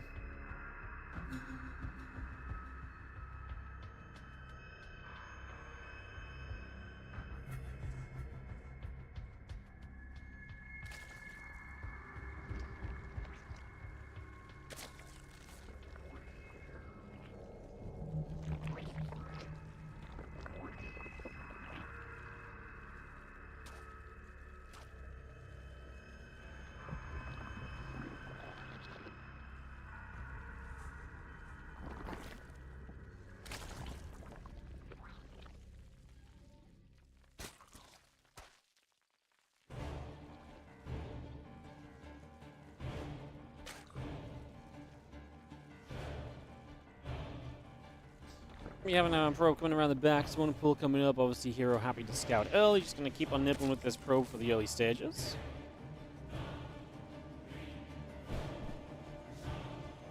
Probe comes back through against Cybercore, finishing shortly. And you'll see our Nexus coming up.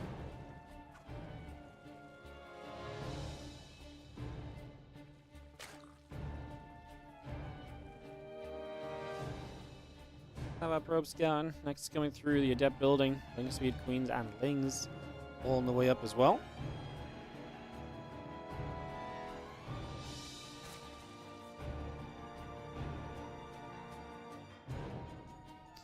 There's a couple of Lings are going to go moving out.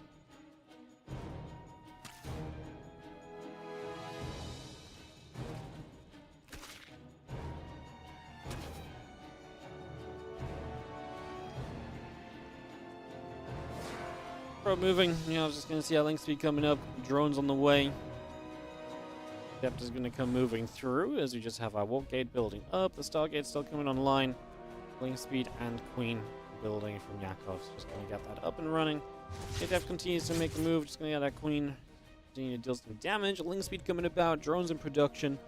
Overlord also on the way. Now, we'll see if Hero does anything too enticing this game. I mean, honestly, I feel like he's just going to play triple Oracle into Blink again. It was a very convincing game for him last time. I don't see any reason for him to kind of take a different approach until Yakov shows a little bit of, hey, look, actually, I can deal with the Oracle and Adept Pressure. I can deal with the first Blink Stalker wave. Last time, Yakov just took too much damage too quickly for, I think, Hero to really have to reconsider what's going on.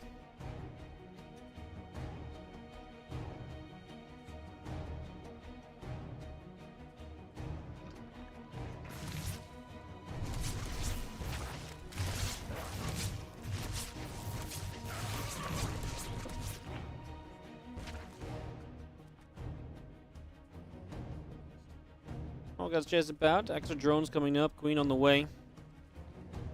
The Oracle moving back around. A couple links continue through. The Oracle moves about as well. Workers killed so far, and the Oracle getting into the main base now.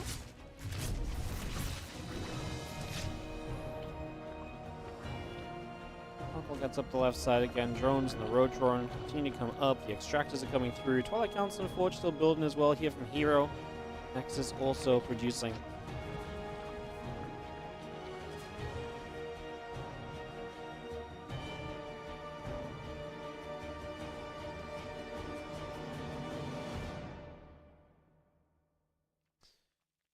Stalker builds, couple gates and so continue about.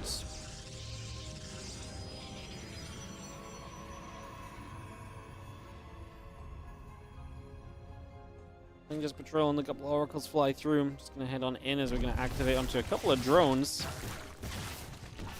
4 or 5 workers being picked off already again, plus 1 on Blink coming in. The Spore getting a few shots off.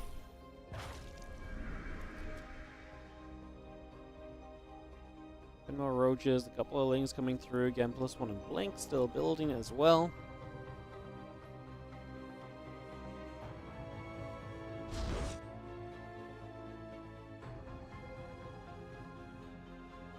Lings continue by. Ling Roach Ravager coming up. Oracles will activate. A few more drones have dropped. Just going to be seeing an extra couple of Stalkers coming through. The probe's going to return some minerals as they open up the doorway to the bottom side to give Hero easier access. This is full-on Queen Roach Ravager walk time, though, from Yakov. So he's going to send it. He's going to try and be aggressive. One of the Oracles goes down already, flying through the Queens. And the Overcharge should give this Oracle a chance to drop some Stasis Wards. I think that would be the choice to begin with, at least. Get some Stasis Wards down, help with his defense a little already. Can the Lings find the Stasis Wards? No, not yet. That actually could be huge. Oh, he knows where it is. Good Bile gets rid of the Stasis. What a catch that is by Yakov. That's a great move. Now depowers 2 of the batteries as well. Very good start here for Yakov here on this push on El Dorado. Queen's going to keep stepping forward. The Lings as well. Stalkers going to get pushed into the corner. That's going to be a new stack defense getting denied. And energy overcharge on cooldown as well. The batteries are out of energy. This unit, this attack from Yakov is putting in work right now. He's going to be able to chase all the way up. I mean, more Stalkers are warping in. What do you aim for here as Yakov? Are you happy with the 3rd base?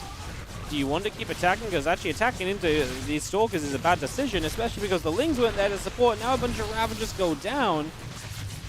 Is there a world Hero defends this Nexus? I actually think there is because of the Ravager count being denied. Oh, and now Yakov's drone. I actually do not think he gets this Nexus in the end. That's a disaster, all things considered. Hero's still up on workers. Blinks down, has batteries back online. Wow, that's a defense from Hero. As it looked so good for YoungYakov. I think chasing up into the natural was a big mistake. I think he should have just settled for killing the 3rd and started to drone. Chasing those Stalkers down was a massive mistake, for sure. Jeez.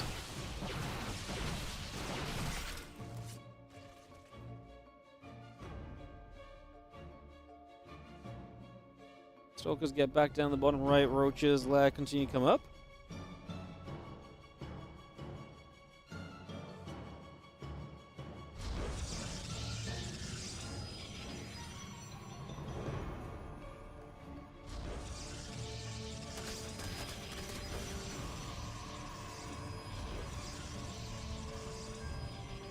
Stalkers and sentries gathering. We do have our +2 attack coming up.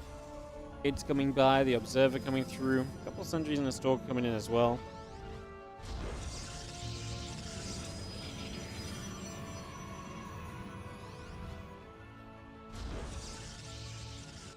As army comes through the bottom. Powerful. Just gonna be chilling. A few stalkers coming up.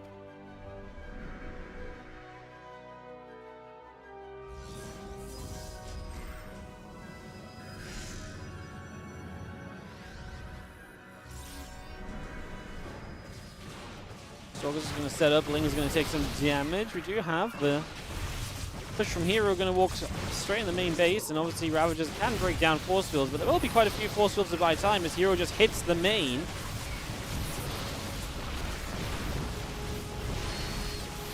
While Barrel keep on moving through. Lots of probes and drones taking damage here. Plus 2 attack coming in. There's Stalker Zealot coming in. Stalkers will continue to hit the lair as a couple more corrosive valves come into play. Another Ravager goes down. Those roaches are still in some trouble.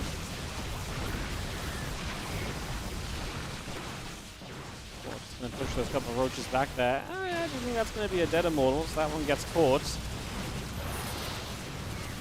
Corrosive valves on the prism. Yep, that's going to go down as well, but the rest of the Stalkers gathering up and these Ravagers all dropping. I think it's fair to say that this one is going to come to a pretty devastating close. As we are going to get rid of pretty much everything that we need. A few more roaches and Ravagers still chasing forwards here. The Stalker's going to get after the Queens. I mean, we already got rid of so much of this base. Hero lost a lot of probes. Yakov, I actually will go back and double check what those probes died to, because I did not actually see exactly what it was, but I think this one is still decided as Hero has a lot of army supply, and he's actually going to get reinforcements arriving here in a second. Yeah, this attack really did decide it. As Hero, he's going to look good. GG says Yakov. Let's take a quick little rewind, I think, just to see what the probes died to. I just a run by into the main base, it looks like. Just a Ling run by into the main base. Is that really all it was? It was a big Ling run by into the natural and into the main. So that was very good from Yakov, but you're losing your main base. That was the real storyline. That was the more decisive play overall. GG's. Alright, well, up next, guys, we're going to go Ryung versus YoungYakov. So we're going to get that YoungYakov TVZ up and running. Get that ready to go. Okay, guys, 30 probes died, but does that really matter? No. It did not.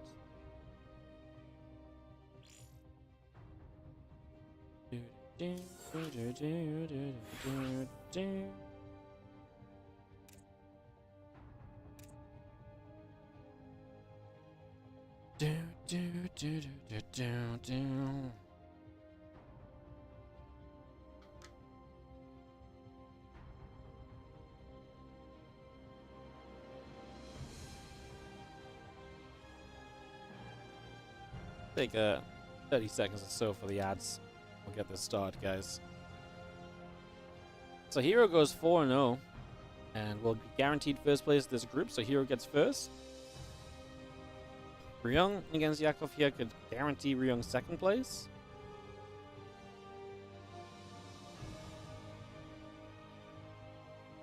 And then we'll see what the situation is outside of that. I think if Rong wins this, I actually think it's just Hero, Ryung, Clem. I don't even think Clem versus YoungYakov matters, to be honest. But we'll see when the score for this is decided. Figure it out. Going game. Play line's coming up. Get this up and running.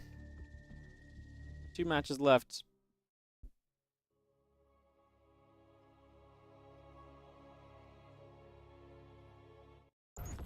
Let's jump into play lines. In the bottom left side, our blue Terran. This is Ryung.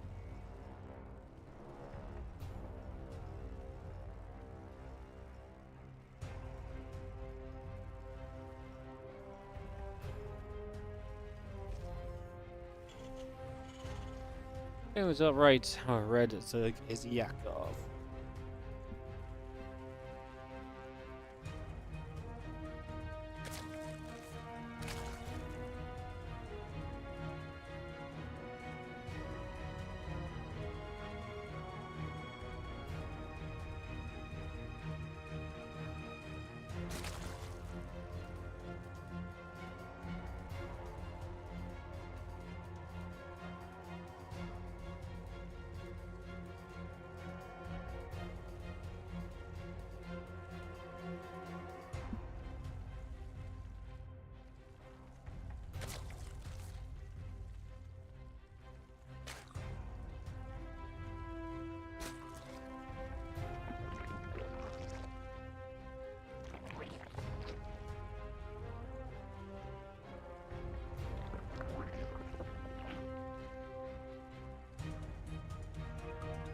So we get this going. Ley lines.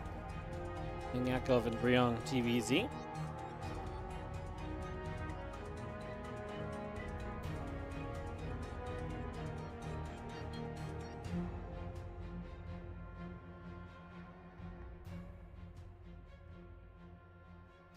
Overlord heads down to the bottom left, just going to come moving straight on through. We do have the SCV of Ryung heading to the upper right, so he's going to go and scout, see what this TVZ will look like. TVZ has been one of the weaker matchups for Ryung, so if there is maybe an upset brewing today for YoungYakov, maybe this would be the series where he can pop off and look very good for himself. We will find out.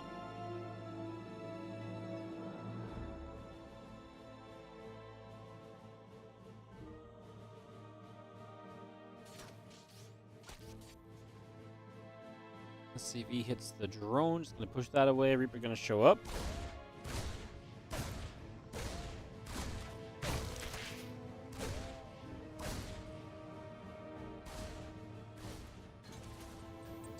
We're going to find a couple of Lings will go down. Our other Lings are going to come back the other direction. Factory coming through.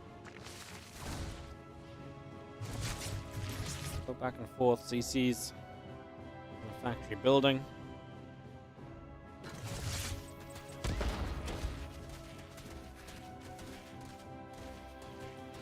Queen continues to step out again. Queen, Link speed, couple drones. We get ourselves settled for a few moments here.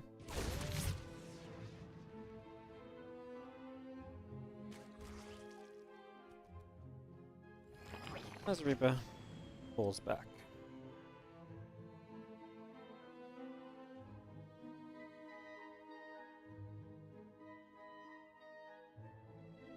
Reaper comes through. A couple of Queens going to gather. Link speed coming in. 12 more Lings coming about.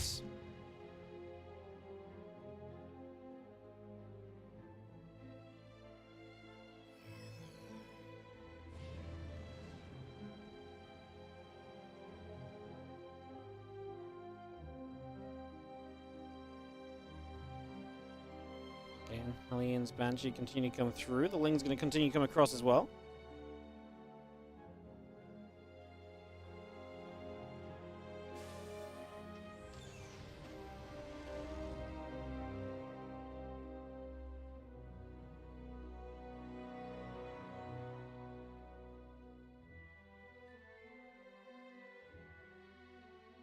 Lings gather up.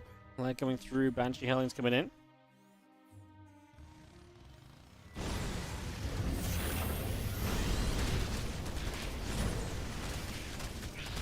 Going to get in there. That's going to be quite fierce if he's going down. Good to see Yakov being aggressive early. He gets only 3 workers though. I would have thought you want more out of that. 3 SCVs go down. The Banshee escapes off to the side to go and try and deal some damage from Ryung. I think Ryung's okay with this. Only 3 SCVs. Feels absolutely fine in that scenario. A few Queens gather out the front.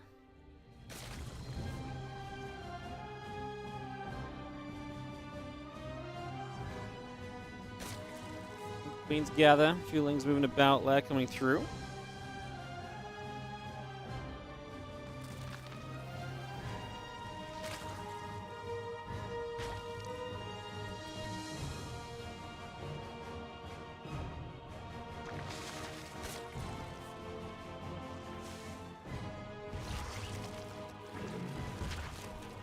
Gonna see the Queens loading up, so we're actually gonna see a Queen dropping some aggression here from Yakov coming through.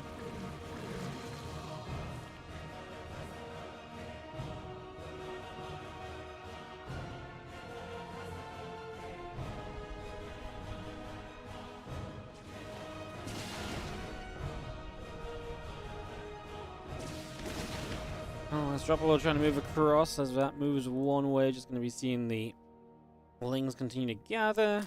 Settle down for a few moments. And the Queens just drop at the front. They're going to be hitting this wall. A couple bunkers coming up. Some Banes are morphing. So Ling, Bane, Queen trying to get the job done.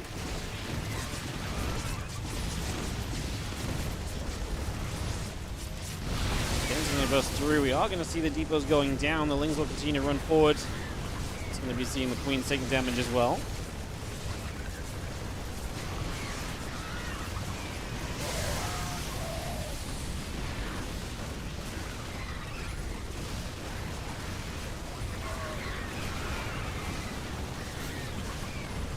28 SCVs go down because we do have the Lings up in the main base causing trouble as well. So Ryung is going to take a lot of damage, but his army is good, and the counterattack potential of an army like that from a Terran is always huge. The Marines are going to be able to get rid of these overlords as well, so it's pretty much going to shut this down completely. SCV rebuild can begin, and like I say, I do think Ryung's got potential just going across the map.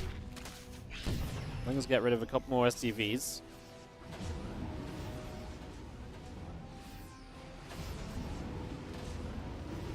Back to low, getting to boost out.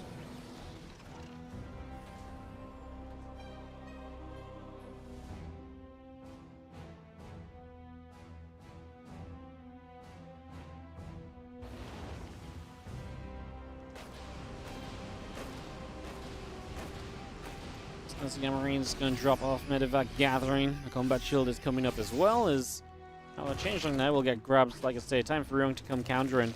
This is the moment where, as Yakov, you need to actually make units and stop drawing. That should allow Ryung to catch up. But Ryung is not building any SCVs. Okay, sorry, he's building 2 SCVs. I'm completely blind. He's building SCVs!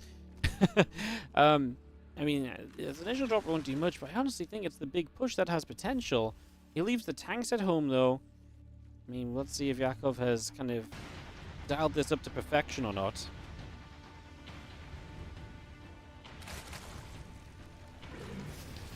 We see how Hellion's moving up. The Lings are going to run in. The Marines are going to fire. A couple of Banes are going to try and chase down this ramp. They do load back into the medevac. Let's get over to the left side. Marines in the main base actually do get to unload, but we're going to lose the medevac, so Ryung will not be able to evacuate these Marines, but it's a question of do you just have enough stuff? Banshee is there dealing some damage as well. Ryung is starting to hit the spawning pool back onto the third base. Oh, the Dropper Lord has some Banes inside. That's going to get killed. So they're not going to be able to do much either, and there's the damage that Ryung is looking for. As he's going to take a supply lead, he's going to start looking real good here on ley lines. The attack of Yakov just didn't quite have enough oomph in it to really kill Ryung. That's the problem with it. Against the Terran, you've got to kill them, otherwise they almost always bounce back in the game.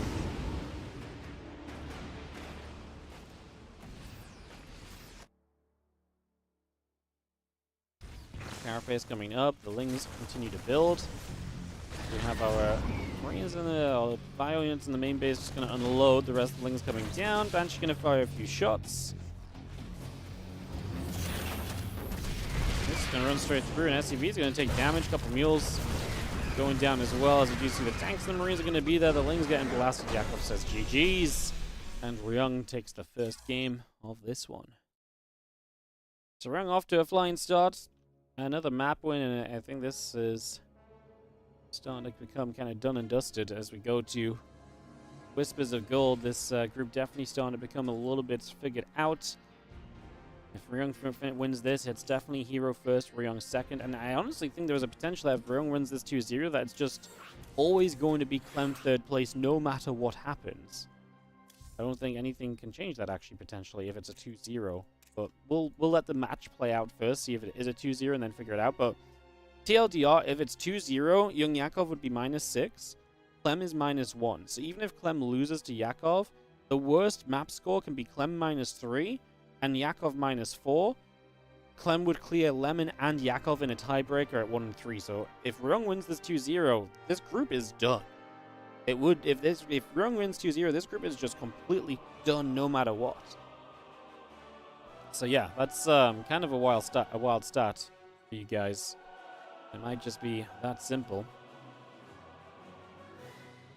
Let's go into game. Game number 2, Ryung versus Yakov. Keep this going. Thank you for joining us today, guys. Good to see you all. It's been a fun one. It has been a fun one. It's yeah, I feel like this group has definitely been decent. We've got some great groups coming up. They're not complete yet, but some of the combos that we've got coming up, well, I'll just list off some players. I'll not tell you group combos because they might shift a little bit still, but we have the following players confirmed to play. Hang on, let me throw us in game first before people get upset. But yeah, we do have the following players confirmed to participate, guys. We have got, in the WardiTV member, across the course of Group B, C, and D, Björn, Trap, Oliveira, Solar, Gumiho, Classic, Shin, DNS, Harstem, Spirit, Showtime, and Lambo, and Max Packs. And I'm really trying hard to find another Zerg or two to play. And One of them just told me they can't play. The other one is still yet to reply to me. It would be really nice if we could just find at least one more Zerg and then someone else would maybe be cool. We're working on it, guys. We're working on it. Is Clem vs. Yakov finished already? We're going to cast that last, just because of the way that it got played out. I already explained it once, but TLDR just makes sense for us to do it last. It's going to be a little bit more efficient on our side in terms of having to swap servers. Dark is the player who declined, so no Dark. Sorry, just you don't have to apologize. I just letting you know that I didn't want to explain it in depth again, basically, that's all. But yeah. We just swapped the that series to the end. I mean, I guess at the start of the game I can explain it, but very quickly. Basically, Clem and Yakov played the European server with a balance mod instead of the PTR. You can't host replays from the live server on the PTR. So basically we're just doing all the replays we have from the PTR first, and then we'll swap to Europe and we'll cast those 2 replays at the end. Or 2 or 3 replays. It's a 3-game series. Honestly, I'm not sure if it's going to be. Clem Yakov seems like a pretty kind of done deal to me before we even get started, but we will find out. Maybe Yakov is going to find some inspiration here. I just think if you don't take down Ryung, the chances of you putting up a fight against Clem is pretty limited, you know. Did Wayne say yes? I've not invited Wayne. Wayne is on the WardiTV. I think Wayne is actually on the WardiTV no invite list right now because he no-showed 2 tournaments back to back.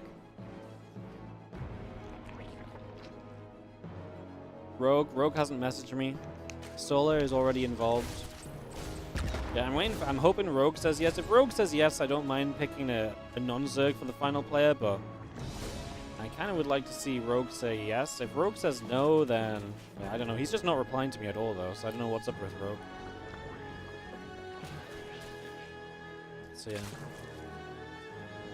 Yeah, Wayne no-showed to 2 tournaments back-to-back, so he's on the no-invite list right now. I'm not wasting invites. If I had to finish the SCG campaign, what races I recommend for 1v1 beginners, or maybe it doesn't matter? I think if you played through the campaign, it doesn't matter too much. Each race has their kind of parts that are easier and their parts that are more difficult about them. I think Terran is typically the easiest to understand in terms of, like, you have SCVs. The SCVs can build structures. The structures can build units, right? Whereas the Protoss and the Zerg is like Zerg have to build a hatchery and, you know, inject to get lava. And Protoss have to warp in and stuff. So it's a little bit different and more complicated. So I think if you were a complete beginner, Terran makes the most kind of sense from the get-go. But if you've played the campaign, I don't think, and you understand how, like, Zerg and Protoss build and stuff works, then that's not really a factor, so. Do I know when I'll put up the Christmas tree? Usually we put up the Christmas tree at the very start of December. That's going to be during Home Story Cup, so probably our first stream back after Home Story Cup will be the first showing of the tree.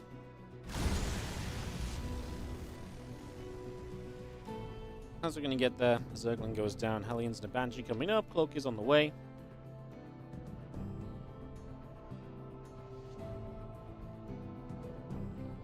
Invite Stefano or J-Dong. You know, yeah, let me just bring J-Dong up and see if he'll play.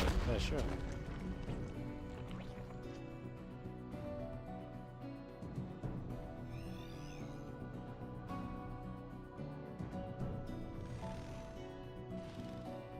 Hellions and Reaper just gathering. We do have the Rotor and the lad building up from YoungYakov, so that is coming through. The units again set up in the center. Again, Cloak on the way, Banshee coming through, a couple of refineries. First 5 minutes have been pretty peaceful. It's not always the case when Yakov's playing. He has been pretty aggressive throughout the day, but yeah, this one is going to be a little bit chill for now, at least. Stefano would be hilarious. Honestly, we have a Zerg in every group, so I'm not even against, like, having no more Zergs. It would just be nice to have more chance to see Zerg in the playoffs.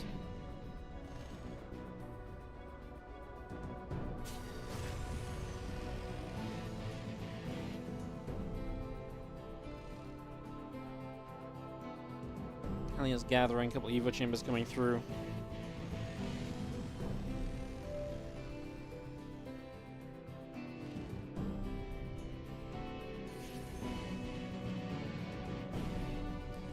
Hellions gather up again. Roach speed building. There's going to be the Hyperflight rotors coming through as well. Again, Banshee and Hellions all coming up. The factory finishing in the main. We are seeing mech in case the multiple factories didn't tell that to you guys already.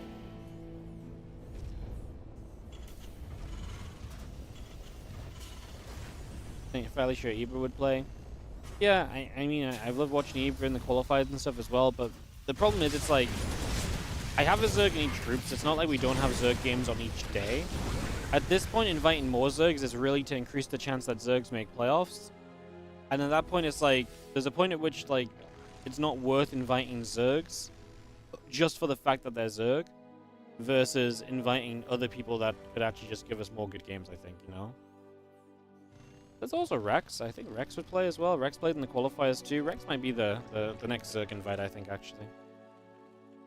And I think I would invite Rex as a Zerg, and if Rex says no, then we just go to Terrans and Protoss, to be honest. I think that's where we're at the moment. That's the scenario of things. Backfield, Infernal Pre-Igniter, Hyperflight all coming up. Yeah, look at that raid Zebra over Rex. That's wild. I wonder if that's because that actually does surprise me. I wonder if that's because Rex faces more difficult opposition more frequently than Ebon. Or maybe I just completely misjudged Ebon. Maybe that's the thing. Maybe that's the thing. Infernal Pre-Igniter and Bankfield Accelerator come online. Hydrogen will start.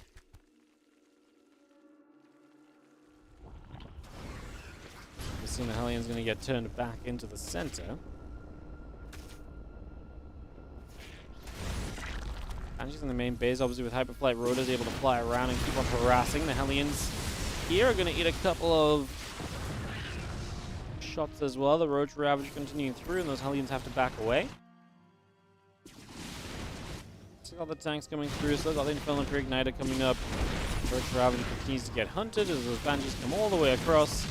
Queens are going to be there. The roaches keep on moving.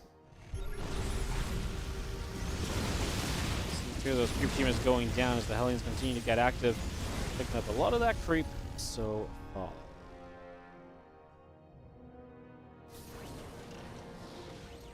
Back up in towards the front of the third base. Hellions and the tanks are going to get moving a little bit.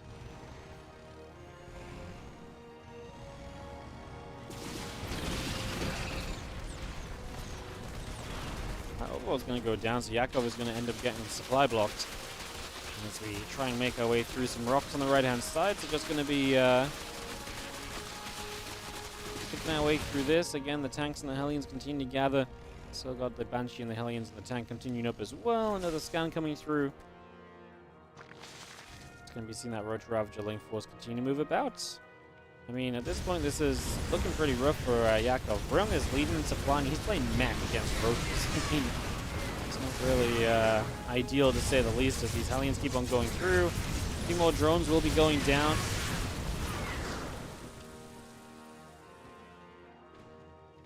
Gather back up. Still got the Hive on the way. The 11 extra drones coming up as well. Plus 2 missiles, plus 1 melee. All of that coming around at the moment here. I honestly do not know how Yakov fights this main army. He's going to get a couple of Vipers coming up right now.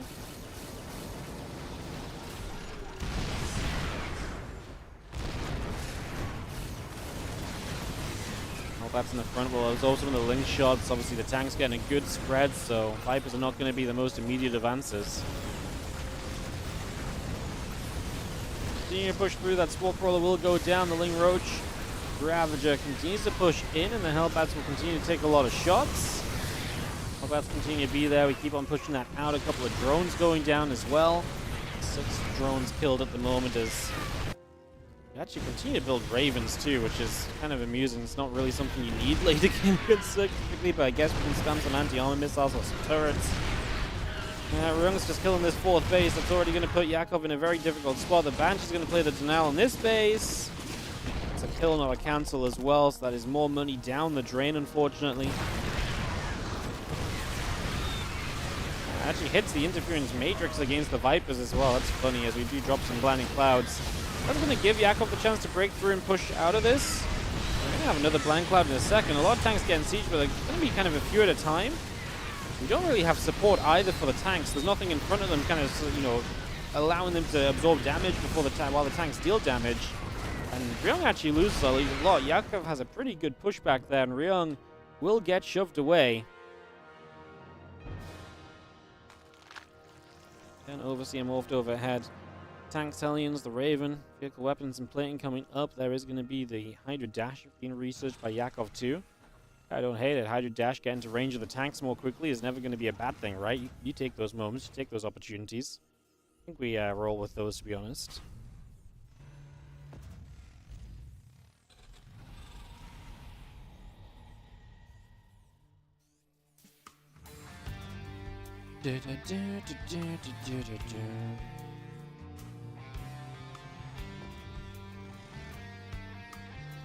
How about tanks settling? Do you have our +2/+2 is on the way out? Tanks, Cyclones, Hellions, all continuing up here currently. Do have our Hydra Roger Viper gathering on the center. Yakov is definitely still in trouble. I mean, he should be maxed if he wanted a chance to fight this mech force, and obviously losing the 4th base and then getting it cancelled on the left side is not exactly going to do well for you, so that's pretty rough as well. That's really bad. Hydra Viper. Roach gets around the right side. It's going to be a sense tower going down. A couple of shots coming about. The CC's still building up there. The Hellions are going to dive into this mineral line. It's going to be goodbye to a whole bunch of drones. Yep. See you guys later. Bye, bye, bye. See your Hydra showing up. Your Hellions still taking damage. 14 workers killed is pretty redonkulous, to say the least. Still got our +3 missile upgrade coming online. The Lurker Den is building. Roach is producing. Hydra Roach gonna get there to push the Hellions back. Hydra Dash, try and chase the Hellions down. I mean, some fun moments, but nothing really that is gonna be too influential, I would say.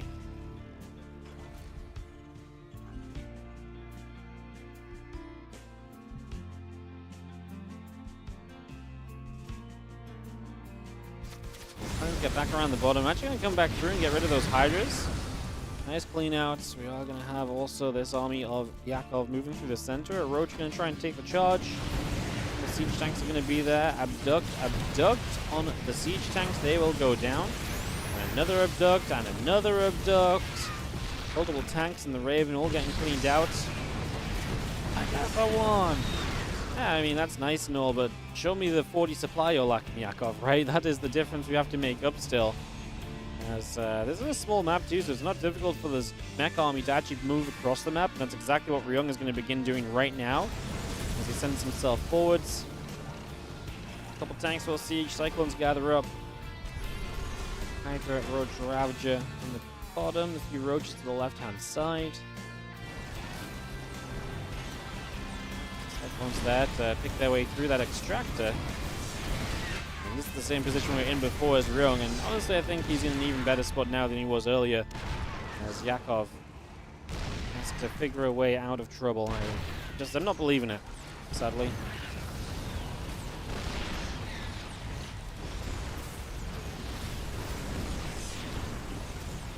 Ravens seem questionable. I actually thought it was kind of funny he was trying to matrix some of the Vipers. Here we go. Do they look questionable now? Do they look questionable now? Yeah, there you go, Twitch chat. How about that? He just nuked them all. Yeah, I mean, the Vipers were... Couldn't it just been one ghost war and you have to build like a barracks? I mean, yeah, probably, but, you know. That would be funny. GG's. Alright guys, we're gonna hop to that, do the server hop here.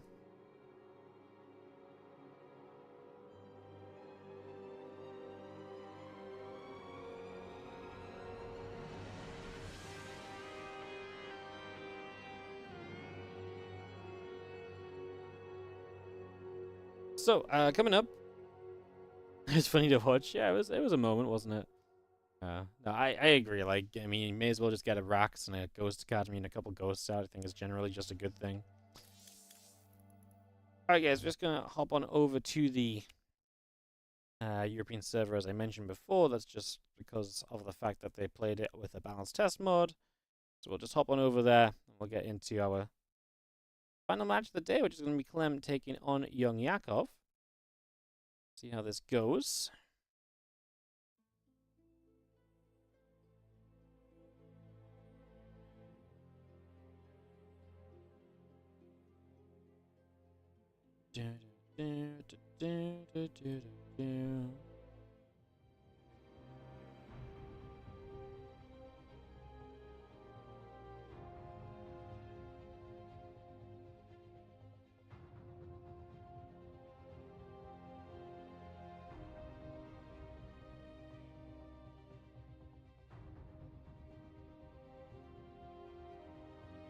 Now let me find my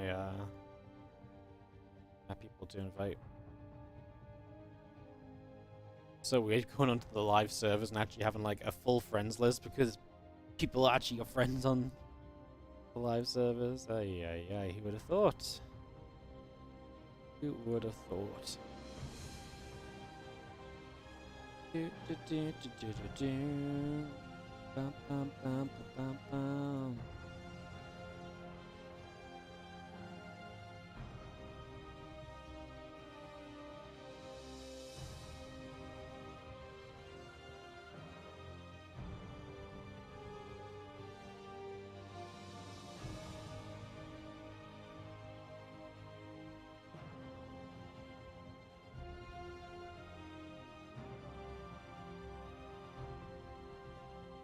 Do.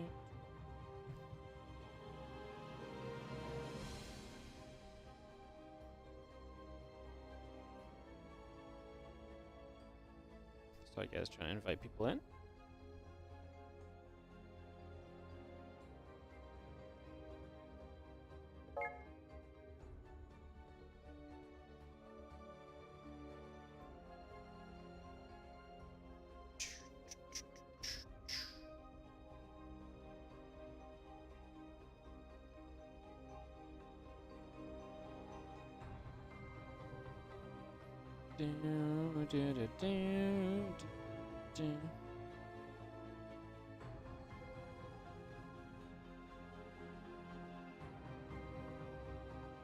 Alright, let's kick this off into Whispers of Gold for Clem versus YoungYakov.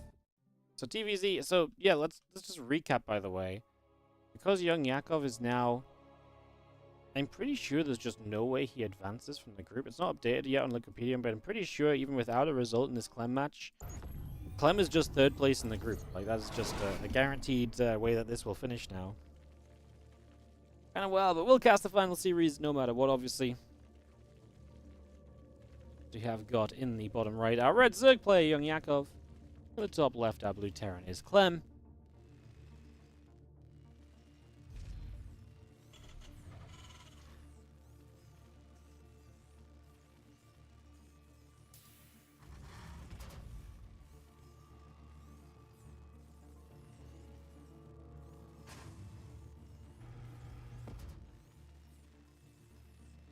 Okay, number one of this best of three. Back into Whispers of Gold. Yakov just lost to Ryung on this map. Now got Clem on this map. Probably isn't pretty. I really want to refresh the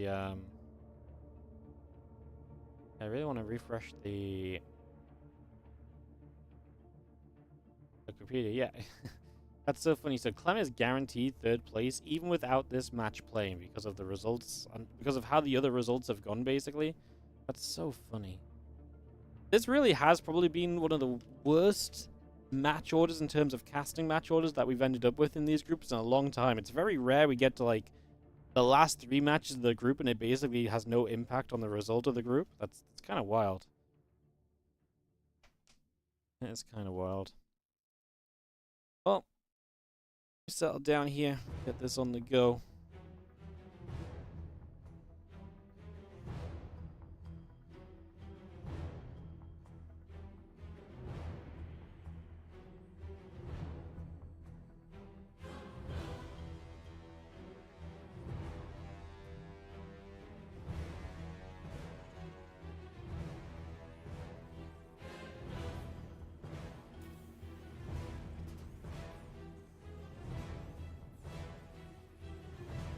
Says the Overlord coming about. Command Center coming through. SCV and the Marine in production. To get settled down. The Overlord moving about. The Reaper is going to come across.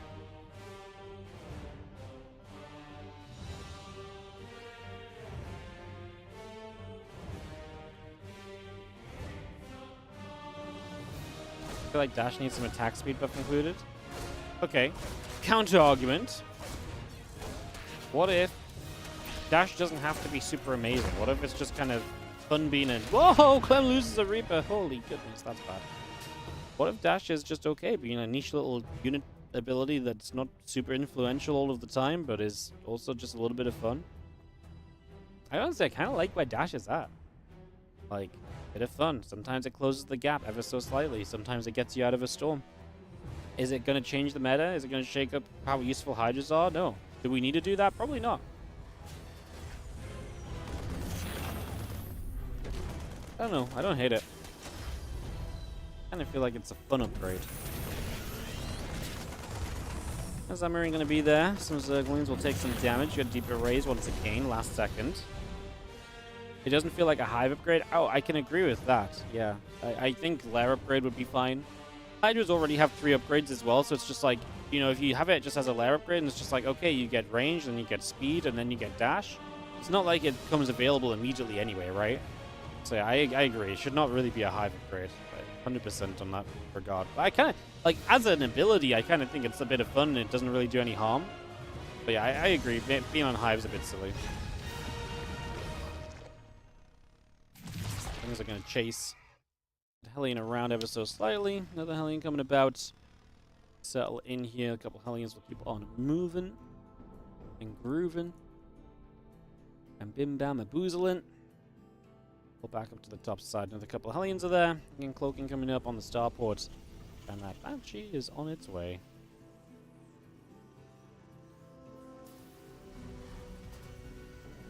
As series continue to produce, our Hellions will get to the front. Have a couple of queen shots going off. The Hellions get turned around already.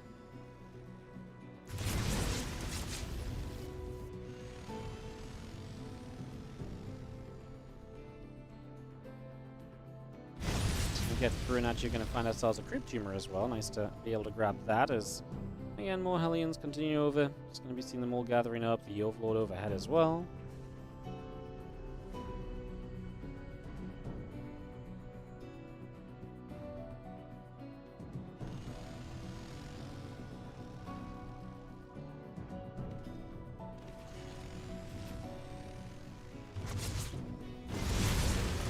We'll push the Hellions back over to the left. Again, got a cloak coming up, Banshee on the way. We've got factories from Clem. Whispers of Gold is fast becoming a mech map, apparently. Ryung mechs on this map. Clem is going to mech on this map. We'll get rid of those few Zerglings. They will go down. Cleanup is made as the Banshee on the bottom continues to poke and prod. Structure still taking some damage. We will see the Hellions continue to go through for a few more of the Lings.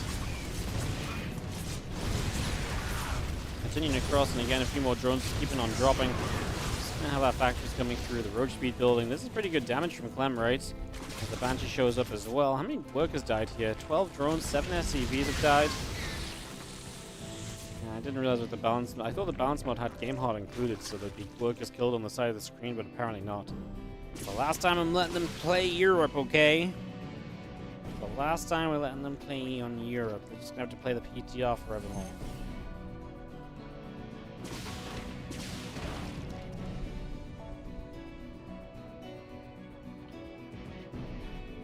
And moving around, obviously we are on our way to Hyperflight Rotors. So this Hyperflight Rotors kind of battle mech style is, like I say, on some maps probably viable again with that old Cyclone back as well. Let's see how Ling's going to run through. A couple of SCVs perhaps. The Hellions will get there though, play a cleanup on those Lings. So that will happen. The Banshee moving out as well. Roaches and Roach Speed going to be an accompaniment to this at the moment as we got a little cancel going. A few more Roaches are coming through. Have they fixed the Cyclone bug? Well, actually, because this is the balance mod, there is no Cyclone bug on this, but it is still bugged on the PTR. The PTR will not get another update until before the game goes live, so it's not going to get fixed.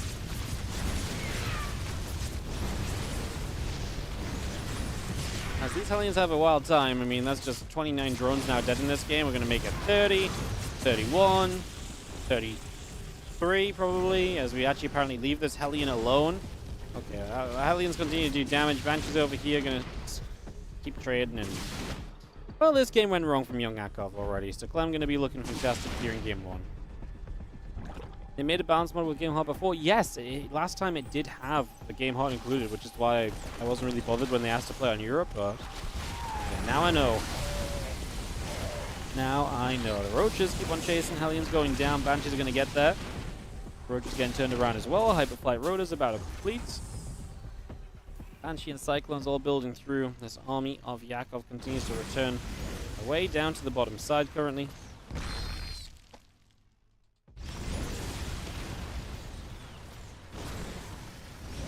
Hellions will fight. A Roach goes down. It's going to be seeing the hatchery is going to die.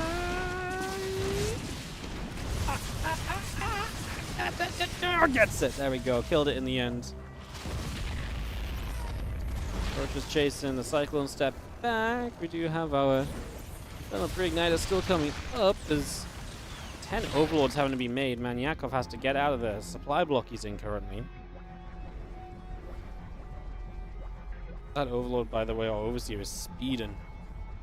Look at it go. Speeding across.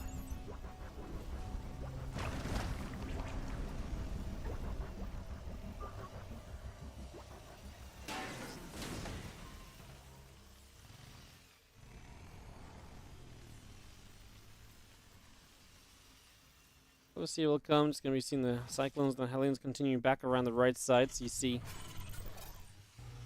coming about. It's going to be seeing the refinery still coming through. The Cyclones and Hellions join together. We'll have ourselves the Rock's going to get knocked down and open up some space. Again, the Cyclones, Infernal Pre-Ignite, and +1 vehicle weapons continuing over. Going to see our Roach Ravager Force going to try and chase those Cyclones again.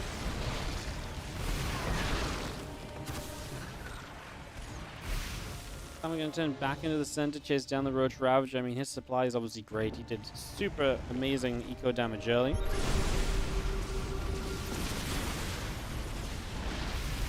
Banshees fire up once again. The Roach Ravager keeps moving across. We'll see our hatchery getting cancelled. The Banshee's going to turn once more. Roach Ravager still taking a lot of hits. As we do have our game definitely continue to just trend over in Clem's direction. Really many ways to reignite the excitement on 30 plus workers lost in the first minutes of the game, right?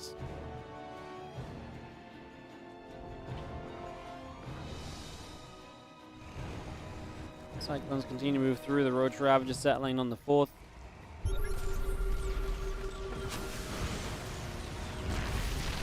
Biles dropping down. Cyclones locking on, doing decently. Now going to get into position as we work our way toward this hatchery. Crowd continues to be there. The Cyclones get pushed to the sides. The Banshees are going to try and fire up. A couple of drones go down. And even more drones to escape through the bottom side. Again, the Roach Ravager taking some steps up. Getting back onto this hatch, and this base will begin to drop. See you later. The Ravager falls. We're actually going to try and surround this on. I'm not sure if it really matters. Clem up 60 supply right here on Whispers of Gold. Looking fantastic.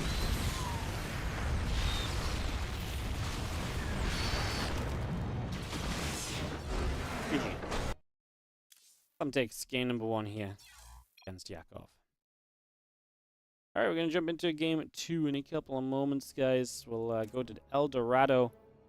See whether Clem can finish this off again. It's a little sad because, like I say, it's very rare this happens, but we're in a completely pointless series in the sense that this is a matchup that is... It doesn't matter what the result is here. Clem is going to be 3rd place this group, Ryung in 2nd, and Hero in 1st. That is already a guarantee. Is Mech so strong in this patch? No, I think it's just the style is back, so Terrans will try it a little bit here and there. And I think on Whispers of Gold specifically, it's very good because the size of the map works for that battle mech. And the base layout works for the battle mechs, so I don't think mech's going to be like someone's going to play at every game of the best of 5. I think it's specifically going to be Whispers of Gold a lot of the time. And yeah, I don't think it's super crazy.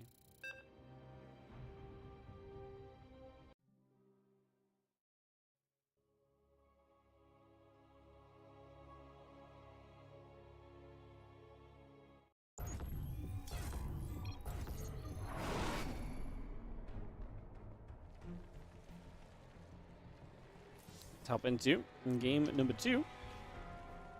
As we have in the bottom left side of El Dorado, a red Zerg who just kind of needs to protect his workers a little bit more.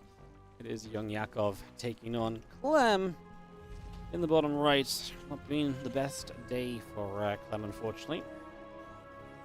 But looking to correct that now.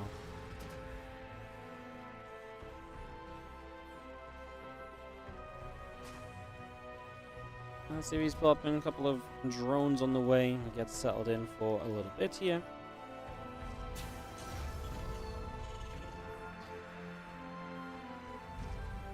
CVs continue coming about. The racks and the gas coming in. Hatch realm to the natural.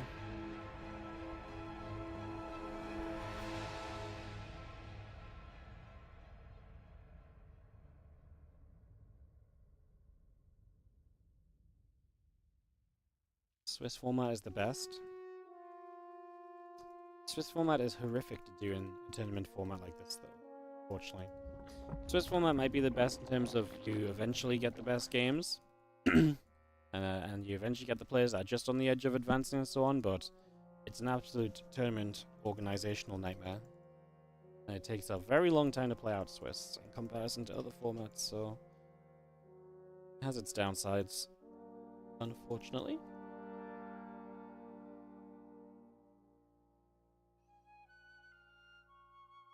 Let's just send Clem back to Korea for more DVT practice. Yeah, you know what? I kind of felt like this was coming when this when the Cyclone change got announced. I was like, oh, I actually think that's bad for Clem because Clem really seemed to figure out TVT when the new Cyclone came about. I think he was able to really get into some much better positions in TVT, and I don't know why, but like now it's like the Cyclone's changed. I'm not even feeling like he's losing because of the Cyclone, but he's kind of regressed back to his old TVT mishaps of losing games where he's definitely in good positions and worrying about attacks and attacking too soon and so on. I do feel like we've taken a step backwards, unfortunately, for Clem in TVT.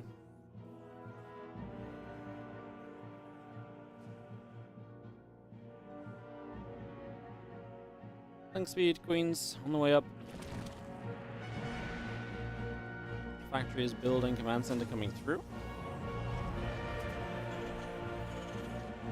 Reaper just dancing about. Triple CC from Clem, no surprises there just yet. As the Lings will chase that Reaper down for a few more moments.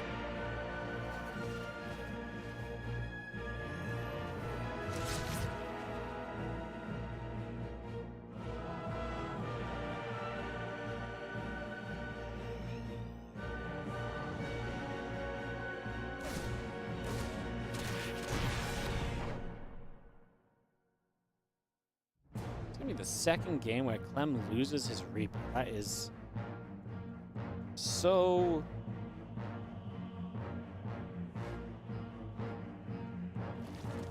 surprising. I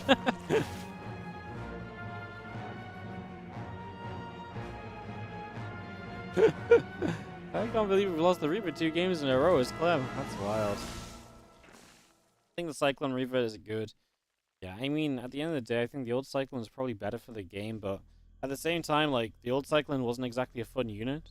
I mean, I ranted a lot about this when the change first came in, where it's like, I just don't like the change where it's like, hey, instead of just doing something with the Cyclone, let's just revert it back to what it was. It's like, the old Cyclone was not amazing.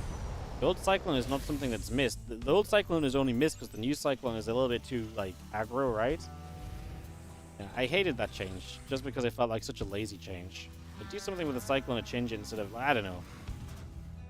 Now the Cyclone sucks again. Yeah.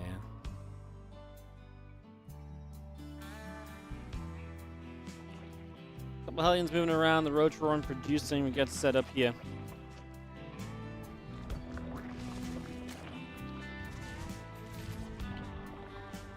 Let's just have our Banshee's on the way, so just Hellion Banshee at the moment here from Clem, nothing too surprising about that. To start us off. Aliens move around a little bit, trying to see what's going on. Peek as to what's up right now.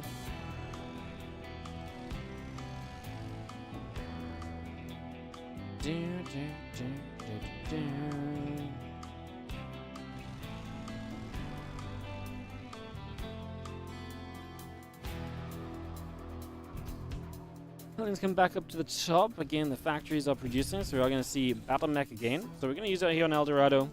In this case, it might just be the... yeah, in this case, it might just be better for Clem to... Yeah, it might just be the case that Clem's playing against someone he's comfortable against. He's going to try this style again. I do genuinely think that Whispers of Gold is one of the better styles for this maps for this style. I do think there's something of an impact on that map being having it played a lot on. Cyclone's a bad unit. It's just so like, eh. It's like it's such a whatever unit, you know? Banshee's gonna find Queens as they are running around. Hellions are like, oh, cool, a free opening into the natural / main base. We will take that. That's right, some don't split off into the main, into the natural and try and split the damage, but Banshee's are in great spots, already killing a lot of drones here again. Clem is... No, those drones are stacked. Oh my goodness, that could have been disastrous. A few more drones will drop down as Hellions put in the work. The Banshees continue to get to work as well on the Queen still. More and more damage being done. We are going to drop the Nidus network on the other side of the map to try and send this. SCVs will attempt to take down the Nidus here. The Nidus will fall. A couple of Banshees going to come back the other way.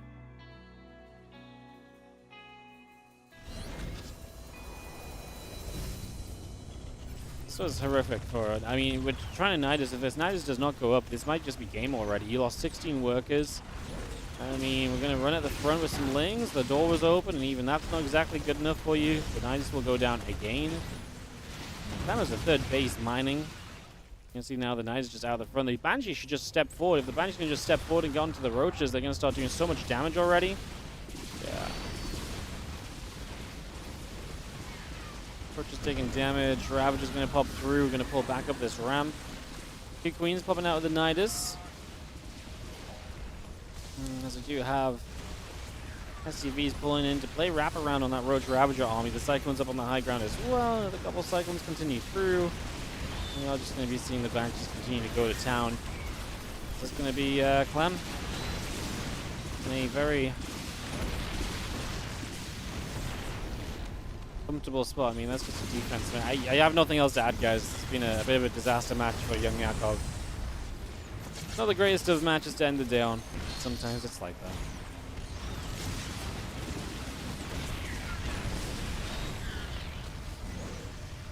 I actually expected some more competition from Yakov today. I think he's a good player. I think he's... You know, honestly, if I put him in a group like this, I know he's the underdog against Clem and Hero. But I do expect him to be able to take at least a map across the board. And I expect him to look more competitive than he looked as well. I think Yakov never really got going at all in these games. In any of these games. And I think that's what surprised me so much. You know, sometimes 0-8's a 0-8, right? It happens, but it's like... I really expect Yakov to have a bit more fight in him, and unfortunately just hasn't happened today.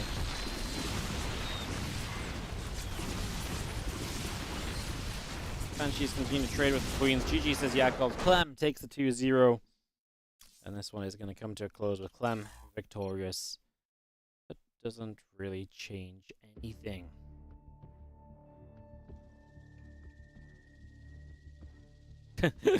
that really just doesn't change anything. No, it does not. That is going to be Clem. Still third place in this group. Ryung in second and Hero in first. Again, guys, we've got a lot of great players going to be playing across the course of the next few days. So tomorrow is WardiTV Mondays. That will not be on the PTR still. Again, that's a thing, but back on Tuesday on the PTR as well with WardiTV November Group B. And that will be featuring Bjorn Trap, Oliveira Sola, +1. That is still to be decided. Still figuring that out. And then Group C and Group D on the other days. Gumiho, Lambo, Showtime Classic, Spirit Shin, DNS, Host, and Max Packs are all playing as well. Yeah. Just need to get a couple of other invites sorted out, basically. So, try and get that figured out. And thank you so much for watching today, guys. It has been an absolute pleasure. And I hope you guys have a great rest of your day. I will send you guys onto a couple of ads for the outro, and then we'll host someone up and so on after. Thank you so much for watching. Thank you for the support. You guys rock. We'll be back tomorrow with more StarCraft 2. And I'll see you guys later. You guys have a great rest of your day. You guys have a good one. So long, farewell, and good night.